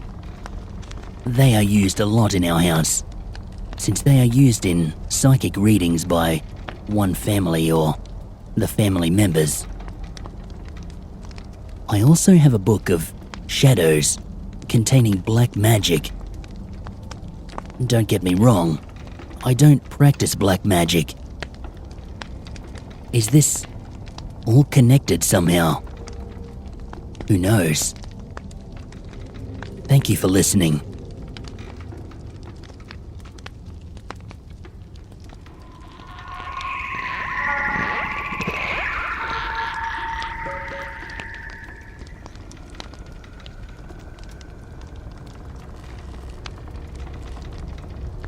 This story happened to me when I was 15 years old, about 11 or 12 years ago, but it still plays on my mind.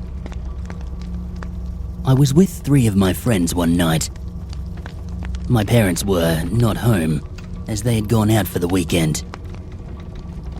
We smoked a joint outside, and we had come inside to play some funny mind games and tricks. Things like, I would make them believe that they were guessing the right card that was picked, trying to make things magnetically stick to the butter knife, other guessing games, and just generally being silly. The fun had stopped, and we were sitting on chairs in the kitchen, just watching TV. All of a sudden, in the direction we were facing, but a little bit higher and to the left, something shimmered into view. It shocked me, because it was something I had never seen before. Kind of gold and silverish, I think. But I do remember it was spirit-like, kind of humanoid-shaped. It shimmered in, and then it turned. Then, I remember this ball of light coming my way. It hit me, and the next thing I know, I'm somewhere, surrounded by darkness. I was nowhere, really. It was just blackness everywhere for a few seconds. Then, as if someone had cut a slice through the blackness with a sword, all this light came pouring out, kind of rushing through me. This happened so quick that when I woke up from my chair, I fell forward like, holy shit, the hell was that?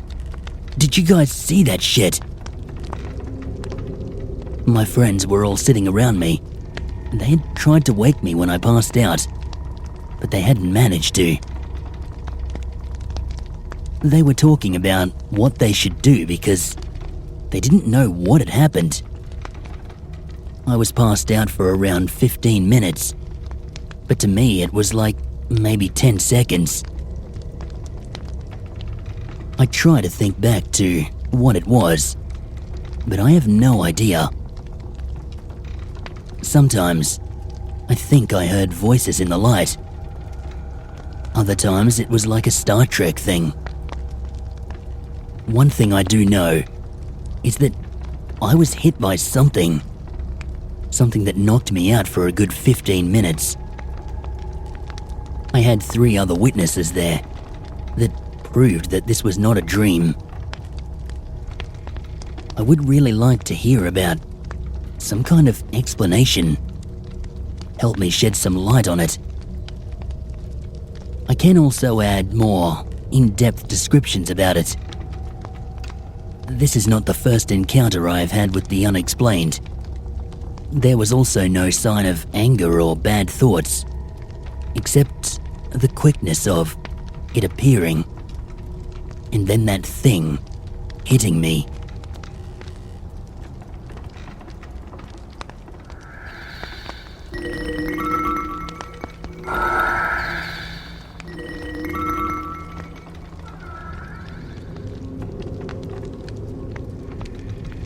Almost 2 years ago, I lost a close friend in a tragic car accident. He was only 19. On the very night that he died, I dreamed of him. The next morning, I was just sitting with my 3-month-old baby girl when I heard a knock on the door. When I was told that he was gone, I went into shock. I had never experienced death, and no one I had ever known had died. I can remember every emotion and feeling that went over me. Shock, sadness, grief, regret, disbelief, and so much pain. I went to his funeral, cried at his grave, and still, I couldn't believe that he was gone. I just thought that I would see him again, and that this was all a lie. A horrible lie. Then the day came when my brain allowed the concept of death to come over me. The weight and finality was just so sobering. I felt like I had lost my friend forever. Just as I began to believe that he was gone forever, things started to happen. There were no lights turning on or things flying around the room in the dead of night. Just subtle things. I could feel his presence. When he was alive, I knew that feeling well, and sometimes I felt that same feeling. I could just tell he was there. When he was around, I could feel a cold sensation, and the hairs on my body would stand up. I would speak to him, ask him how he was. I asked him if he could look out for my daughter, be a kind of guardian angel to her. At times I could hear her talking to someone when she was in her cot.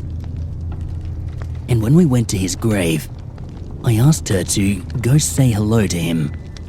and she walked straight up to his plot and waved to his photo.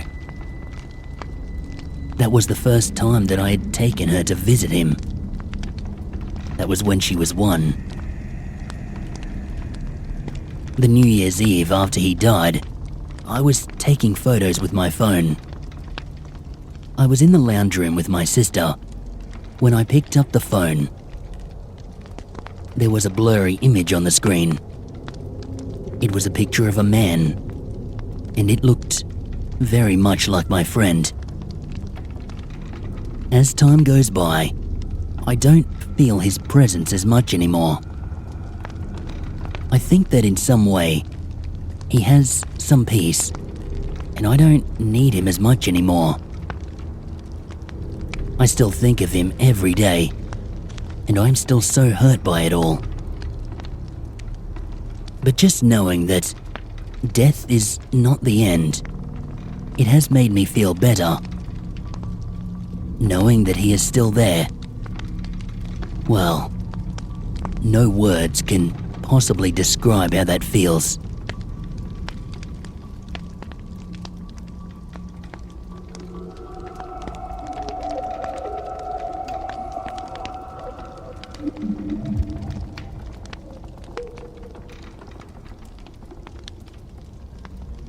I lived in a house for 16 years, and I had a lot of trouble with all the light bulbs. They would just explode in the socket, or fly out from the socket, either hitting a member of my family or just missing them. I had an electrician out to check the wiring twice, but he assured me all was in good condition. He made a joke and said, "There is nothing wrong with the wiring or electrical, so you must have a poltergeist." I moved over to the UK for 2 years, got a house and settled in. Then, the light bulbs started flying out of their sockets and exploding. Again, I did hire an electrician, but he couldn't find anything wrong, as expected. I am now back in Australia, and I have been for the last 12 months. I'm just renting this house. No light bulbs have exploded or flown from their sockets. However, whenever a light was switched on, the light bulb would blow, and I had to replace it. The other day, I was sitting at my computer, and I heard a big smash. I jumped, and I went into the dining room. There, on the floor, were the remains of my big heavy glass light shade and light globe, shattered to pieces. I looked up at the light socket. The big, heavy light shade had a big hole in the middle of it, so the globe must have shot through at some force. I was telling my daughter about it when she came home, and the TV turned itself up so loud that we both got a fright. Then, my mobile phone was on the dining table, and both my daughter and I watched it bounce off onto the floor. Since then, 3 more light bulbs have exploded. I am starting to feel scared. I don't feel comfortable in this house on my own.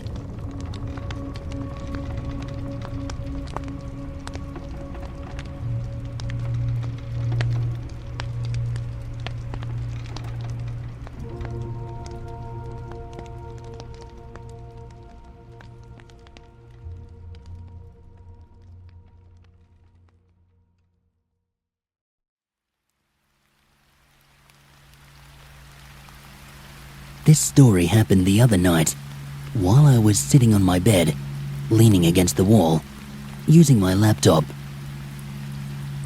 When I am sitting on my bed, to the right is a window, to the left is the doorway, and right in front of me is my TV and my computer desk. I was talking to my friend on MSN around 10 p.m. I only live with my mum, and her room is straight across from mine. Her door was open, and I could hear her snoring. So, I'm positive that what I saw had nothing to do with her. I was typing away when all of a sudden I saw something out of the corner of my eye in the hallway. This thing was white, oval, but long in shape, and it seemed to be partially glowing. It looked as if it was floating about half a meter off the ground. I turned to look at it, and as soon as I did this, it straight up vanished. I thought that was very strange, but I didn't really think any more on it, and I kept chatting on MSN. After about 20 seconds, I saw it again. Once again, I turned to look, but it vanished. I went back to typing, and I started to get creeped out by all this. Then, the third time, instead of seeing the white thing, I saw two small white circles. But again, when I tried to look, they were gone. I was too scared to keep my door open anymore, so I got up and closed it. But just as I did, down the hallway, just for a split second, something peeking around the corner with long black hair. I have no idea who it was. It was not my mum, but it was definitely an older woman of some description. I slammed my door, ran to my bed, and hid under my covers all night, genuinely under the belief that something was out there and going to come in. I told my mum, but she just said it may have been the glare from my eyes. I don't think it was that. It was all too real. What do you guys think? Any feedback would be very helpful.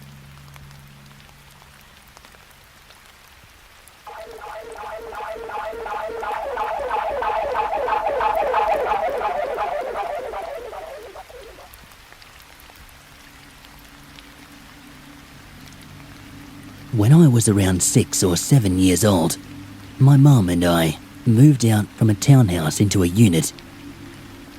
I still live here with her today. I'll explain how my unit block is set out so you can get an idea of how I saw what I did.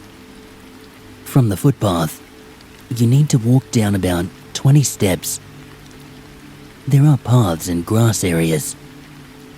The actual unit block itself is in the shape of a semicircle, 3 stories high with a pool and barbecue area in the middle. Being a little kid, I used to play with my skipping rope, kick a ball around, swim in the pool. You know, the usual things. I can still vividly remember what I would see. Every time I looked at a corner or a tree that had a big stump, anything really, even in my house, I would see this shadow in the clear shape of a man darting behind or around the corner of whatever I glanced at. It was as if he didn't want me to see him, like he was shy. This continued on for a few years, until I was around 10, and then I gradually stopped seeing him. I haven't seen any of these shadows since, only what I've posted in my last story about something in my hallway. When I did see them, I never really thought anything of it. I just got used to it, I guess. What do you guys think this was? Again, I would really love any feedback.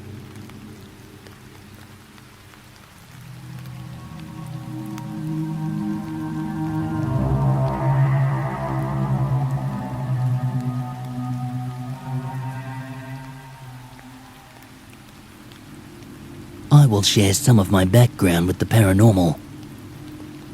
My family, including me, have this sixth sense, and we always have.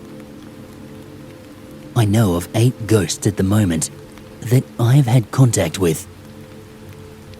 I am only 16, and I know already most of the basics to ghost hunt. Now to the real story. I moved into my house about 1 year ago, and as soon as I set foot in there, I explained to Mum that there is a little girl in our house. Black hair, radiant green eyes, drowned. Mum looked at me strangely and walked into the bedroom. My mum's a bit of a skeptic and didn't believe me. Not until things started happening. The lights began to flicker on and off as soon as I would say hello in the morning. I would always see something out of the corner of my eye. I have contact with this ghost, who goes by the name of Shirley, every now and again. She's like my evil twin. She does things, like walks like me. I've read the stories about the ghosts that pretend to other people, but I'm not sure.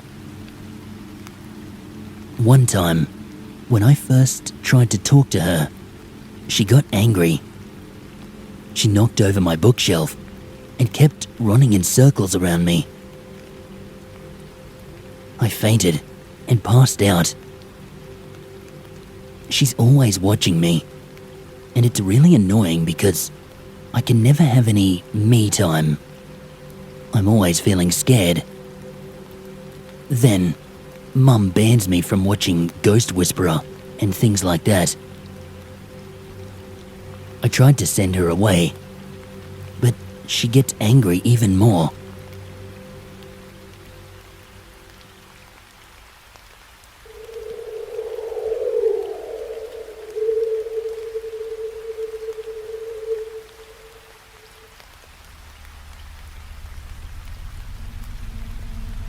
I was staying over at a friend's house on a Saturday night. I was 8 years old at the time, and I am now 13. Anyway, for some reason, I woke up at 6 a.m. It was summer, so the sun was already out. I was slowly waking up and looked at a corner when I was fully awake, and there was a girl. She had these old-fashioned PJ dress on. She floated through the wall. She slowly turned her head, and I saw that she had these very white eyes and a very long plait.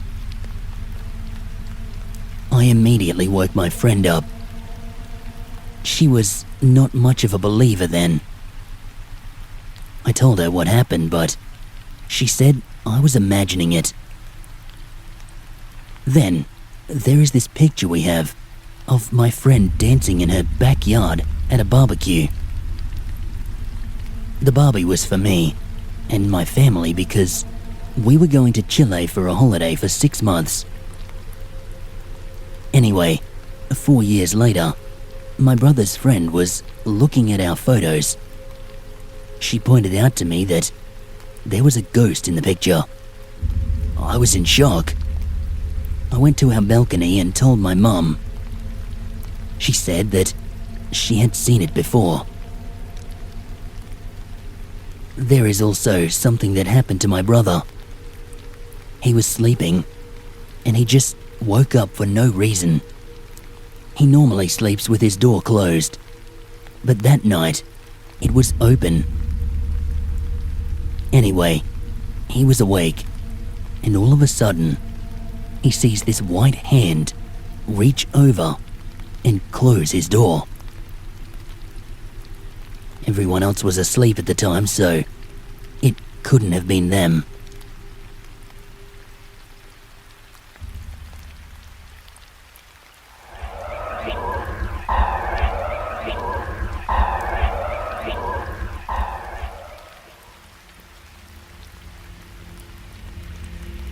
Before I begin my story, I will give you guys some information about how I feel when I'm in my room. When I am in there, whether I am home alone or not, I always feel like I'm being watched. If I'm anywhere else in the house, I don't get that feeling. I know it isn't paranoia, because it doesn't go away. Right now, I'm in my room, and I feel as if someone is standing behind me, very close, reading this over my shoulder. Anyway, the other night, I was laying in my bed, trying to go to sleep. It was around 2 to 3 a.m. I always sleep on my stomach. I felt as if someone placed their hand on my waist. Not hard, like in an angry manner. It felt very soft, as if whoever did it was just letting me know that they were there. Usually, when I am trying to go to sleep, I'm worried because I have that feeling of someone being there. But when I felt the hand on my waist, I felt happy, content, at ease. I don't really know who it was that touched me, as nobody close to me has passed recently. I did go to a psychic, who is my mum's friend. She said that my friend Daniel, who passed away when I was in year 5, is always around me. She asked if my lights in my room dim and flicker on and off a lot. How she knows they do is beyond me. When I answered yes, she said that that is him, letting me know that he's there. Do you guys think that maybe it was him who touched me?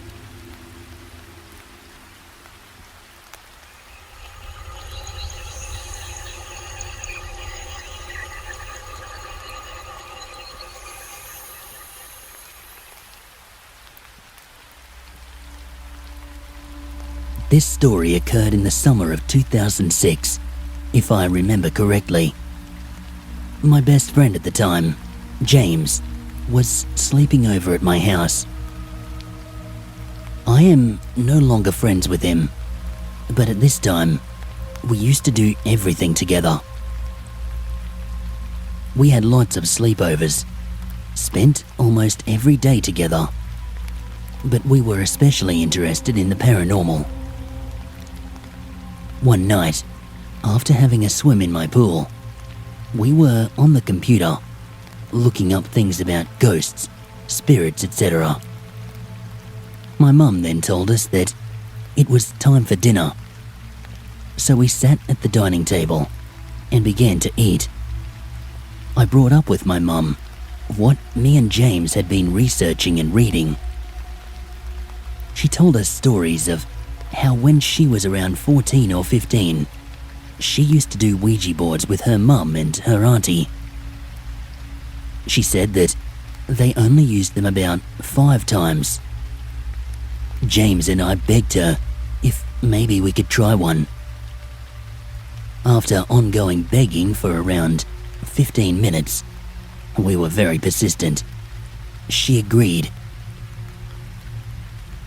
We set up the board on the coffee table. The board had the letters of the alphabet cut out and placed in a circle, with yes at the top of the circle and no at the bottom. James, my mum and I put our index fingers very lightly on the glass. Before we started, my mum explained that for it to work, you had to really believe that it would. You had to have an open mind. Otherwise, it just wouldn't work.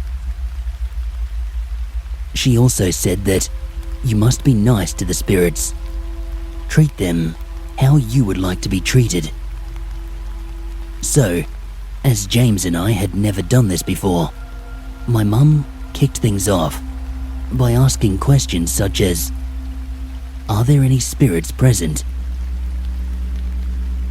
Within about 20 seconds, we got an answer. The glass moved to yes. James and I looked at each other, as if to say, I'm not moving it. What the hell? I cannot clearly remember what question my mum then asked, but it started to spell out words that made no sense. My mum then asked if we could have someone who speaks English. Again, it then moved to yes.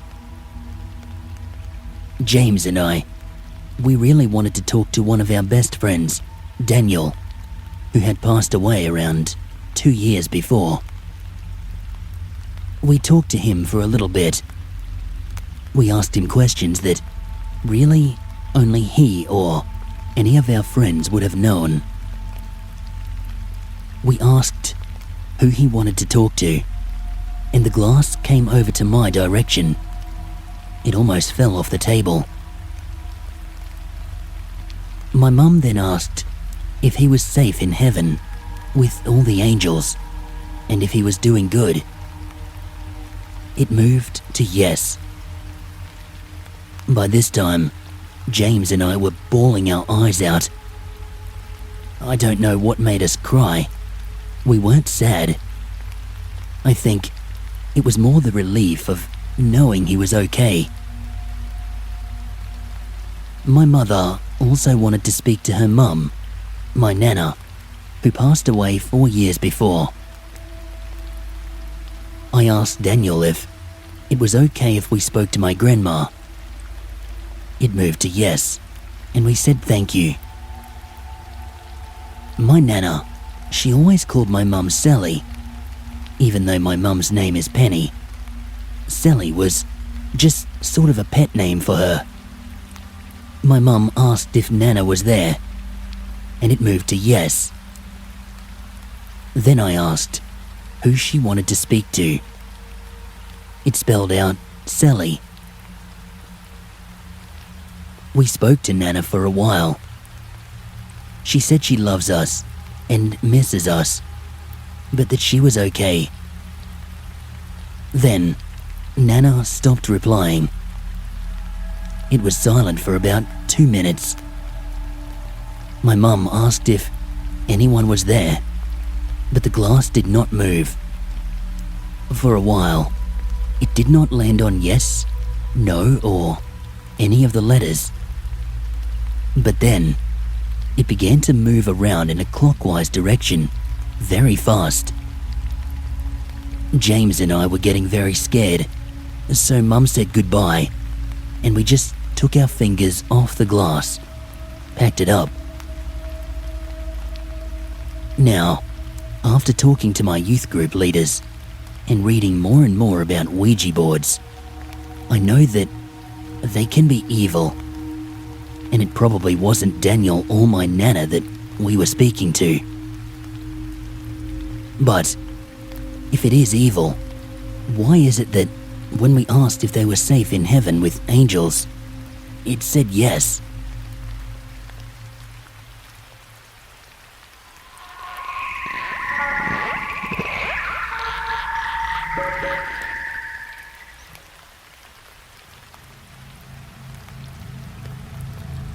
All the experiences that I have had, the recent ones, have all happened while I've been in my room. This experience only happened around 10 minutes ago. I'm sitting at my computer desk, doing an assignment for history at school. I had my music on, but only very softly, so it didn't distract me from what I was doing, as I do get easily distracted. All of a sudden, I heard a shy girl's voice say, "Hello?" It was as if she was saying hi to me, to ask if anyone was there, because there was like a question to the tone of her voice. It sounded as though the voice was coming from behind me, but at the same time, it was as if it was right next to my ear. I looked around because at first I thought it came from outside my window, but I realized that my window is not open, not enough for me to be able to hear someone speak from outside. I always feel a presence in my room, not anywhere else in the house though. And as I have stated in another story of mine, The Hand on My Waist, a psychic told me that a good friend of mine, Daniel, who passed away when I was in year 5, is always around me. Although, this voice I heard, it was a distinct voice of a girl, so that must not have been him. All I know is, this one sure did scare the hell out of me. It was like it was standing right next to me. Was I hearing things? Or was this yet another paranormal encounter?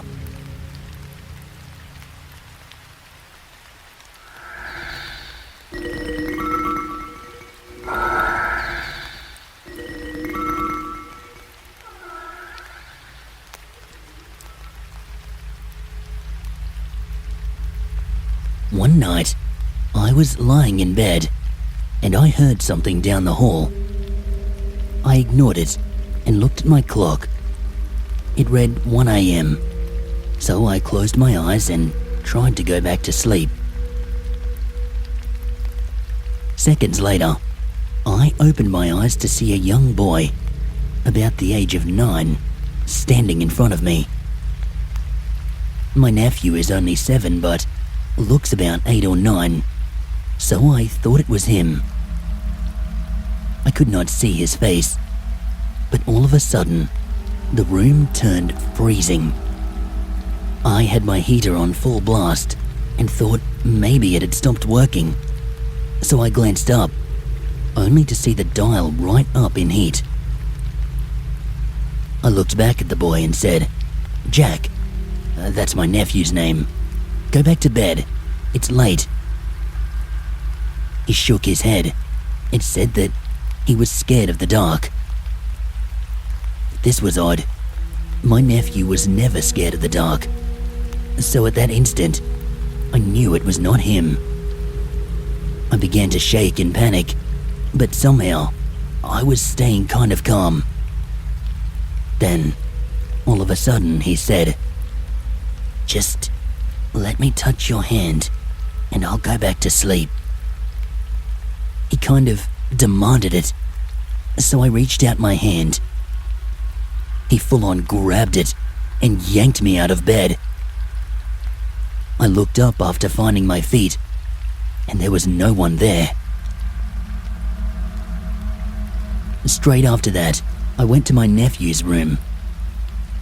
He was all tucked in, fast asleep. Plus, I had not heard any creaking from him going up the steps. I quickly rushed back to bed. The next morning, I told my sister. She said she was woken by something going bang in my room, and just as she was coming down the hall, she saw this shadow running into her room. Let me know what you think, and keep posted. I have more stories to tell.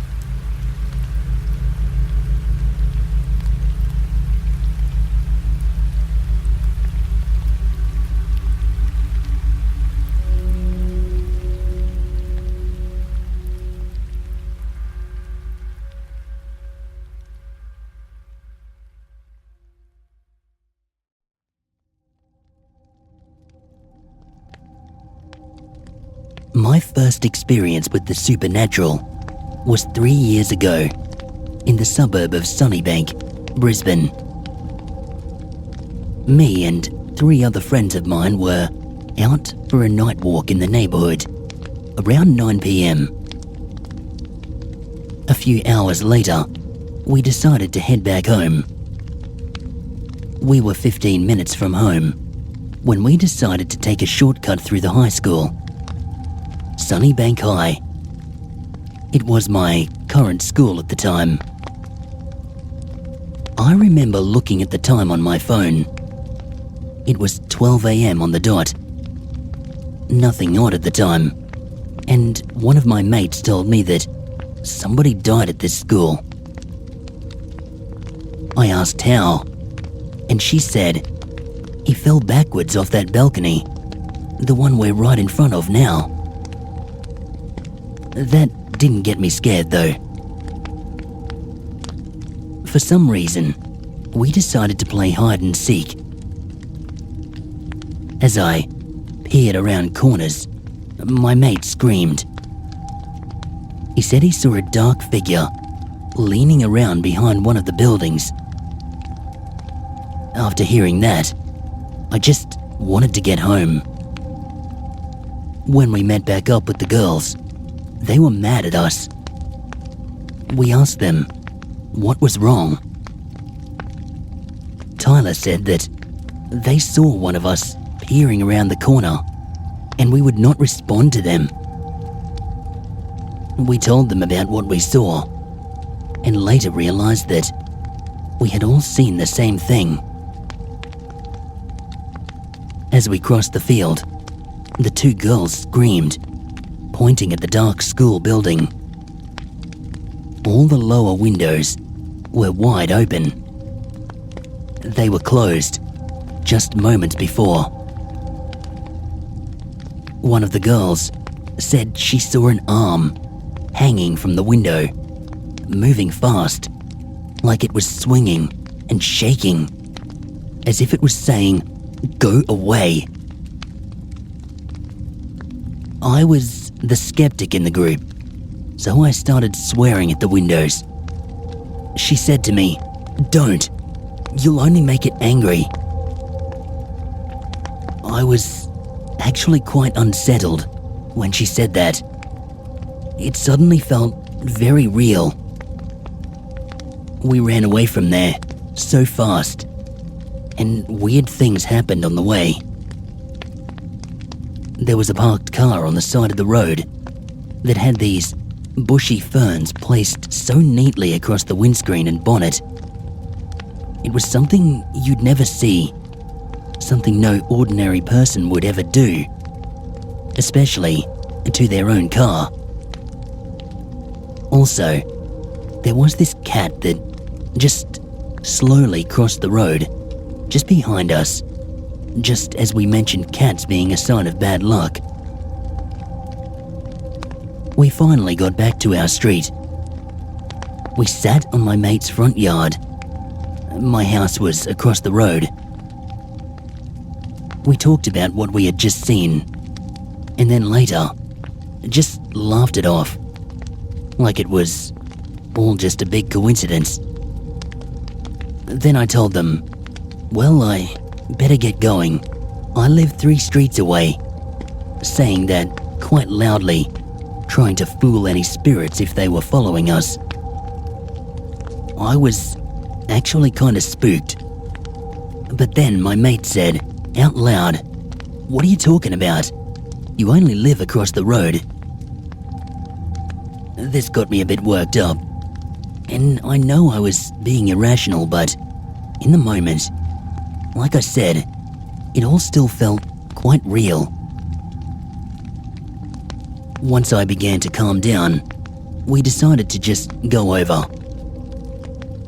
Just as we walked down my driveway, my security sensor light came on. My mate yelled out, "Look!" My heart just stopped. All doors on my dad's car were wide open. The main front door and sliding door, which we never opened, was wide open. So were the house windows. Nothing was opened halfway or quarter way. They were as far as they would go. I ran back across the road, and I ended up sleeping the night with the girls. I couldn't sleep. Every hour I looked across to my house, strange thing was, the security lights were still coming on, which usually turns off unless there's motion right in front of them. Something was standing there, waiting for me. Next morning, I went back and I asked everybody why they left everything open. They were just as shocked as me when they realized nothing was stolen and there were no signs of a break-in. That night, they slept in the living room, right next to the 2 front doors that were open, and they didn't hear anything. That's when I realized what happened. Only thing I could think of is that I was being taught a lesson about disrespecting spirits. This is the closest encounter I've ever had. Ever since then, I've never had any doubts about the supernatural.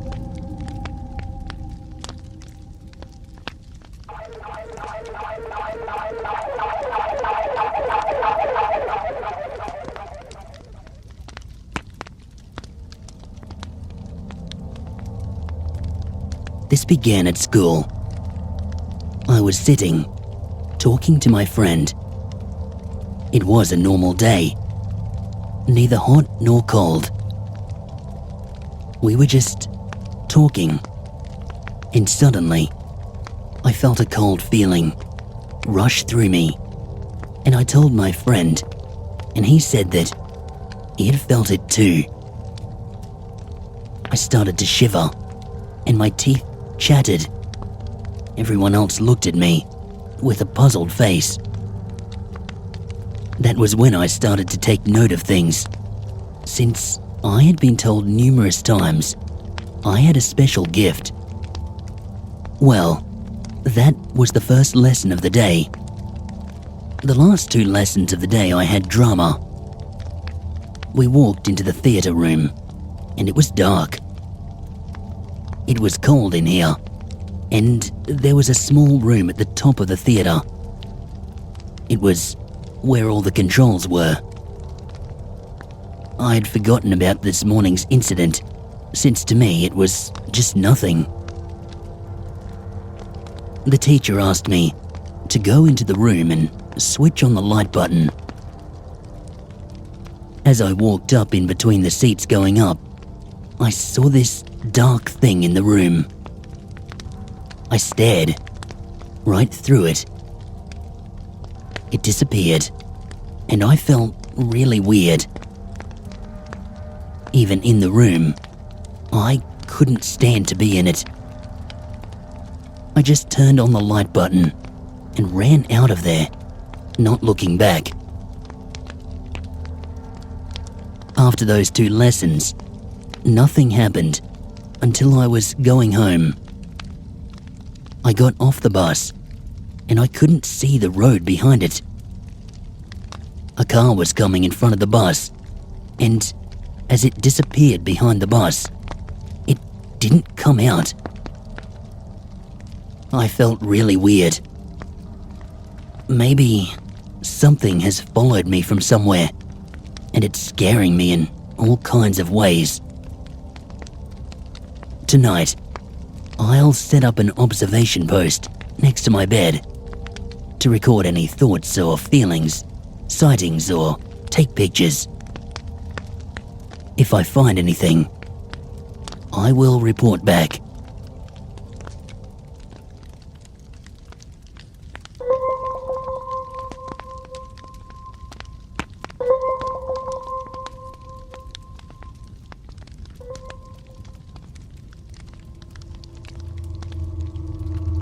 This happened to my sister about 1 year ago.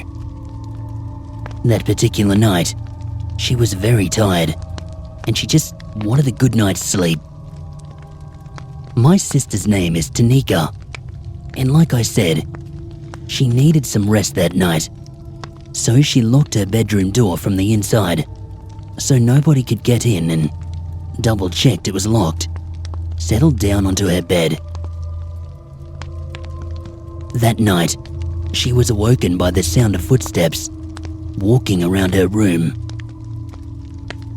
Being very scared by this, she just hid under her covers until the sound was gone.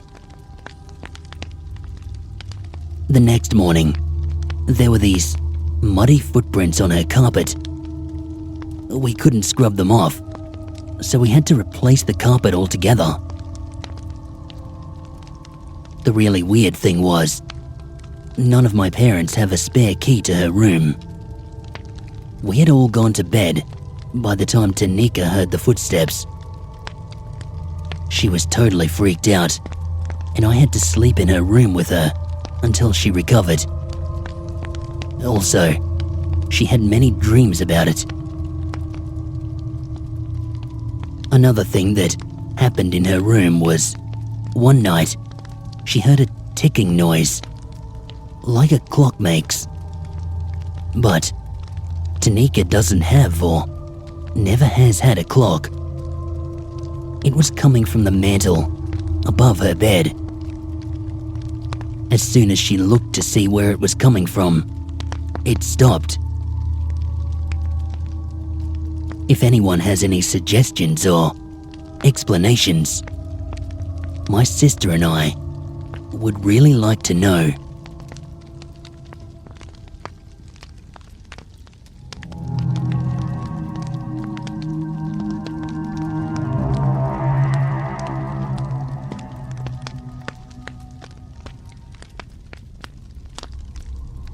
My story is related to my previous story, Weird Happenings at School.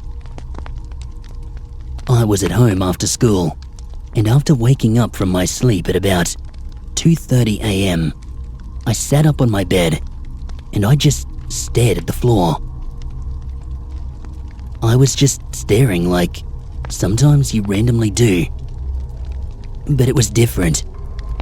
I couldn't stop, and I saw lots of flashing lights, and I heard lots of voices. I heard something, I think in a different language. Also, some English words. After that, I stood up and I walked to the toilet. I looked back down the hallway when I entered my room, and my dog was staring right at me and growling. I turned around, and just as I had fully faced the wall in front of my door, I saw this thin, oval-shaped white light, so bright that I had to blink. It was gone after I blinked, and I was left with this very strange feeling. I managed to get to sleep that night, with nothing further happening. And now, I'm just really puzzled. Well, I am thinking that this is maybe not a ghost or evil. I had a strong feeling this is some kind of angel, believe it or not.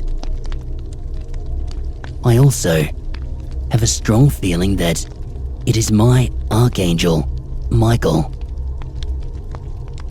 I wasn't really scared, but just shocked to the bone, and my heart was about to explode. I really would appreciate any input with what I've experienced. If anyone has any answers, any help would be appreciated.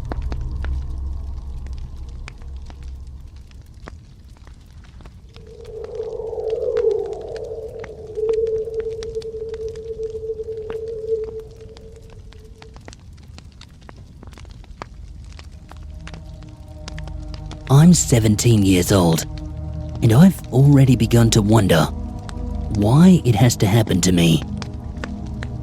On a Sunday, about 2 to 3 weeks ago, I smelled these church candles when they burn. And lately, I've been seeing demonic faces when I just shut my eyes so I can go to sleep. I'm currently living with my partner. I told her about the smell, but not about the faces, even though she doesn't believe in this stuff. I'm scared of what will happen if it gets worse. Stuff like this never happened to me before. The first time I got freaked out like this was when I was 10, when I saw my dead grandfather in the kitchen across my bedroom, when I was in one of the houses in Faulkner. Both my parents are dead, and I don't know who to turn to anymore. My girlfriend doesn't believe in ghosts and all that, but she's not exactly an atheist. Anyway, I keep wondering why this is happening to me. Sometimes I wonder, is this God's will to make me go through all this, to feel this way? I want this to stop, and I want it to go away. I'm scared of it. Sometimes I'm even scared of going to sleep because I don't want to see the faces of the demons that I see. Please help.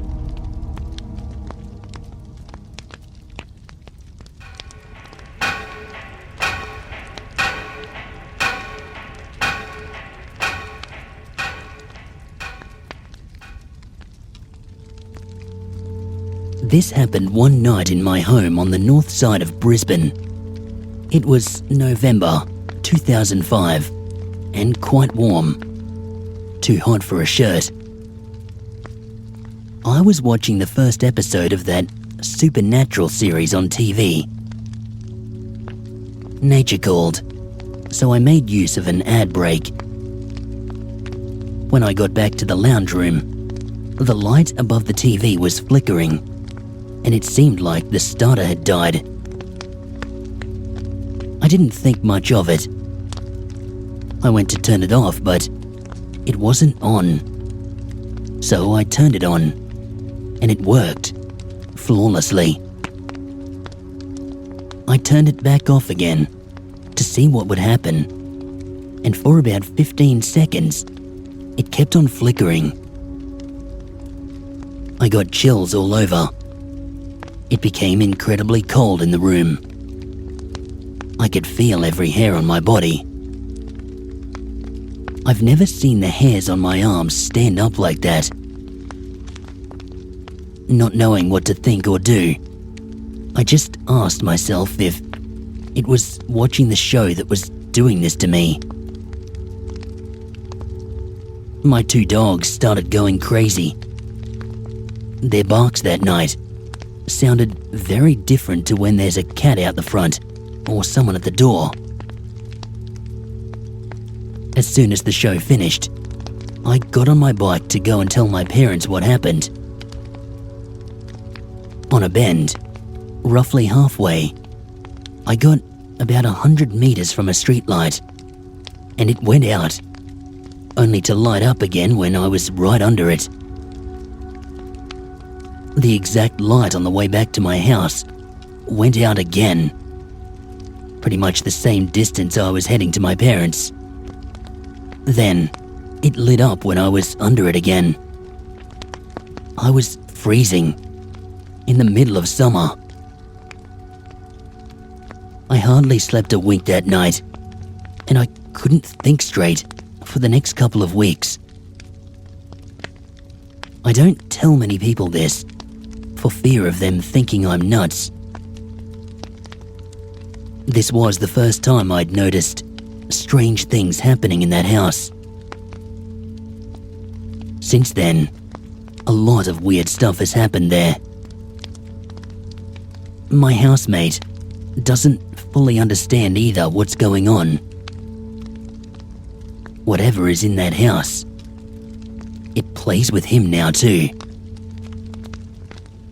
He's heard a woman's voice talking right behind him while he's in bed. While I was laying in bed, I have felt something crawl across my bed and sit on my gut. I could feel weight, but nothing was visible. I was wide awake at the time.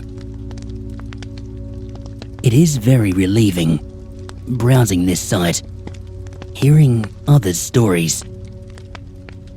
I was beginning to think I was downright crazy.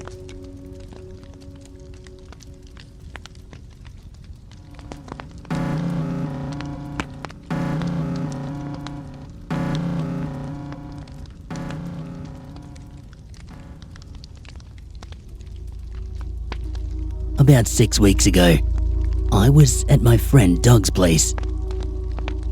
He was at work at the time, so we were just chilling there, waiting for him to come back. The girls had played on a Ouija board earlier and appeared rather shaken up. Seeing this, 2 friends and I somehow managed to talk the girls into participating again. We wanted to feel that buzz that they were feeling. We started to play, and we ranted out some chants before we continued. For about half an hour, one of my friends thought it was funny to screw it up by talking and pushing the glass around when he shouldn't. We still think that this was because he was actually scared of what might happen. But then again, that's the buzz. We kicked him off the board, and we started again. We all placed our fingers on the Ouija board and asked if anybody was there. After about 5 minutes, the glass slowly started to grind to yes. It finally highlighted the word yes, and slowly grinded back to the center. We then asked who he or she was. It started toward the word open, got there, then moved back towards the middle. We asked the same question 3 times after that, and at the conclusion, it spelled out the words, "Open you give." We were confused, and shortly after these questions, weird things began to happen. The computer started glitching in and out so fast that it was impossible. Also, a bowl on the table began to grind around very slowly on its own. Observing this, I started to feel the buzz. The girls, however, were getting scared, and they wanted to leave. They said that this didn't happen when they played. Now, the next bit is the part that scared me. Kylie, the friend of my mate, owns a dog. It's a foxy, so it's rather small, not capable of much damage. This dog is a very friendly dog. I have, in fact, never even seen it bark at anyone in less than a playful tone. His tail was always wagging. He was a happy boy. However, the dog was acting very unusual. It was pacing quickly up and down the hallway in the midst of what was happening. Then, all of a sudden, very quickly and very violently, it tried to attack Kylie's neck. He succeeded and then proceeded to pace again. At this point, I knew something was wrong. We all wanted to leave, so we asked if he or she would grant us permission to leave.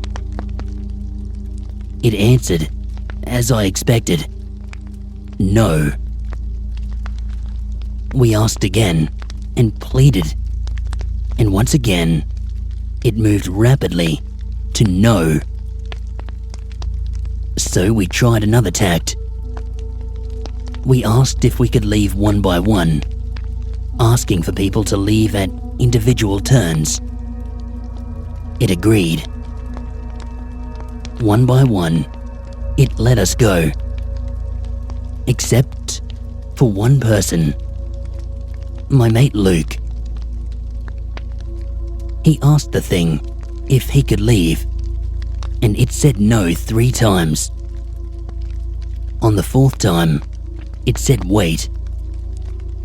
He asked a 5th time, and it very slowly grinded halfway to yes. There, it paused for 5 minutes, before eventually moving the rest of the way to yes. About 4 or 5 seconds after this, one of the girls screamed and said that there was something in my friend's traveling bus. It was dark, but you could still see something moving due to the streetlights shining through the windows on the other side of the bus. Everything that I had previously witnessed, of course I believed them, and we all stayed away from that bus. I could sense a very strong, uneven presence focused at me every time I looked at that thing. One of the girls, about 10 minutes after that, said that they saw something head into the reserve behind my friend's house very quickly. I have to cross that reserve to get home. It was about 12 a.m.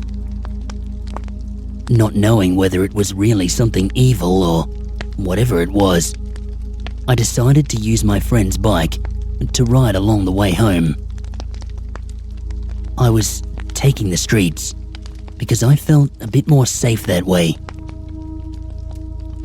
I still had a very scary, unsafe feeling, and I felt like something was definitely following me the entire way home. I was moving very quickly, as you could imagine. So, whatever I thought was following me would have had to really shift to keep up. I was very scared when I got home, and I went to bed with the light on. I still felt this uneven presence. After this, when I drifted off to sleep, I slowly felt the presence lift, and I was able to fall asleep. The next morning, the weird shit began to happen. I woke up to get ready for school, and the radio flicked itself on. It cycled rapidly between stations, and loudly and clearly I heard, "Do you feel like something evil is about to happen to you?" Well, it just might. Then nothing. Just static.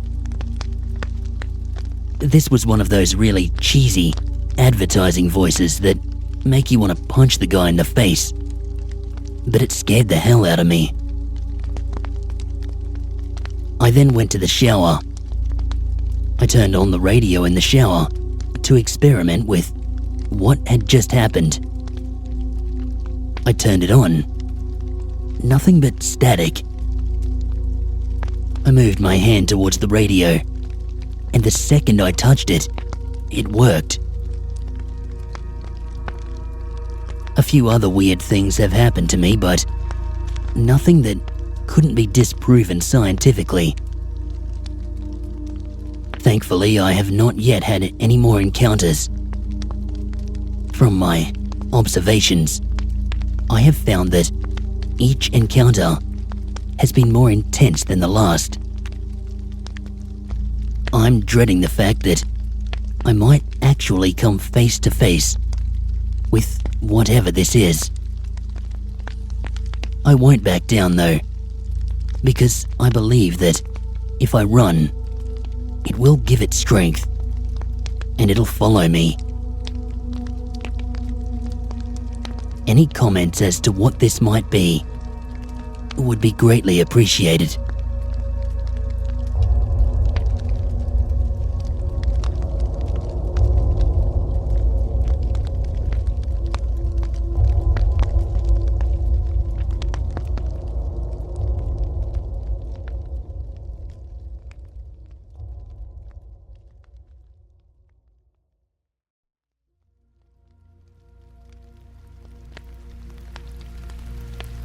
This morning, I awoke at around 7:30 to find my bed trembling slightly.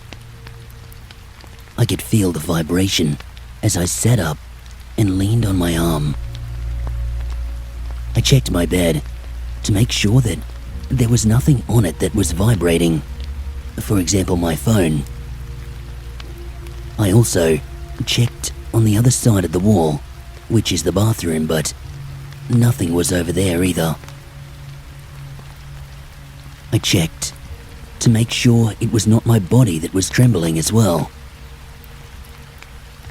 The vibrating stopped about 5 minutes after it had started, and I was really freaked out, as I had just woken from a recurring dream that I keep on having. In the dream, I am walking down a long, dirt path lined with graves in what appears to be the middle of the night.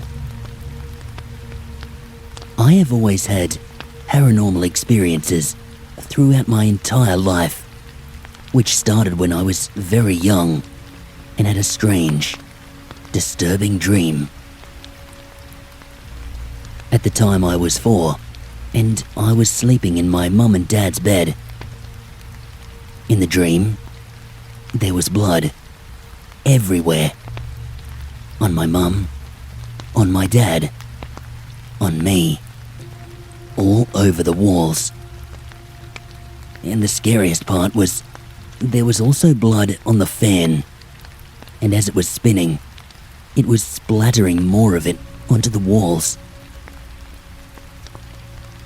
To this day, I cannot stand the sounds of ceiling fans, and I still do not know what triggered this dream, or all the strange occurrences that followed it.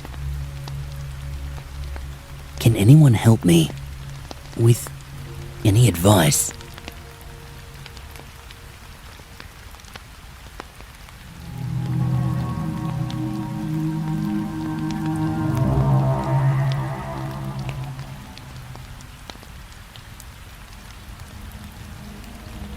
This encounter seems to contain a very similar, or even perhaps the same, large orb figure thing that I saw in my other story, Something in the Hallway. Before I get into details, I'll explain to you how my room is. When you walk in, ahead of you is a window. To the right is my bed, and to the far left is my computer. Outside my room, if you turn straight away, that's the bathroom. Ahead from my room in the hallway is my mum's room, and to the left is the doorway that leads to the rest of the house. The other night, I was sitting on my computer chair, listening to music and just chatting on MSN on the computer. I turned my chair around, as it is a proper computer chair, and it was facing towards my doorway, so I could get up and walk to the kitchen to get a drink.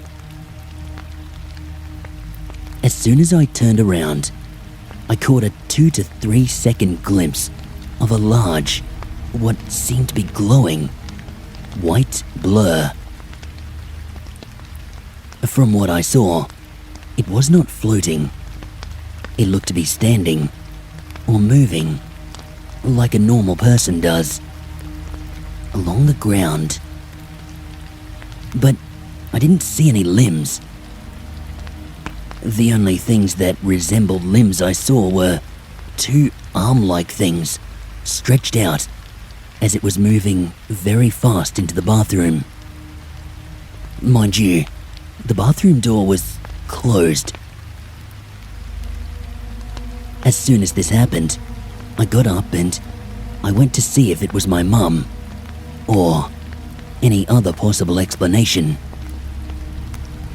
She was in the kitchen, and it could not have been her, as she was in her work uniform, which is a royal blue top and black skirt.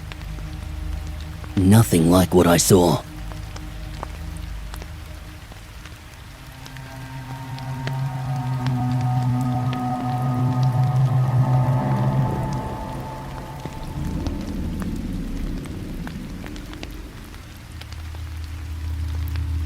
My experience occurred last Sunday night.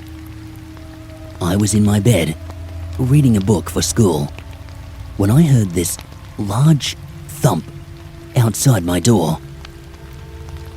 First, I thought it was my little brother playing a joke, so I opened my door.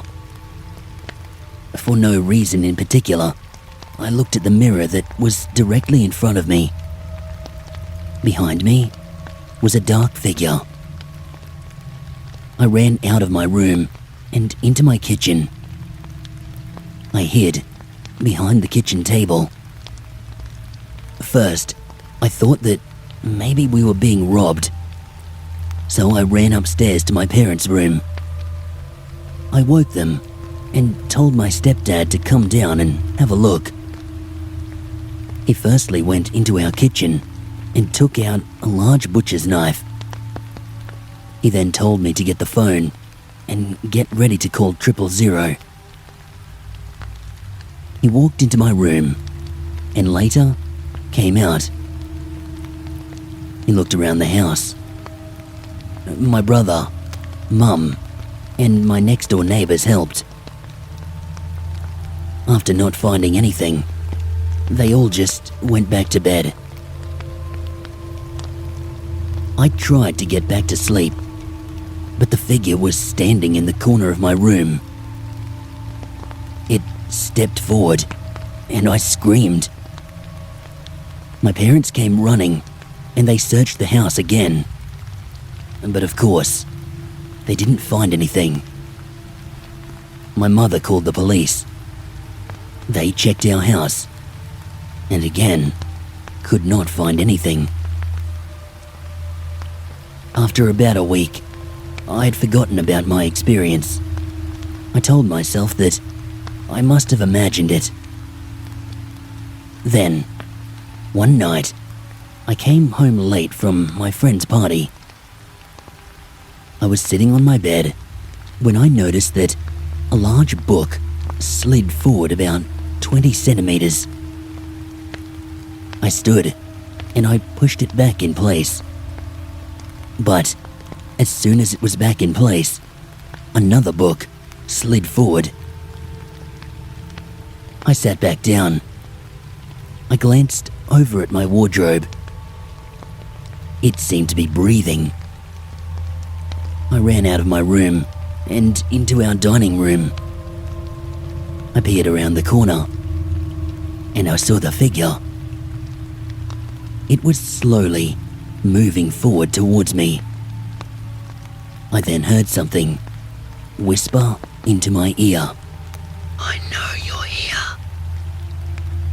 Again I screamed and I ran into the bathroom. I locked the door and I turned on the tap. I splashed water on my face, trying my best to calm myself. I looked back up at the mirror, and it was there, standing over me. I ran into my brother's room, and I climbed into bed with him. I fell asleep after about 5 hours watching the door, waiting for that figure to appear. I am still troubled by this dark figure and many other occurrences, including things moving inexplicably, voices whispering in my ear, and staring in spots. I need help. If you have any answers, please comment. I am very scared.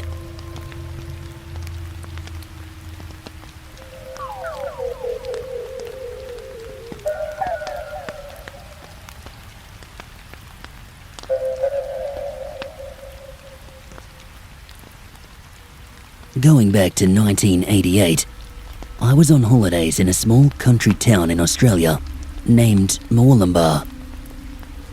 I was up from Sydney, where I was working. Actually, in a haunted department store. And I promise, I will write that one out too. I was up there visiting my parents. We went out to do some Christmas do, and we came home a bit latish that night. Christmas Eve, 1988. I went straight to bed. I was buggered, and I dozed right off. It was around 1 a.m. when I was rudely awoken by someone whacking me hard on the left ankle. I sat up, frowning, and this man, dressed in a tartan suit and wearing a tartan hat with the pom-pom on it. He looked really pissed off about something. He was leaning on a stick, but I could not make out his features. I remember he had grey hair. That's about all I remember of him. Except he was pointing at something. I watched him then turn and walk through the door. I wasn't quite freaked out or anything. I just kinda shrugged and went back to sleep. The tired mind is a strange thing. I told my mum about it the next day. She sat me down and said she kept seeing a little old woman standing at the bottom of her bed, holding a pillow in her hands, ready to smother her. I also saw shades of someone walking down the hall. And yet, when I go to investigate, there is never anyone there.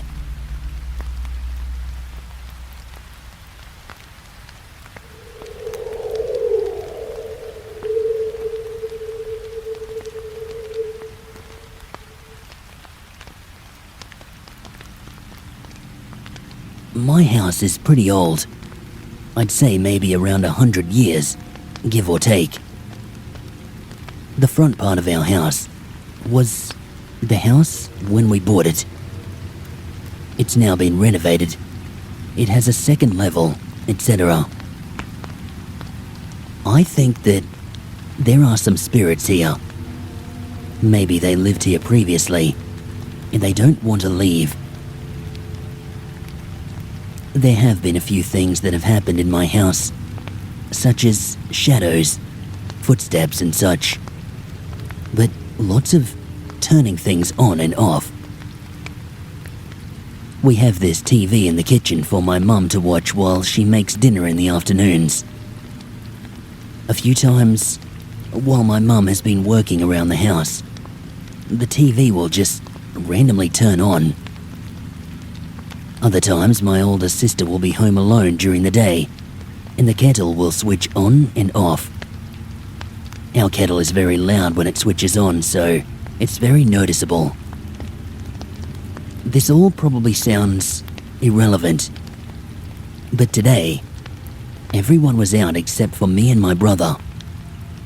It's a pretty hot day, middle of summer in Australia.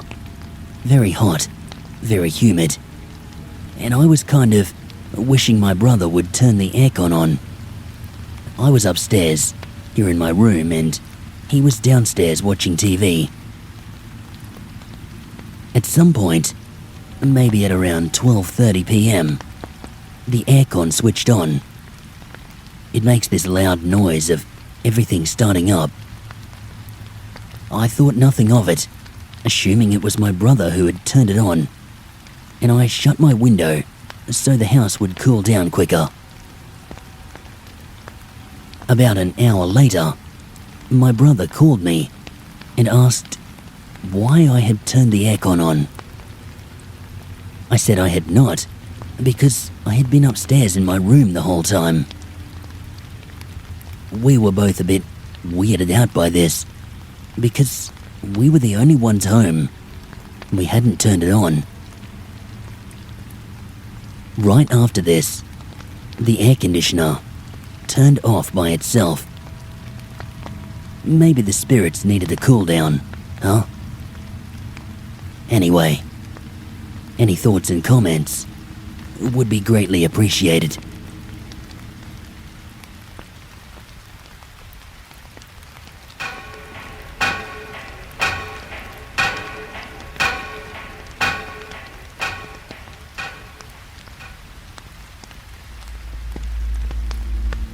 On the 1st of November, we had a 21st birthday party for my sister. I had my friend over, and we were watching the soccer, Mariners vs Sydney FC, in the living room. If you read my story, Ghosts Need a Cool Down, it'll give you a description of my house. This was in the new part of my house, and we felt cold chills. Not icy freezing cold, just a sort of coldness every now and again. Now, we had been reading some stories on this website, so we were a bit more aware of everything going on around us. Whether this has caused us to imagine things or not, I don't really know. Later, we were standing in the kitchen, in the new part of the house, and I said, I just felt something touch my legs. My friend looked a bit worried and said that she had too. Normally, I would just assume that I had imagined things. But then, when we were looking through pictures of the party the day after, we saw some orbs showing up. I know, some may not take this as evidence of spirits and may be confused for bugs or dust or light, which, admittedly, some of these were. But a lot of them, they were orbs. Well, what I believe to be anyway. I was told somewhere that they may have rings inside of them, and many in these pictures did. After seeing these pictures, I thought that I might not have been imagining the cold feeling, or the things touching us after all. Just a note, I didn't feel like these spirits were evil, just like they wanted to be known. I consider myself very lucky that that is all they wanted to do.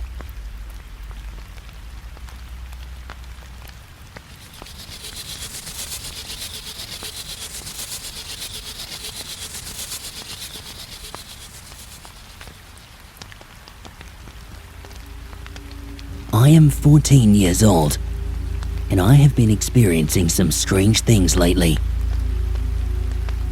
About 3 months ago, I decided to sleep at the opposite end of my bed where I usually sleep.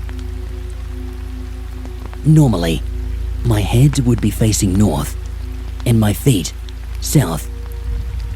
But this time, my feet were facing north, and my head south. That is where the painful experiences began. I woke up in the middle of the night, and I could not move. I tried to open my eyes, but I couldn't. I could only struggle to move my eyelids. I couldn't completely open them. Did I mention that my new dog was sleeping next to me on my bed?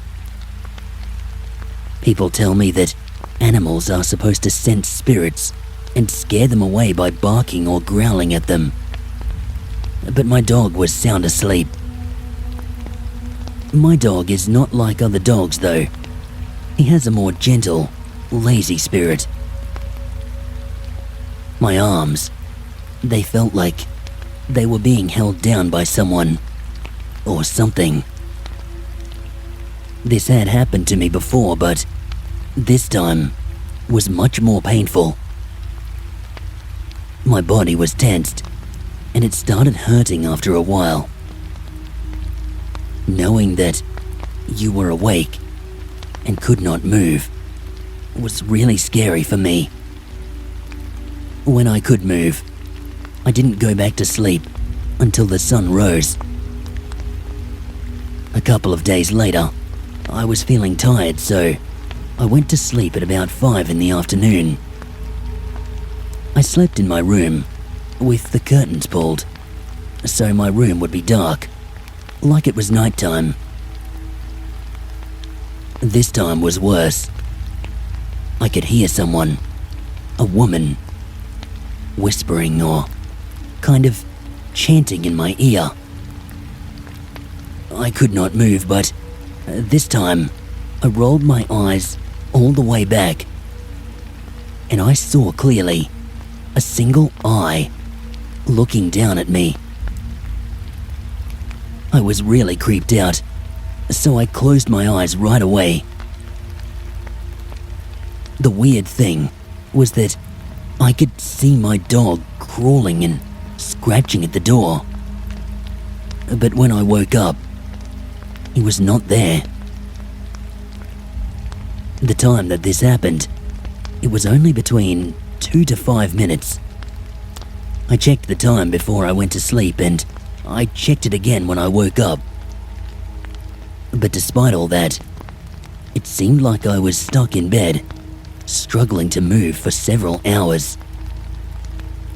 And now, just 10 minutes ago, it happened again. But this one was also painful. I was starting to doze off. Suddenly, the air got colder. I thought it was just the cold weather. Then, my forehead had an itch, or it felt like it was being meddled with. So I just scratched it. When I went to sleep, everything was fine until I woke up. Again, it felt like someone was holding me down, keeping me from moving. But this time, it was in my living room. Most Asians have a tradition to put a chapel in the living room, with pictures of Buddha and monks to keep evil spirits away.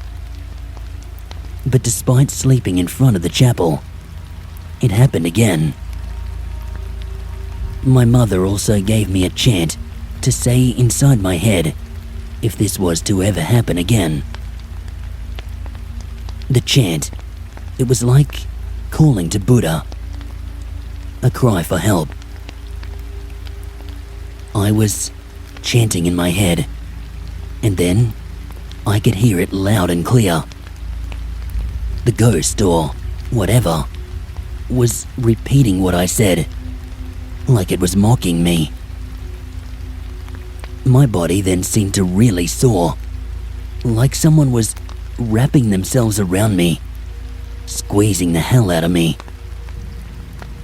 I looked back again, and I saw a dark figure. Again, I got scared and closed my eyes.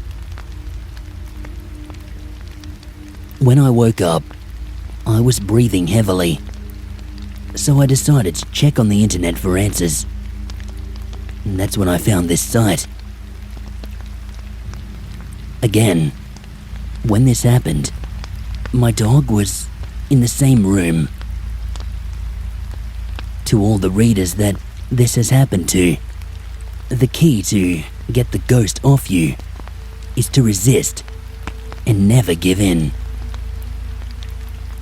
People from the last generations tell me that they either want to take over your body or just mess around with you. If you give in, you will be possessed.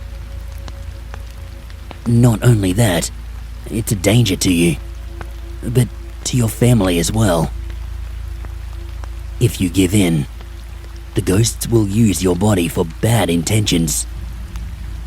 It will harm your body, or even worse, it will make you do things to your family that cannot even be spoken of. Remember to resist. And readers, please help me with your kind words. I hate the feeling of being attacked by a ghost. Please give me advice. Help me find a way to get rid of my problems. My family and friends won't. They just laugh. Thank you for reading my story. And I would like to say that this is no joke. Sometimes I wish it was. Again, thank you for reading.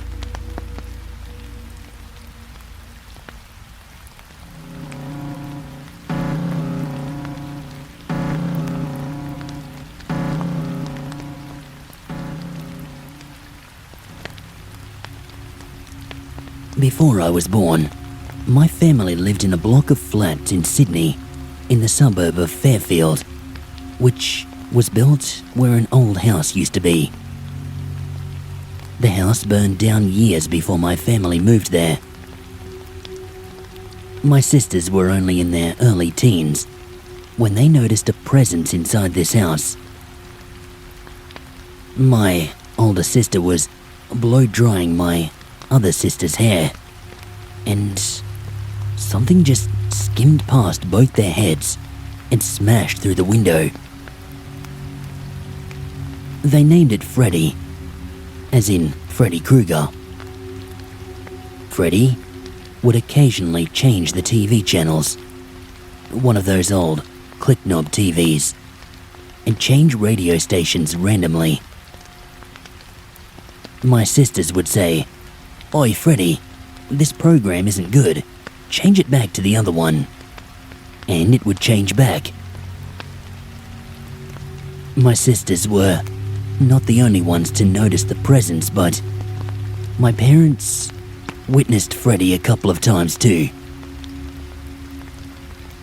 This next incident happened in front of my whole family when I was an 18-month-old baby. My parents are Turkish. We had gone on a holiday over to Turkey to visit some relatives.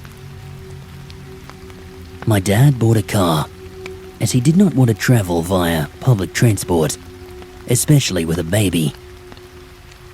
We had gone to my uncle's and had just left on our way to somewhere else. As we were driving through the Gallipoli Peninsula, back then there were no houses, just bushland everywhere, with a couple of scattered seaside villages.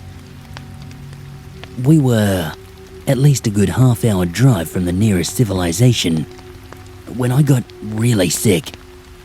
High fever, seizures, fainting. My dad pulled over the car to check on me when all of a sudden, this young man in his early 20s, wearing black jeans, black denim jacket, and piercing blue eyes, came up and told my dad to jump in the back with me.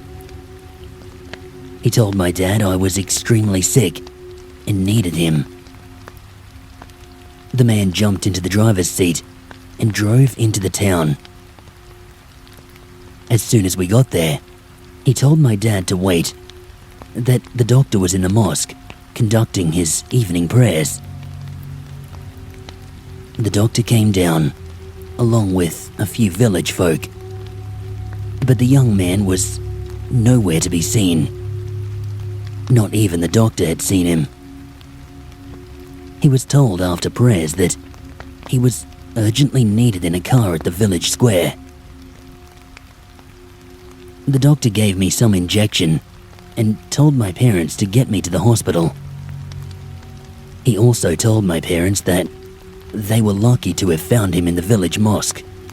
Otherwise, if they were 10 minutes late, well, I wouldn't be here to tell you this story. Now, the first part of this story is fine. However, until this day, I have always wondered what happened that night in Gallipoli Peninsula. My family doesn't know what to make of it. My mum and dad believed it might have been the spirit of a soldier, one who died during the Gallipoli campaign in World War I. In Islam, we believe that soldiers who die in battle do not really die. Instead, their spirit remains on this earth to help people in times of need. My sisters think that it may have been a guardian angel, or possibly some random walking past. But it was dusk when it happened. How on earth would he know that the baby in that car was sick and nearing death?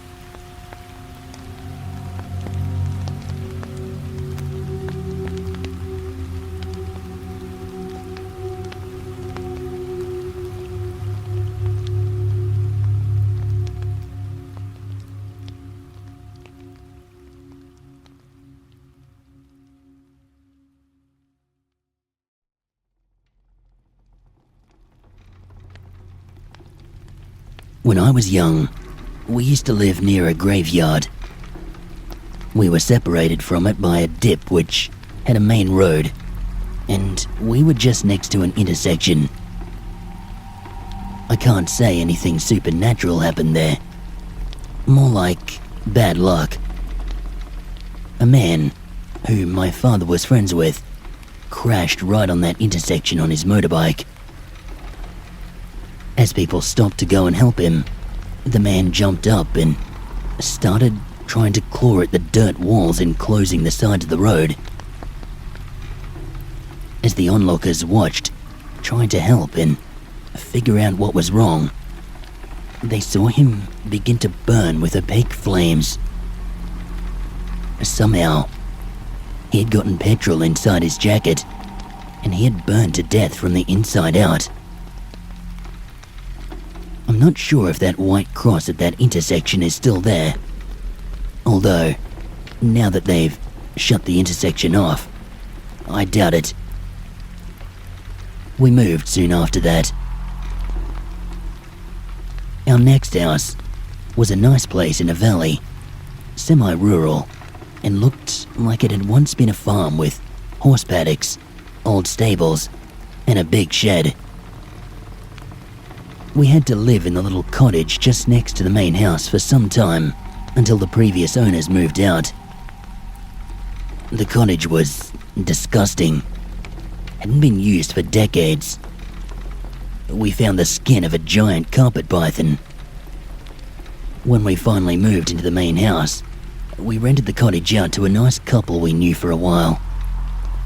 They'd lost a baby and had buried her in the cemetery we used to live opposite to. It was during this brief time that we found out a man had been creeping into our back garden several times a week at night. Eventually, the police tracked him down and found that he'd been using our garden to hide in, to be able to stalk the woman of the couple. It was after the renovations we began later that the slightly strange things began to happen. We had not quite realized how old the house was until we found a window within the inside of the walls of the bathroom. We guessed that perhaps the foundations of the house had been laid down at least since the early 1900s. Now, my new room was annoying. On top of the fact that my mum and dad decided I would have no privacy and got French doors installed in my room so you could see through the wide hallway and into the living room. The wide hallway didn't go very far. It just went to a dead end because my parents wanted to eventually build a second level, install some stairs there. My room was the coldest in the house. However, being in a valley, it used to get very chilly. But my mother would always marvel at how my room would never heat up. I felt it had something to do with the cold spot. If you sat on my bed, which faced the doorway, the area was in the upper right-hand corner. I found it weird because of all the spots to creep me out, except for my current house. I have always had the room with the ceiling hole right above my bed. This corner, however, always felt to me as though there was a spider in its web, watching me. It was unnerving. Our place also came with a windmill. It stood in the front yard, serving very little purpose, except to make this horrible click, clack, clack sound all the time. My father was annoyed by it too, so he got some rope and tied it up tightly. It never made a sound, that is, in the day at least. It was only during the night you'd hear it start to go clack, clack, clack again, even when there was no wind. One night I was up reading a book. Then, something made me look up to the doors that let me see out to the hallway, I wasn't sure for a few seconds because nothing happened. But then, a woman ran past, dressed up in some Victorian-era get-up. She was followed by a man in mining gear. They both seemed to be laughing. I blinked my eyes, wondering what just happened. I still don't know. But it wasn't until after that I got my mum to place some curtains over the glass.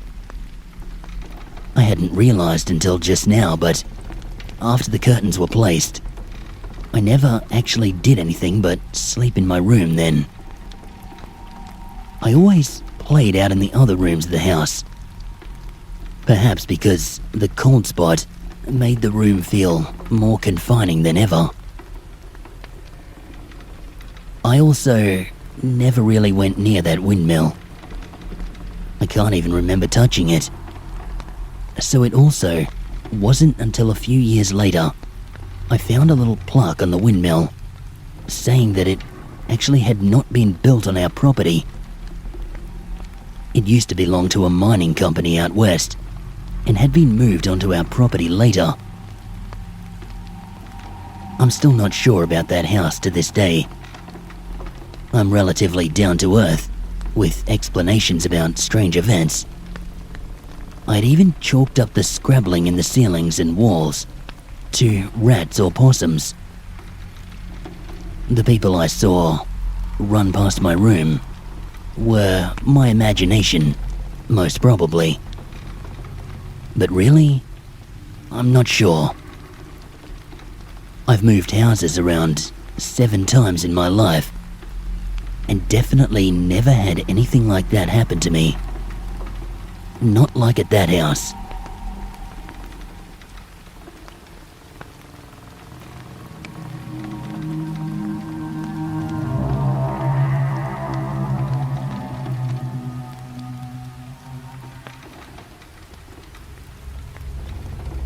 Nothing happened to me over the past months until January 10th.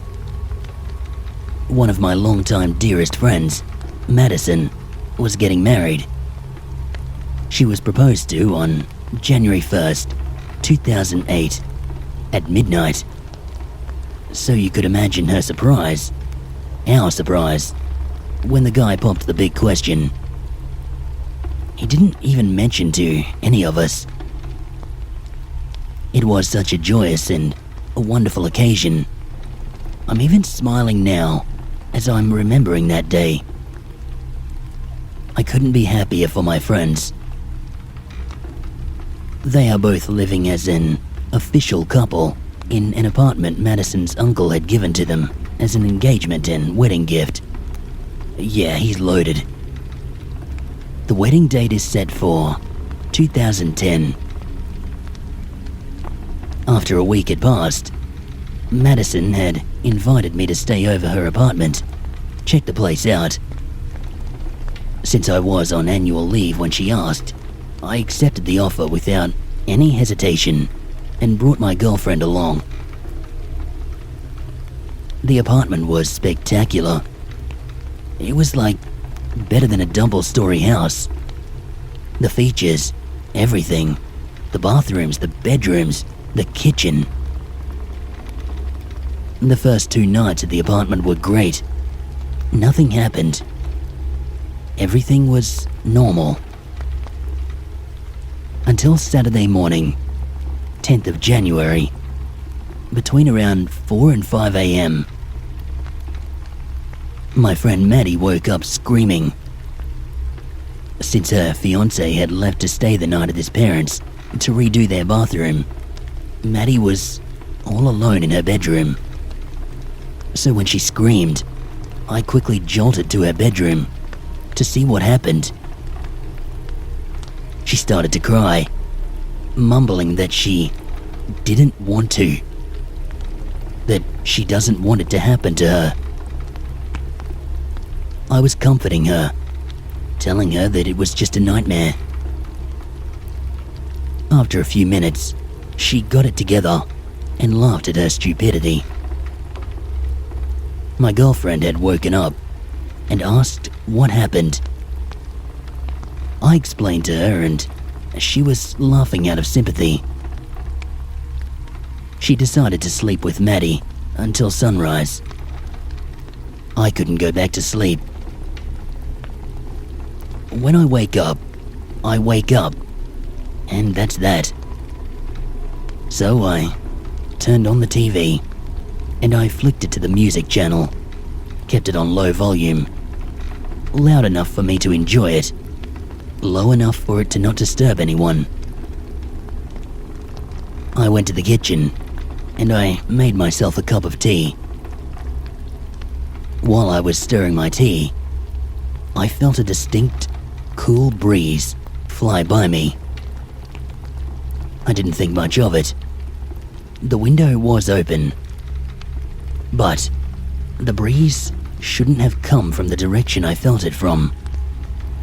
But I didn't really care, and I wasn't thinking that at the time. I went back to the lounge and the TV had changed channels. I found that odd and went to Maddie's room, as I thought my girlfriend must have woken up. I changed the channel and went to the bathroom. But as I opened the bedroom door, both of them were sound asleep. I scratched my head and I came to the conclusion that when I had gotten up, I must have changed the channel without realizing. An hour had passed and everything was normal, until I saw something, or someone, move across the balcony. I got off the couch and I went into attack mode. I was stepping back as I thought that maybe we were going to have an intruder.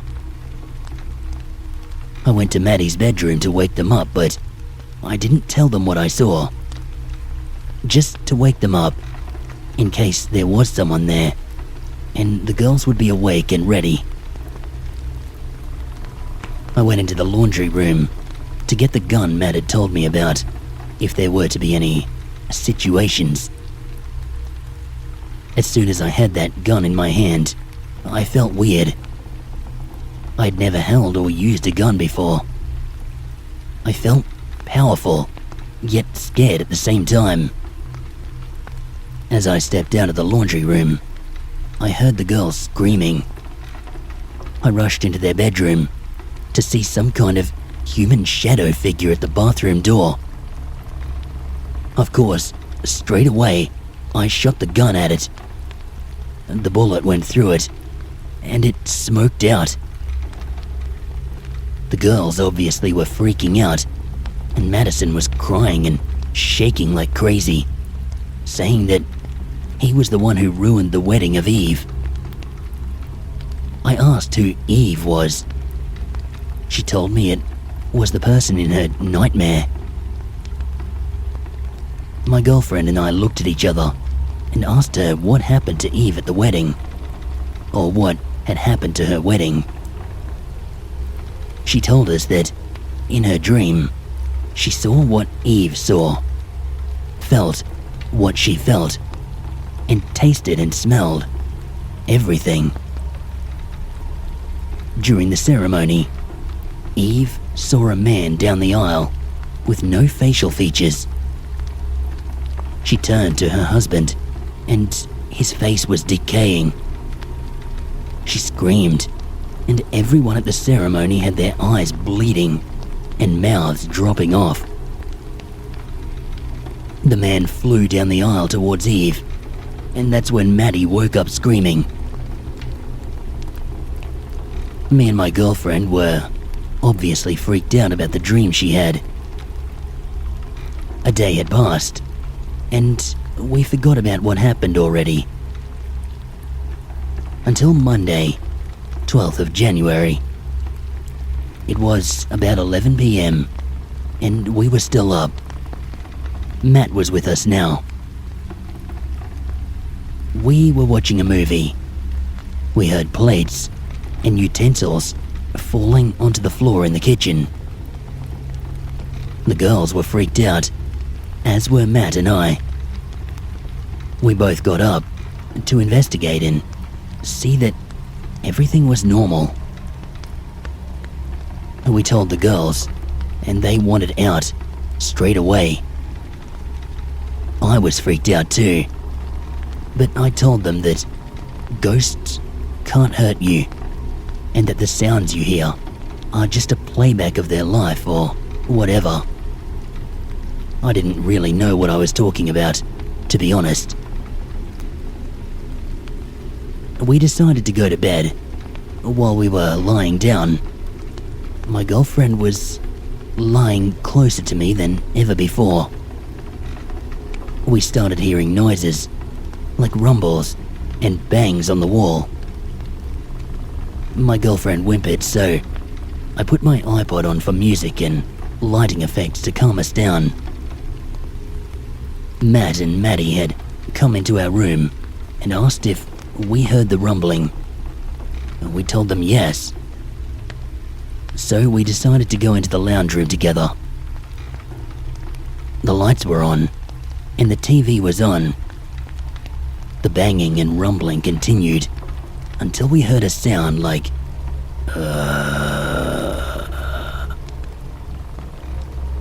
My girlfriend screamed. She called out to whatever it was to leave us alone.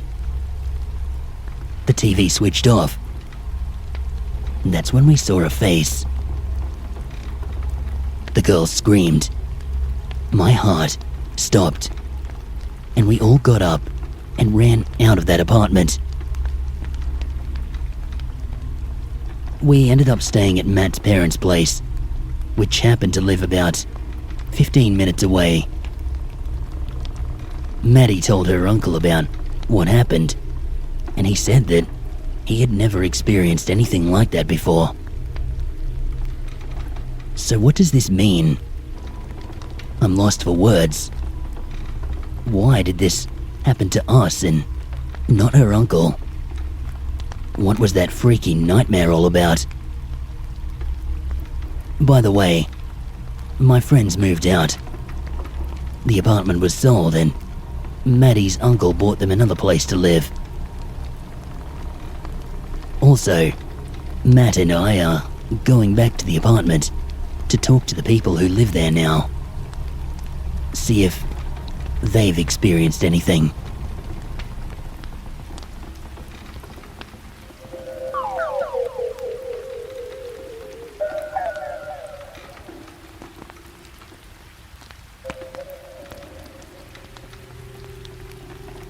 My story begins while I was at my home in Australia.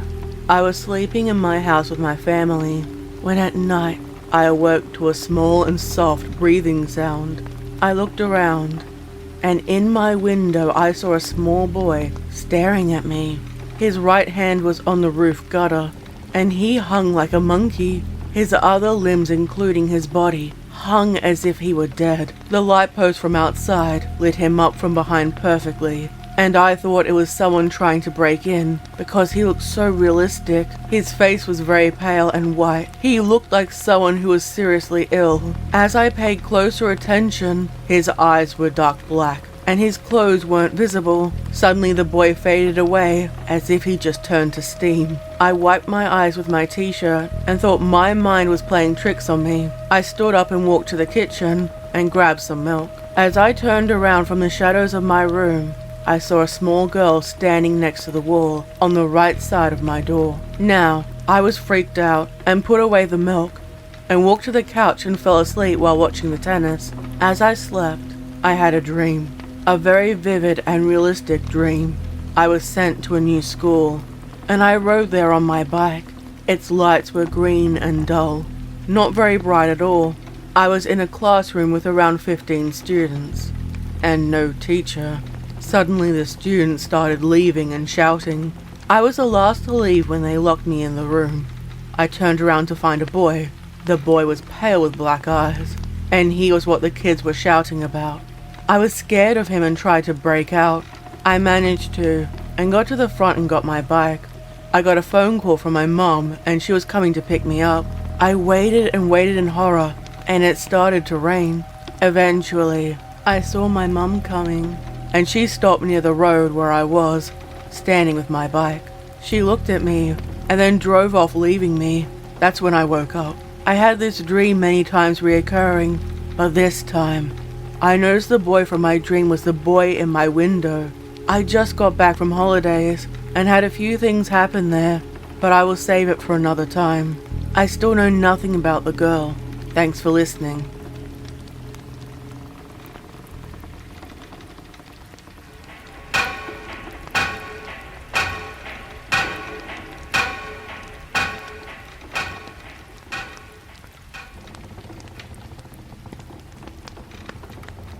I haven't experienced anything for so long now.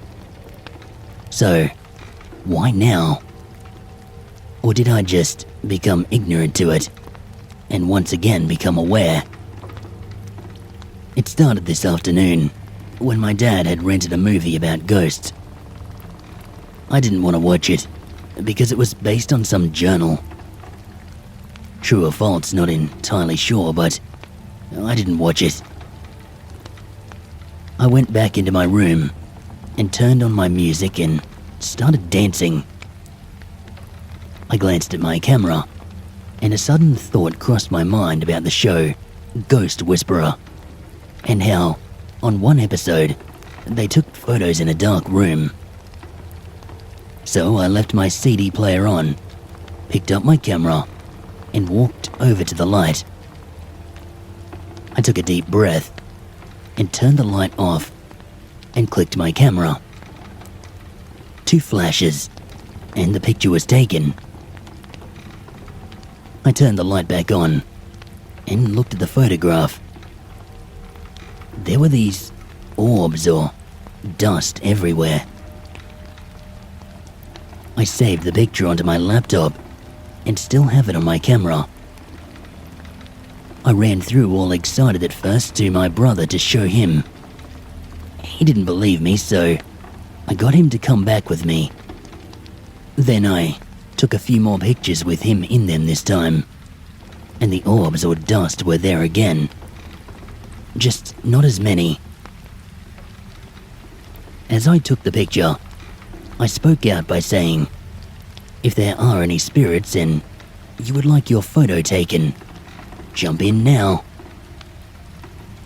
I was so excited that I might have caught them on camera. There were a few different ones. 3 of them were like a white fading on the end as if they were moving, and the rest were see-through, plasmic looking things. So honestly, I'm not totally sure if it's anything.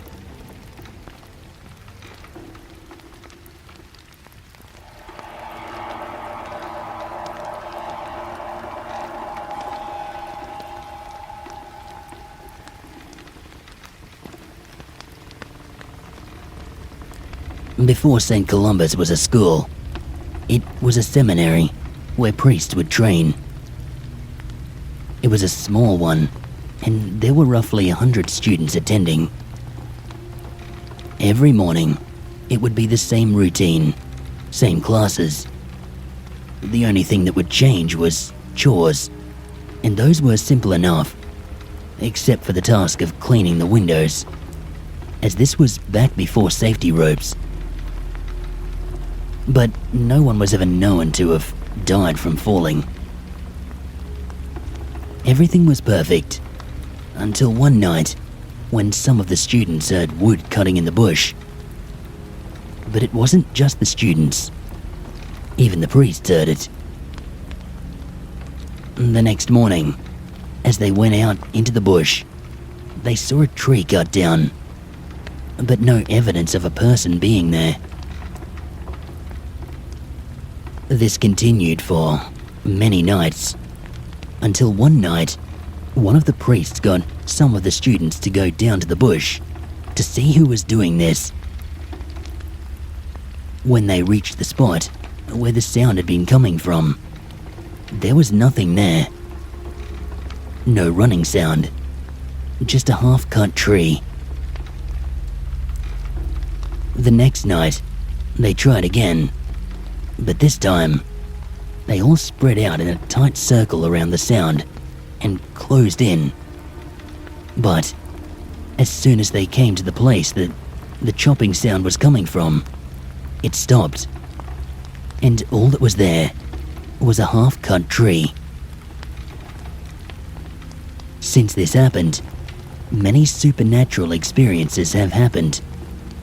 One that made the nun principal never sleep there again. I will try to write all these out in the future.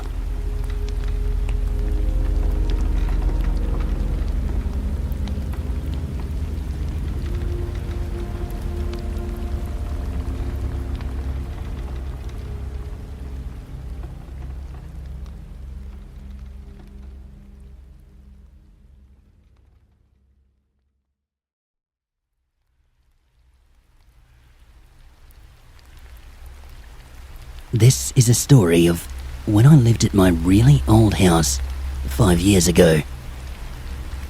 It was built in 1900. It was 3 o'clock. I was lying in bed one night, doing my homework, when I heard 3 really loud knocks on my door. I got up to have a look. I opened the door, and nobody was there. I only have one brother, and he does not live with me. I got up and slowly walked around the house. I came into the kitchen and opened up the fridge door, pulled out an apple and shut the fridge. And I swear to God, I saw that little girl standing behind the door. I screamed and jumped back. The little girl had disappeared right before my eyes. On the floor where she stood lay a golden bell. I picked it up and ran back to my room, locking the door behind me. I heard nothing for about 2 days, until this whole situation began again. But this time, I would find drawings or hair ribbons. I had begun having a really crazy dream. I was sitting in our lounge, except it was furnished very differently. The little girl was sitting in the corner of the room, crying. But suddenly, she just stops and slowly looks up. I can see, as she gazes towards me, that she has a cut along her cheek. Her dress has been ripped, and a voice inside my head told me that there had been some kind of foul play. Crash. Always a crash. And a man wielding a knife would appear. He would scream. He would raise his kitchen knife. He would then advance closer towards the girl, swinging his knife down. I would wake up, sweating, and that little girl would be right there at my bedroom door. She would disappear as soon as I stood up. I really didn't know what to do. I told my mum about what was happening and she just said I was joking around. Yeah, right, she told me. To tell you the truth, I strongly feel this ties in with my previous experience, titled My Dark Figure. I still see them both, and have the dreams at least every other night. I suspect that the dark figure is that man in my dream. I occasionally find a ribbon or a picture around the house. Am I imagining this? Or am I really seeing spirits that cannot cross over? I need any advice that people may be able to offer. Please help me.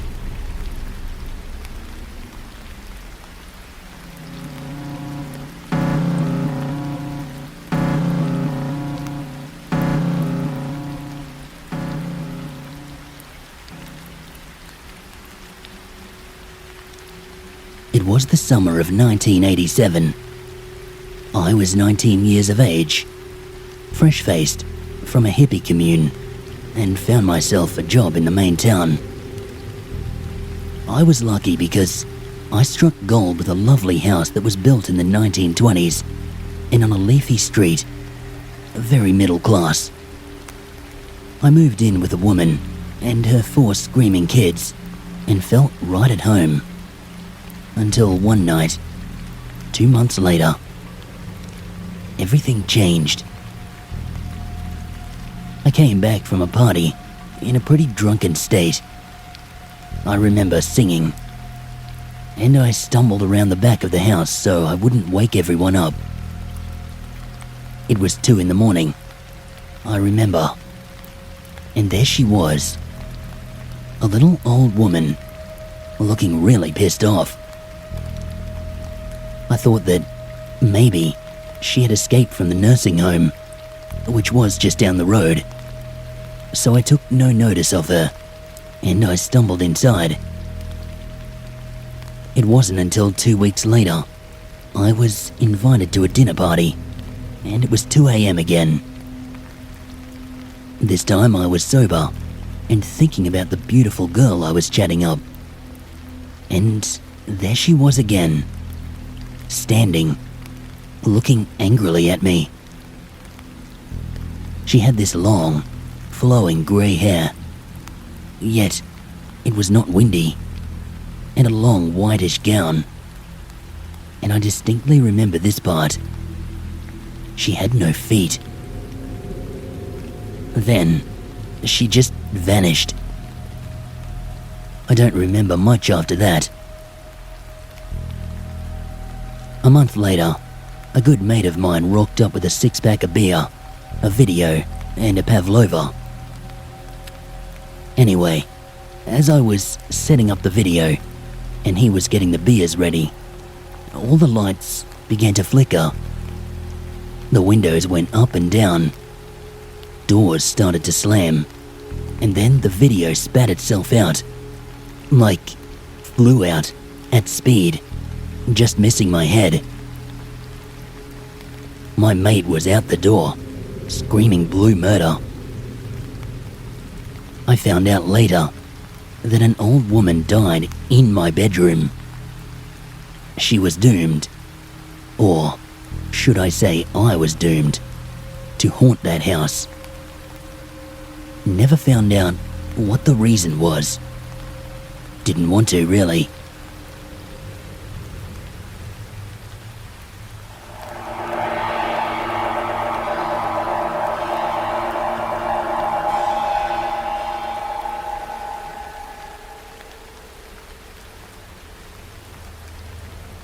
This took place not long after the little old lady incident. I headed down to Sydney, where I got a great job as a clerk in a big, flashy department store. Name withheld. It was an old building, built in the mid-1800s. Now, where my office was located was away from everyone else, in this small, poky little office, no bigger than, say, a bathroom. Above the office were empty offices. I'll get to those soon. And a room across away from my office that had the fax machine, photocopier, and a storage room. My workmate had the week off, so I had the room to myself. Already, barely 1 week in the job, something strange happened. First off, I kept seeing this man in a grey boiler suit, watching me from the corner of my eye. Each time I would turn around, this man was gone. I didn't take much notice of that. But then, stuff would disappear, and I would hear these voices in the empty rooms. This was in my first week, and I wasn't going to tell anyone, just in case they thought I was a loony. I would also hear a phone ring, an old telephone bell, or people walking up and down the hall. And yet, there would be no one there. I finally worked up the courage and told Linda, the chick I was working with, and she looked at me and said, "You heard that too?" So, thank God I wasn't the only one. I've been seeing that man for ages, just standing there, hands in pockets. I've seen him for so long that he's become part of the furniture, so to speak. Then, I would smell cigarettes, yet no one was allowed to smoke in this area. I would smell perfume I didn't recognize. I would hear whispering right next to me.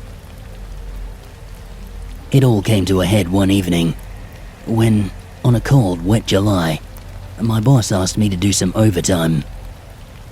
Cool, I thought. Extra cash. So I nodded and said, sure, why not? Got nothing else to do. I did the usual boring rubbish. Typing this, typing that, blah blah blah. It was roughly 9 p.m, and I decided to take a break. I decided to go upstairs to check out the old, empty offices.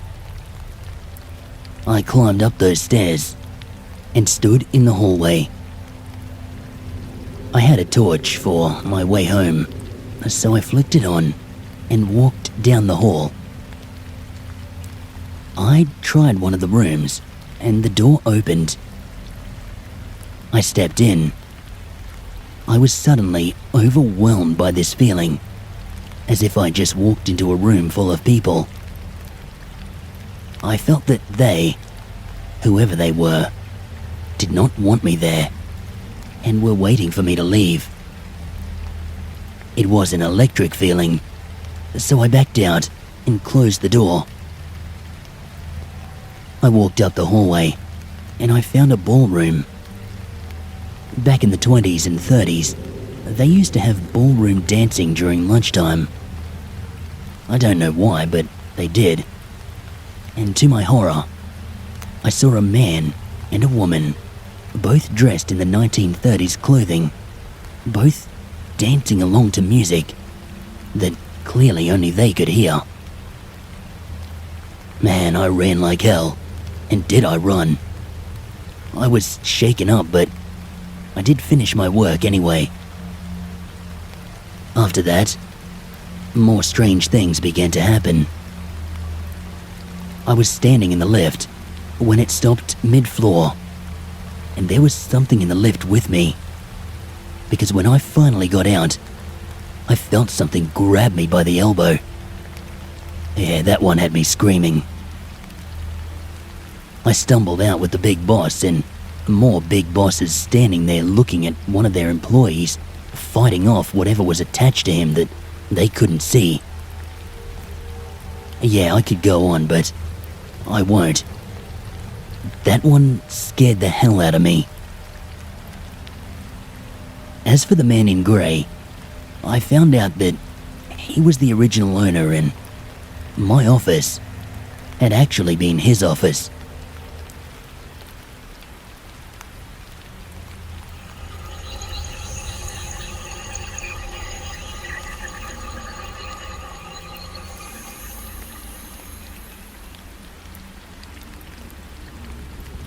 This is the dumbest thing I've ever participated in.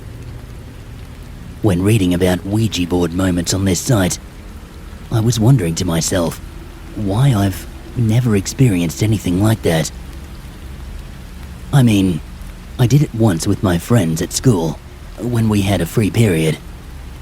But it was one of those crappy ones, made out of cardboard and looks like something you'd buy from a cheap magic store. Anyway, when bringing it up, my friend, who is kind of an expert in paranormal stuff, stated that when we did it, we were kidding around. None of us truly believed in it. So my friend got 5 white candles, and I asked him what he was doing. He said, "We're going to communicate with some spirits." I felt a bit scared and asked him if it was a good idea, due to the stories I've read here. He said it was fine, as long as the candles are all lit. The spirit would be trapped in the circle. It was kind of like a barrier. I have no idea where he got his info from. He then called our other 3 friends who were playing Street Fighter 4 downstairs to come up and join. Daniel, the paranormal expert, set up the candles in the form of a star. He lit them up and told us to sit outside of it, but in between the candles, and he placed the Ouija board in the middle. One of my friends was laughing. We sat and we started asking questions. My friend, who was laughing before, burst out in laughter and asked, "Is your ectoplasm your jizz?"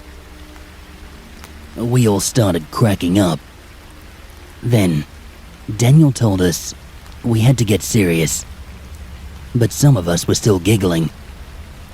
Then, all of a sudden, the pointer went to 3, and Daniel said, "Don't move it." We were all shocked, as we told him that none of us had moved it. We all let go of the pointer, and it jerked to the left a bit, but not by much, but enough for 5 of us to notice it moved on its own. My friend Craig, who started to get freaked out, shot straight up and pointed at the board. What the hell was that? We all stood up and looked at each other. Daniel, on the other hand, placed his hand on the pointer and yelled at us to do the same. All 3 of us did so, but Craig was like, "No way, man. This is some scary shit. I'm out. I'm not getting possessed." Daniel yelled at him to just do it. So he sat down and put one hand on the pointer in frustration. Daniel, who was the only one being serious, asked, "What does 3 mean?" Kira, the one who asked that inappropriate question, starts laughing again. But this time, Daniel told him to keep it to himself. The pointer moved again to 2, and Daniel looked at us, and we were all freaked out now. I was thinking to myself that this is actually happening. I told Daniel to stop, because I was remembering the stories from here. He agreed, but as soon as we let go of the pointer, it shot straight over to 1. Daniel quickly got up and ran outside. We all stepped back from the board, and he came running back with a bell and some incense. He went to one of the candles to light the incense, but it blew out by itself. Daniel, who was obviously freaked out, was just panicking by now, not knowing what the hell to do. He quickly went to the other 4 that was left, and they blew out by itself. The 4 of us were just standing back, scared shitless. He lit the incense with the lighter and started ringing the bell. Rick then screamed bloody murder and moved back in fear, causing the 3 of us to fall on the floor. We were all just saying, like, what the hell was that about? He quickly moved away from the door as far as he could, and he said that there's some kind of man with half a face standing in the doorway. All of us had chills now, and we started moving away from that door, but not looking at it. Craig then, all of a sudden, started vomiting. I quickly ran to Daniel and grabbed his arm to tell him to do something. We were all having difficulty breathing and felt really weak, to the point that we were about to cry. You know, like when you're really tired, you sigh and moan and it feels like you're about to cry. Daniel then lit the 5 candles and threw the incense on the board and lit it on fire. After a few seconds, everything was back to normal. We still felt kind of weak, but our strength was building back up. Rick was still shaken up by what he saw. Kira was standing there looking into space from shock, and Craig was just lying down on the bed. As for Daniel and I, we were just cleaning up. 4 days had passed from that event. Every morning I would wake up. My head would hurt until I lay back down. Then it would be okay after a while. I stand up and my head would hurt again, badly. Rick would get flashes of the half-faced guy every night at exactly 9 p.m. Craig would wake up at random times during the middle of the night to have a sense of overwhelming fear come over him. Kira can't be alone in his house anymore because he feels as if someone is watching him. And Daniel hears whispers during the night. My headaches would come and go, but medication doesn't seem to do anything. I'm going to see the doctor this weekend.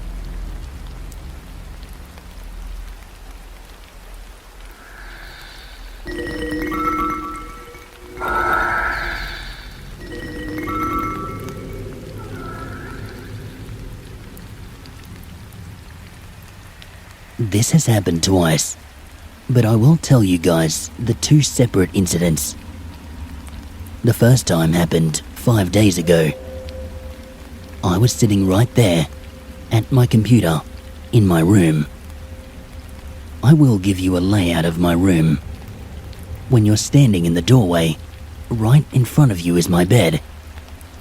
To the left is my bookcase, computer desk, and television. On the wall that is right behind the bed are my 2 windows. On Thursday night, around 7 or 8 p.m, I was sitting there talking to my friends on MSN and listening to music. Usually at this time, my mum comes into my room and fixes up my bed, closes my window. Obviously, for her to do that, she has to walk behind me. As I was typing to a friend, I saw this black blur walking/gliding really fast behind me. I thought that this was my mum, so I paused my music and turned around to talk to her. When I turned around, I saw that no one was there. I yelled out to my mum and asked her where she was. She said she was in the kitchen. There is no way that she could have walked behind me and then somehow got to the kitchen. Not that fast. I told her what I saw, but she just shrugged it off. Then, 3 days ago, on Saturday night, this happened again. But this time, the black blur walked behind me again, and it was around 9 to 10 p.m. Mum was asleep. Also, it moved much faster this time. My mum and I are very close, so the next morning I sat Mum down and I told her what I saw again. This time, she believed me. She then told me that when she was my age, she saw spirits and ghosts as well. She and I share this ability, I guess. I can sense when something is wrong. What do you think that this black blur might be?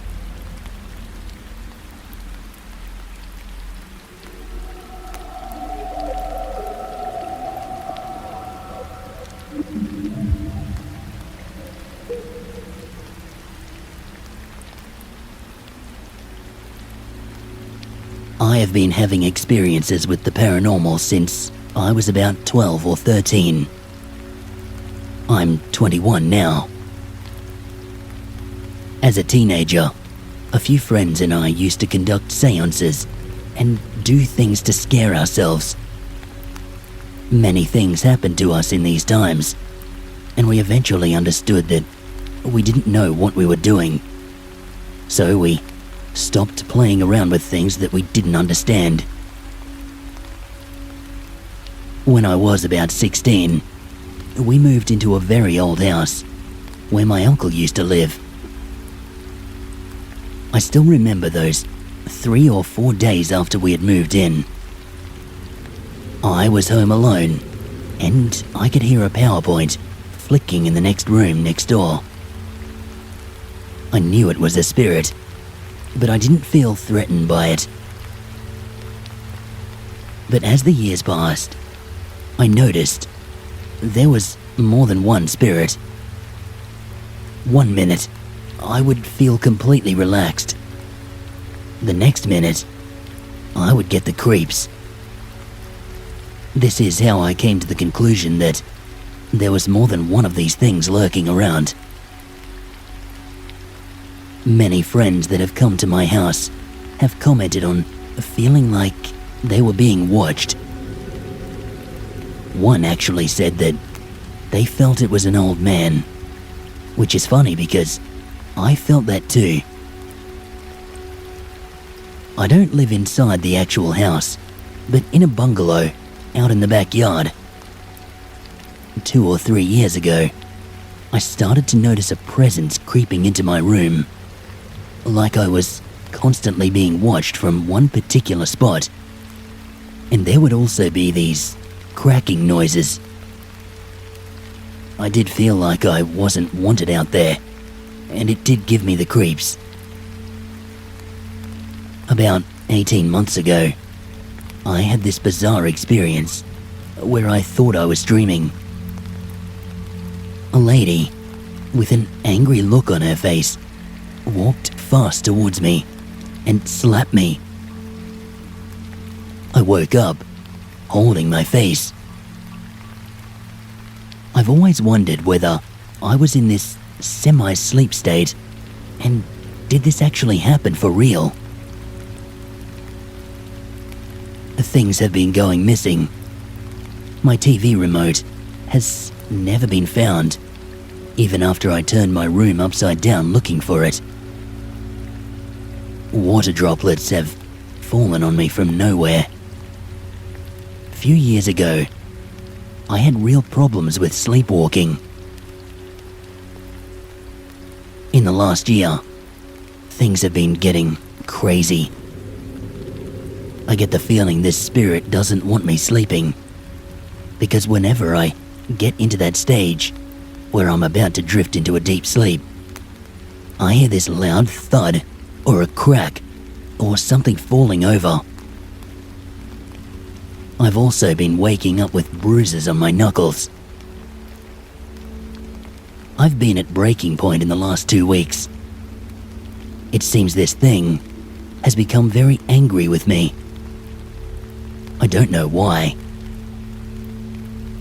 I've been hearing footsteps circling my bed, strings being plucked on my guitar, the window blinds moving, and loud thuds against the wall. It has scared me so much that I've begun sleeping inside the house. And then I got worried that I had given it the upper hand, given it confidence. So the next night, I went back out and everything was fine. But the very next night, things started up again. As soon as I heard it was back, I sat up in my bed and said out loud, "Do you want to start, do ya?" The second I said that, a poster ripped off the wall and stuff flew out from under my bed. I slept inside again that night. 2 nights ago, I decided to smudge. The night I smudged, I removed surfboards and stuff from the corner. Then I felt like I was being watched, where the spirit stood. Everything was fine that night. Last night, after smudging, I was paid a visit yet again. It was early in the night. Only around 8:30 p.m. I went to bed. There was tapping on the windows, footsteps, like someone running, and it sounded like something was being thrown from wall to wall. Again, I went and slept inside. Things do happen inside.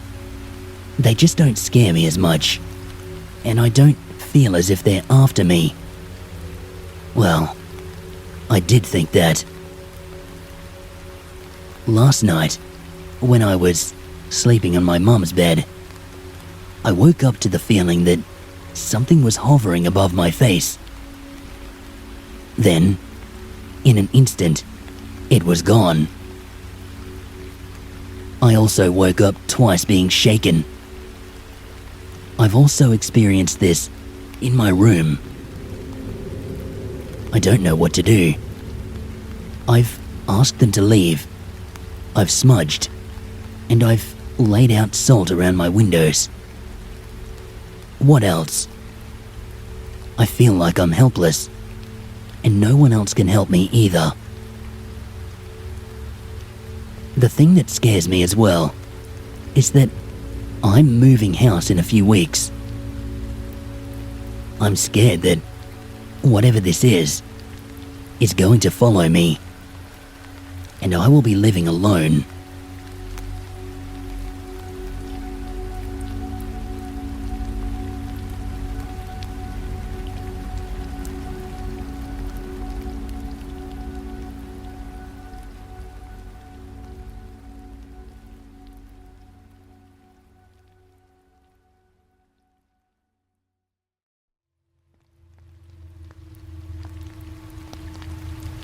I live on a 24-acre property in the mountains of Queensland. The terrain is mostly farmland and rainforest. Running through my property are a number of creeks and waterholes. I often go swimming and exploring with my friends, and we have a great time out there. But most trips end up with us running home for our lives as an eerie silence descends on the bush whenever the sun goes behind the clouds. It's not just us kids who feel it though. I have never really brought it up with an adult, but there is a constant presence out there that causes the cows to be much scrawnier than their counterparts on the other side of the creek. And I swear, every time we go in the water, it's just a little harder to get out again. On one instance, my friend and I were going for a swim when I casually looked down and was staring for about a minute before my friends came and snapped me out of it. But whenever I remember that experience, there is always the outline of 2 kids looking back out of the water at me. When I explained this, the sun went behind a cloud and the cicadas stopped singing. Yeah, I know that sounds corny, but at that moment, we were overwhelmed by the presence of something watching us. The next thing we know, there was adrenaline pumping through our veins, and we were sprinting for our lives back up to the house. Apart from the cows, we were the only living things on the farm who dared to go anywhere near that water. And when we do go in, it is thick. It makes it hard to swim, and we never have trouble imagining ghostly arms reaching up for us out of the water.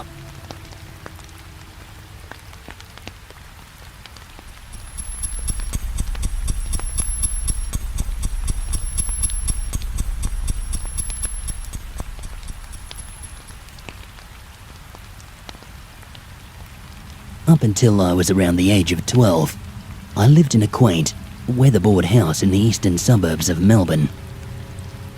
I lived with my mother, my father, and my twin sister.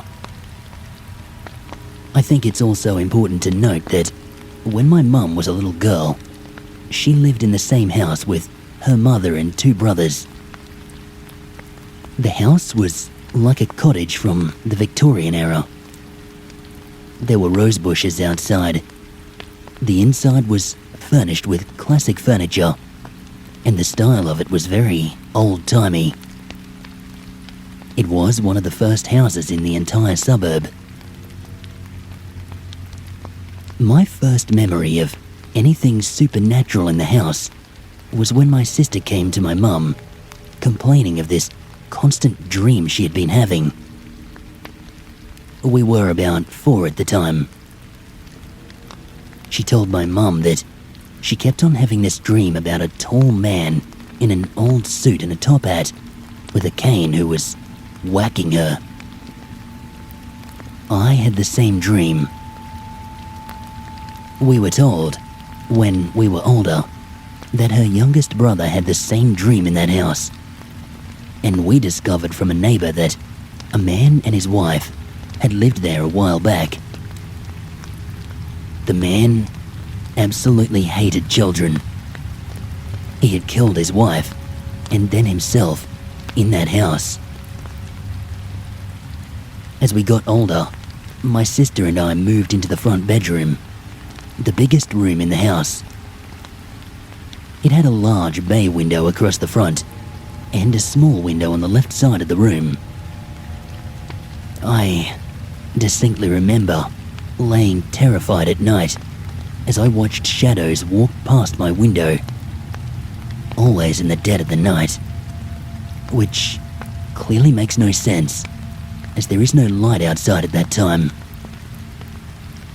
There were things, such as knocks on the roof, a whole bunch of times in a row whenever I was trying to sleep. There were footsteps, and when I was a preteen, things of mine just started disappearing, turning up a few weeks later in the strangest of places. I have no idea what really happened there, but I am quite positive that it was that man with the hat. And I am also sure that my mother knew about it, even though she told me that there were no ghosts. Because as soon as we moved into our new house, she made me help her smudge the place. One technique I have learned from her is to surround myself with white light, to protect myself, and nothing eventful has happened at our new house.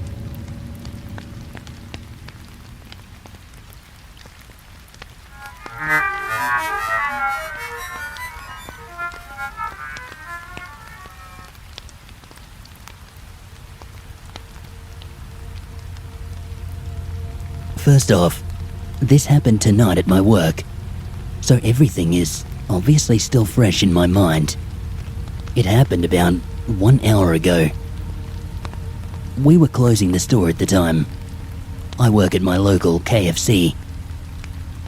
It was then that I started experiencing things I believe weren't just accidents. My workmate thinks maybe I have annoyed a spirit in some way, but I do not know if that is the case, and I need help if it was just unlucky or just supernatural. Firstly, I had burned my hand. I thought that this is a straightforward accident. This happened when I was cleaning the Henny Penny. Then I cut my hand, but not enough to make me bleed. I cut it on a blunt-edged chip holder.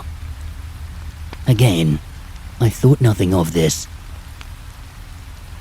Not long afterwards, I swear, I saw a figure behind me when I looked out of a window. But turning around, I saw nothing.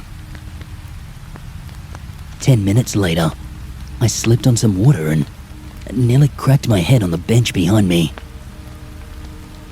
Thinking firstly of an accident, I remember the figure I had seen and I became more cautious. I should mention, after slipping over, I saw the figure, but it was closer in the window than the last one. I began working on the floors, which included straight hot water with soap thrown across the floor. The second time throwing the water, it splashed straight on my feet and soaked straight through to my toes, where small blisters have started appearing. It was about a minute later, water flew at my face from the bucket, a little bit getting in my eyes. So, for the rest of the evening, I kinda had these red, bleary eyes. The last near accident that happened was something that had fallen. I don't know what it was. I believe it had something to do with the venting system above our cookers. But an inch closer, and it would have caused me serious head injuries. Getting really concerned, I asked my boss if it was alright to stay inside, closer to people than outside in the dark where no one could see me.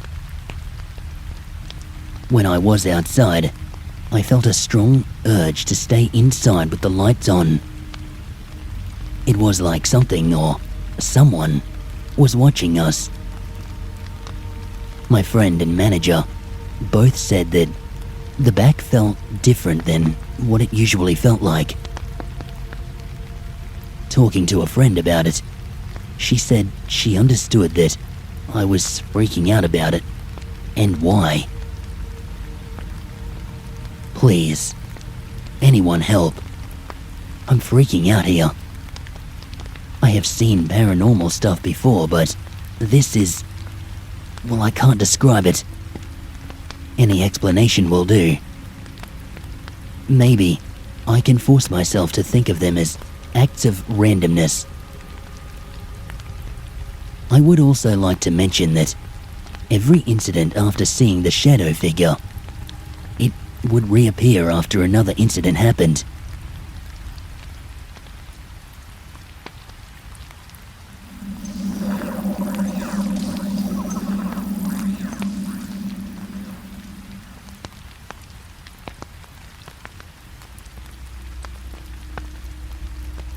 This story is very recent, and I'm curious as to why it happened.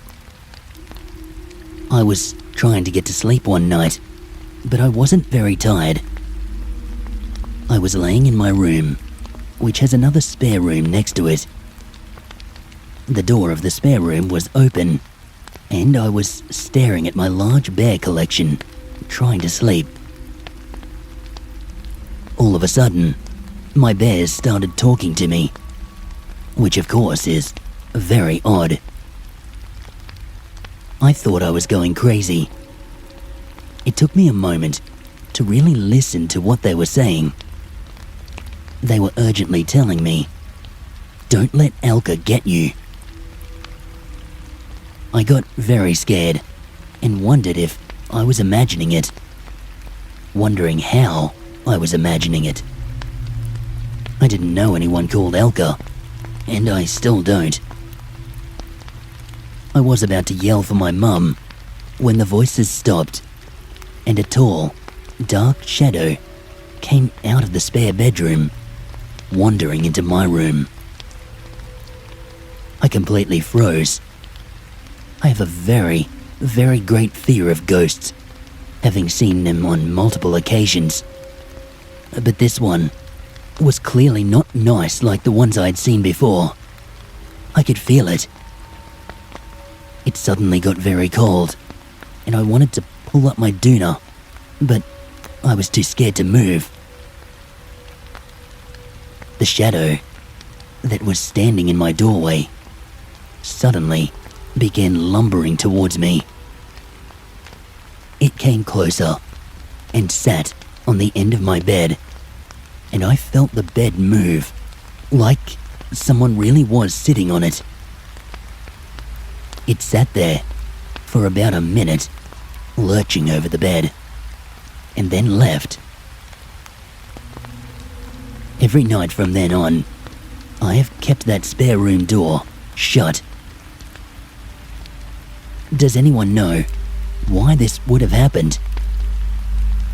It was very strange, very different to the spirits I have normally seen.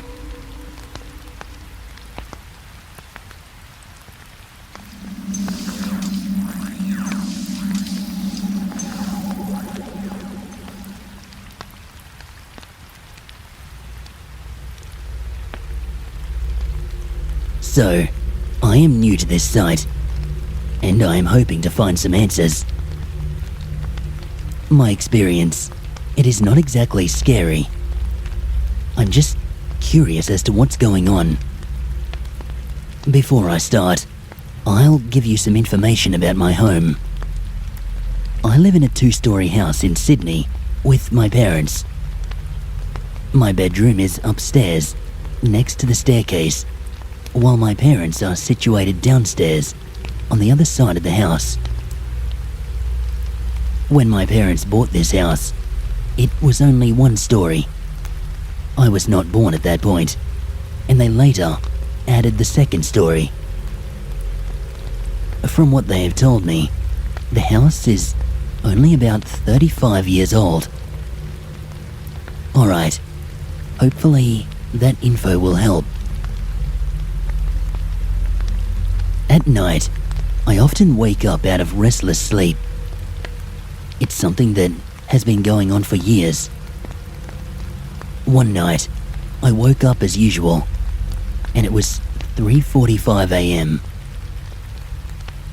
I was laying there, staring at my ceiling, hoping to drift back to sleep, when I heard what sounded like someone running up the staircase. It continued to run up and down for maybe 5 minutes. The first time this happened, it completely freaked me out, as nothing like that had ever happened before. When I told my dad the next day, he told me that our house tends to creak a lot. It's just more noticeable at nighttime. But the thing is, I can tell when someone is walking up or down the stairs, because I've lived upstairs all my life. I can even distinguish who it is walking up the stairs sometimes. The bottom 2 stairs make a certain noise when you walk on them, so I can guess how far away the person is from the top. The sounds that I've been hearing are not just creaking. It is mainly thudding.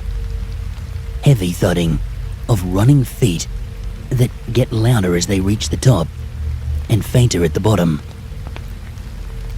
I don't hear them every night, but when I do, they always start when I am awake, usually around 3:30 a.m. At the time, I am never thinking of anything scary, so I don't think that I've been talking myself into hearing things. I'm normally just thinking about getting back to sleep. But this one time, I woke up to the sound of something heavy falling down the stairs. The running started immediately afterwards. I don't really know why I haven't gone out to see what's there. I just get this feeling like I shouldn't. It was about 2 months ago when that happened, and thankfully, I've not heard the running since. Seeing as the 2nd story to my house wasn't built until my parents bought it, I can't recall anything horrible happening on the staircase. However, I have played a Ouija board a couple of times with my friends upstairs. I've not touched the thing in a very long time, now that I know how dangerous they can be, and it's still sitting in the room opposite mine. maybe I've brought something into the house. Please, let me know if you have any ideas.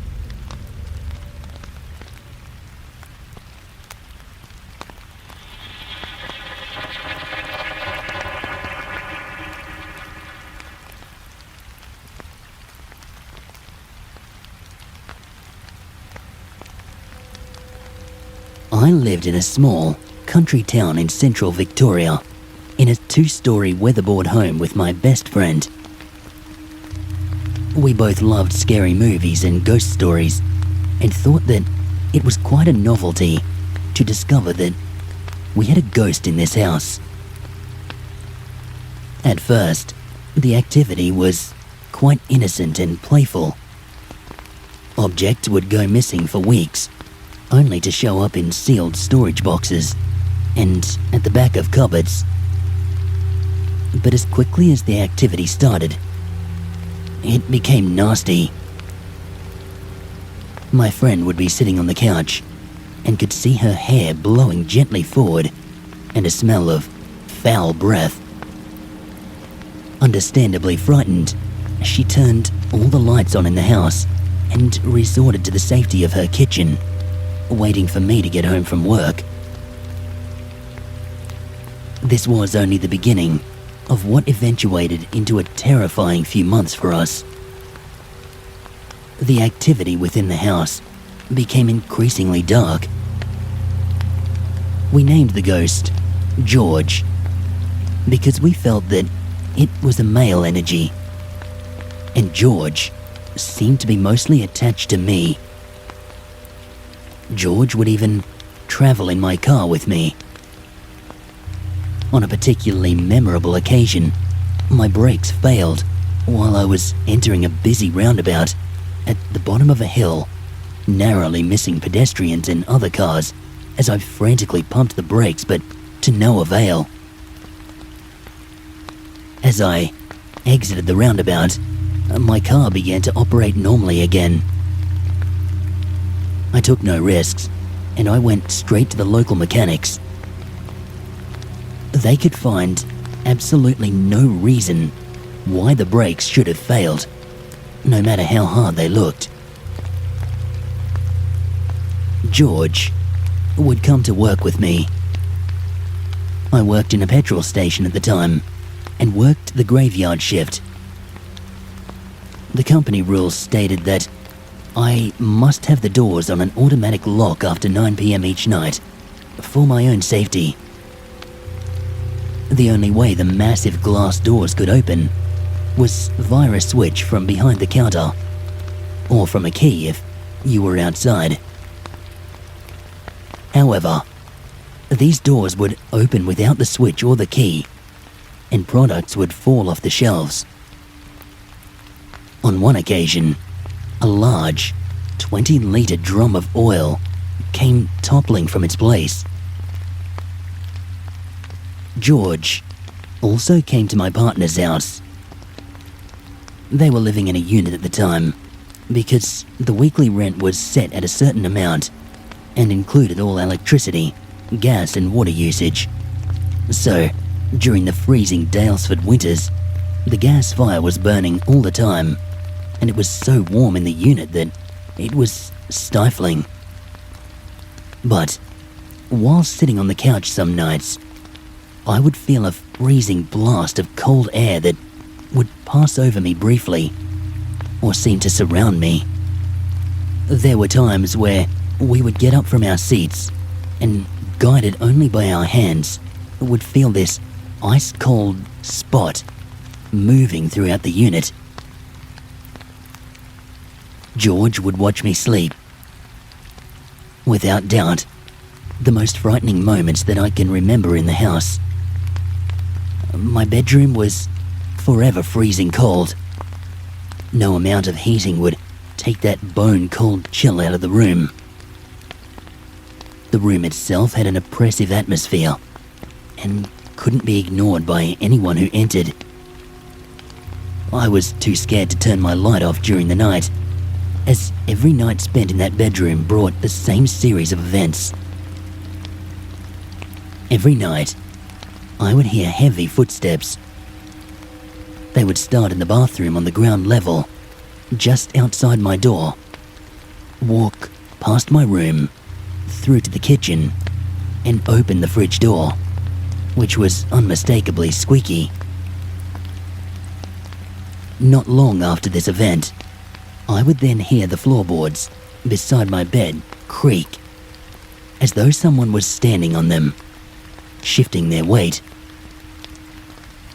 I felt as though someone, not particularly a very nice someone, was standing over me as I tried to sleep and tried my best to ignore it. Even with the lights on, I was too scared to look. I would hear a voice sometimes, a deep, guttural voice saying, "Hello," always in the middle of the night. Honestly, this was the stuff nightmares are made of. Some other activity that occurred during this time. Footsteps up and down the stairs that connected the ground and first floors. Upon entering the house, everyone's initial reaction was to look to the top of the stairs, as though someone was there watching you. But of course, no one could ever be seen. Some mornings, I would discover massive, painful bruises on my legs. I could never explain those. They made no sense.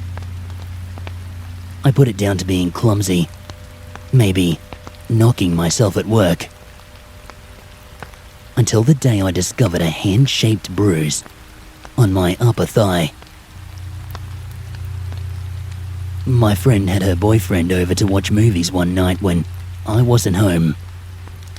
He had been saying that he thought we were both going loopy with the current state of events that we would report to him. This particular night, they heard tapping coming from within the walls. Try as they might, they could not find the source. Tammy would go to the back of the house and report that the tapping was at the front of the house, while Sean would stay in the front of the house and report it coming from the back of the house.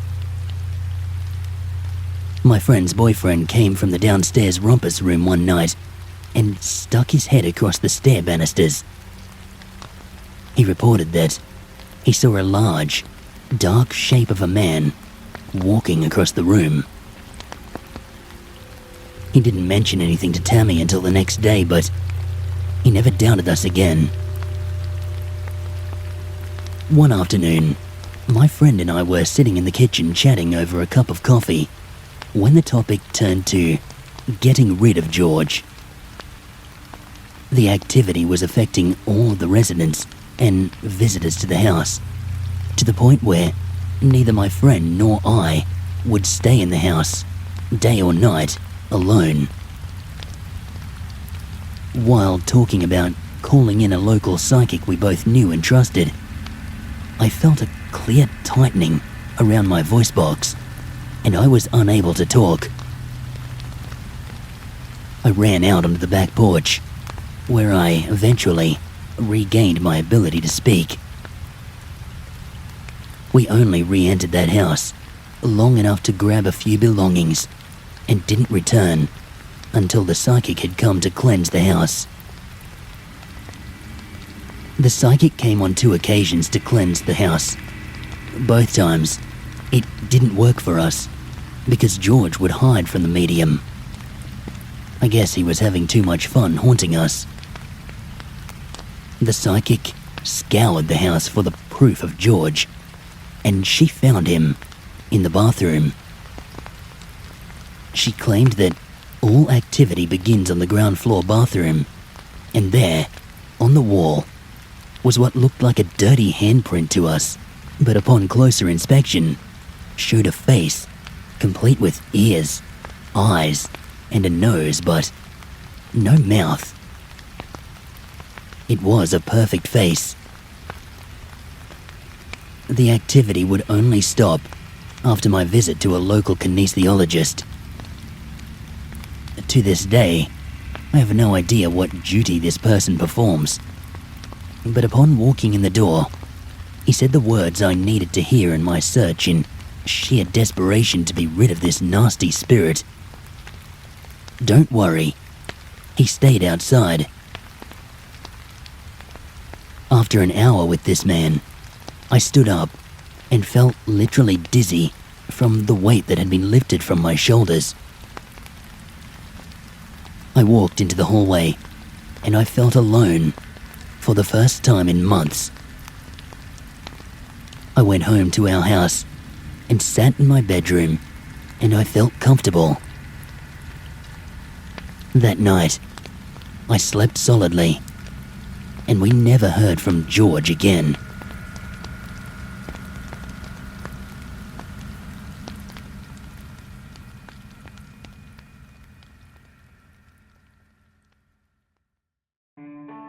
Hey there guys, Creepy Oz here.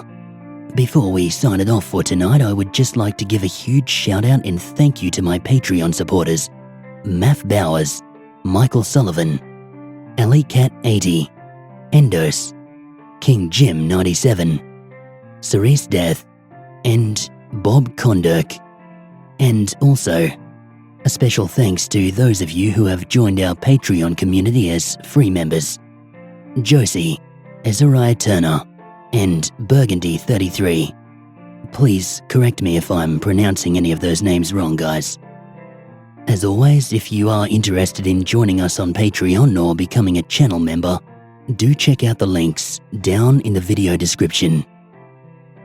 Alrighty, thank you so much for listening, and I'll see you in the next video.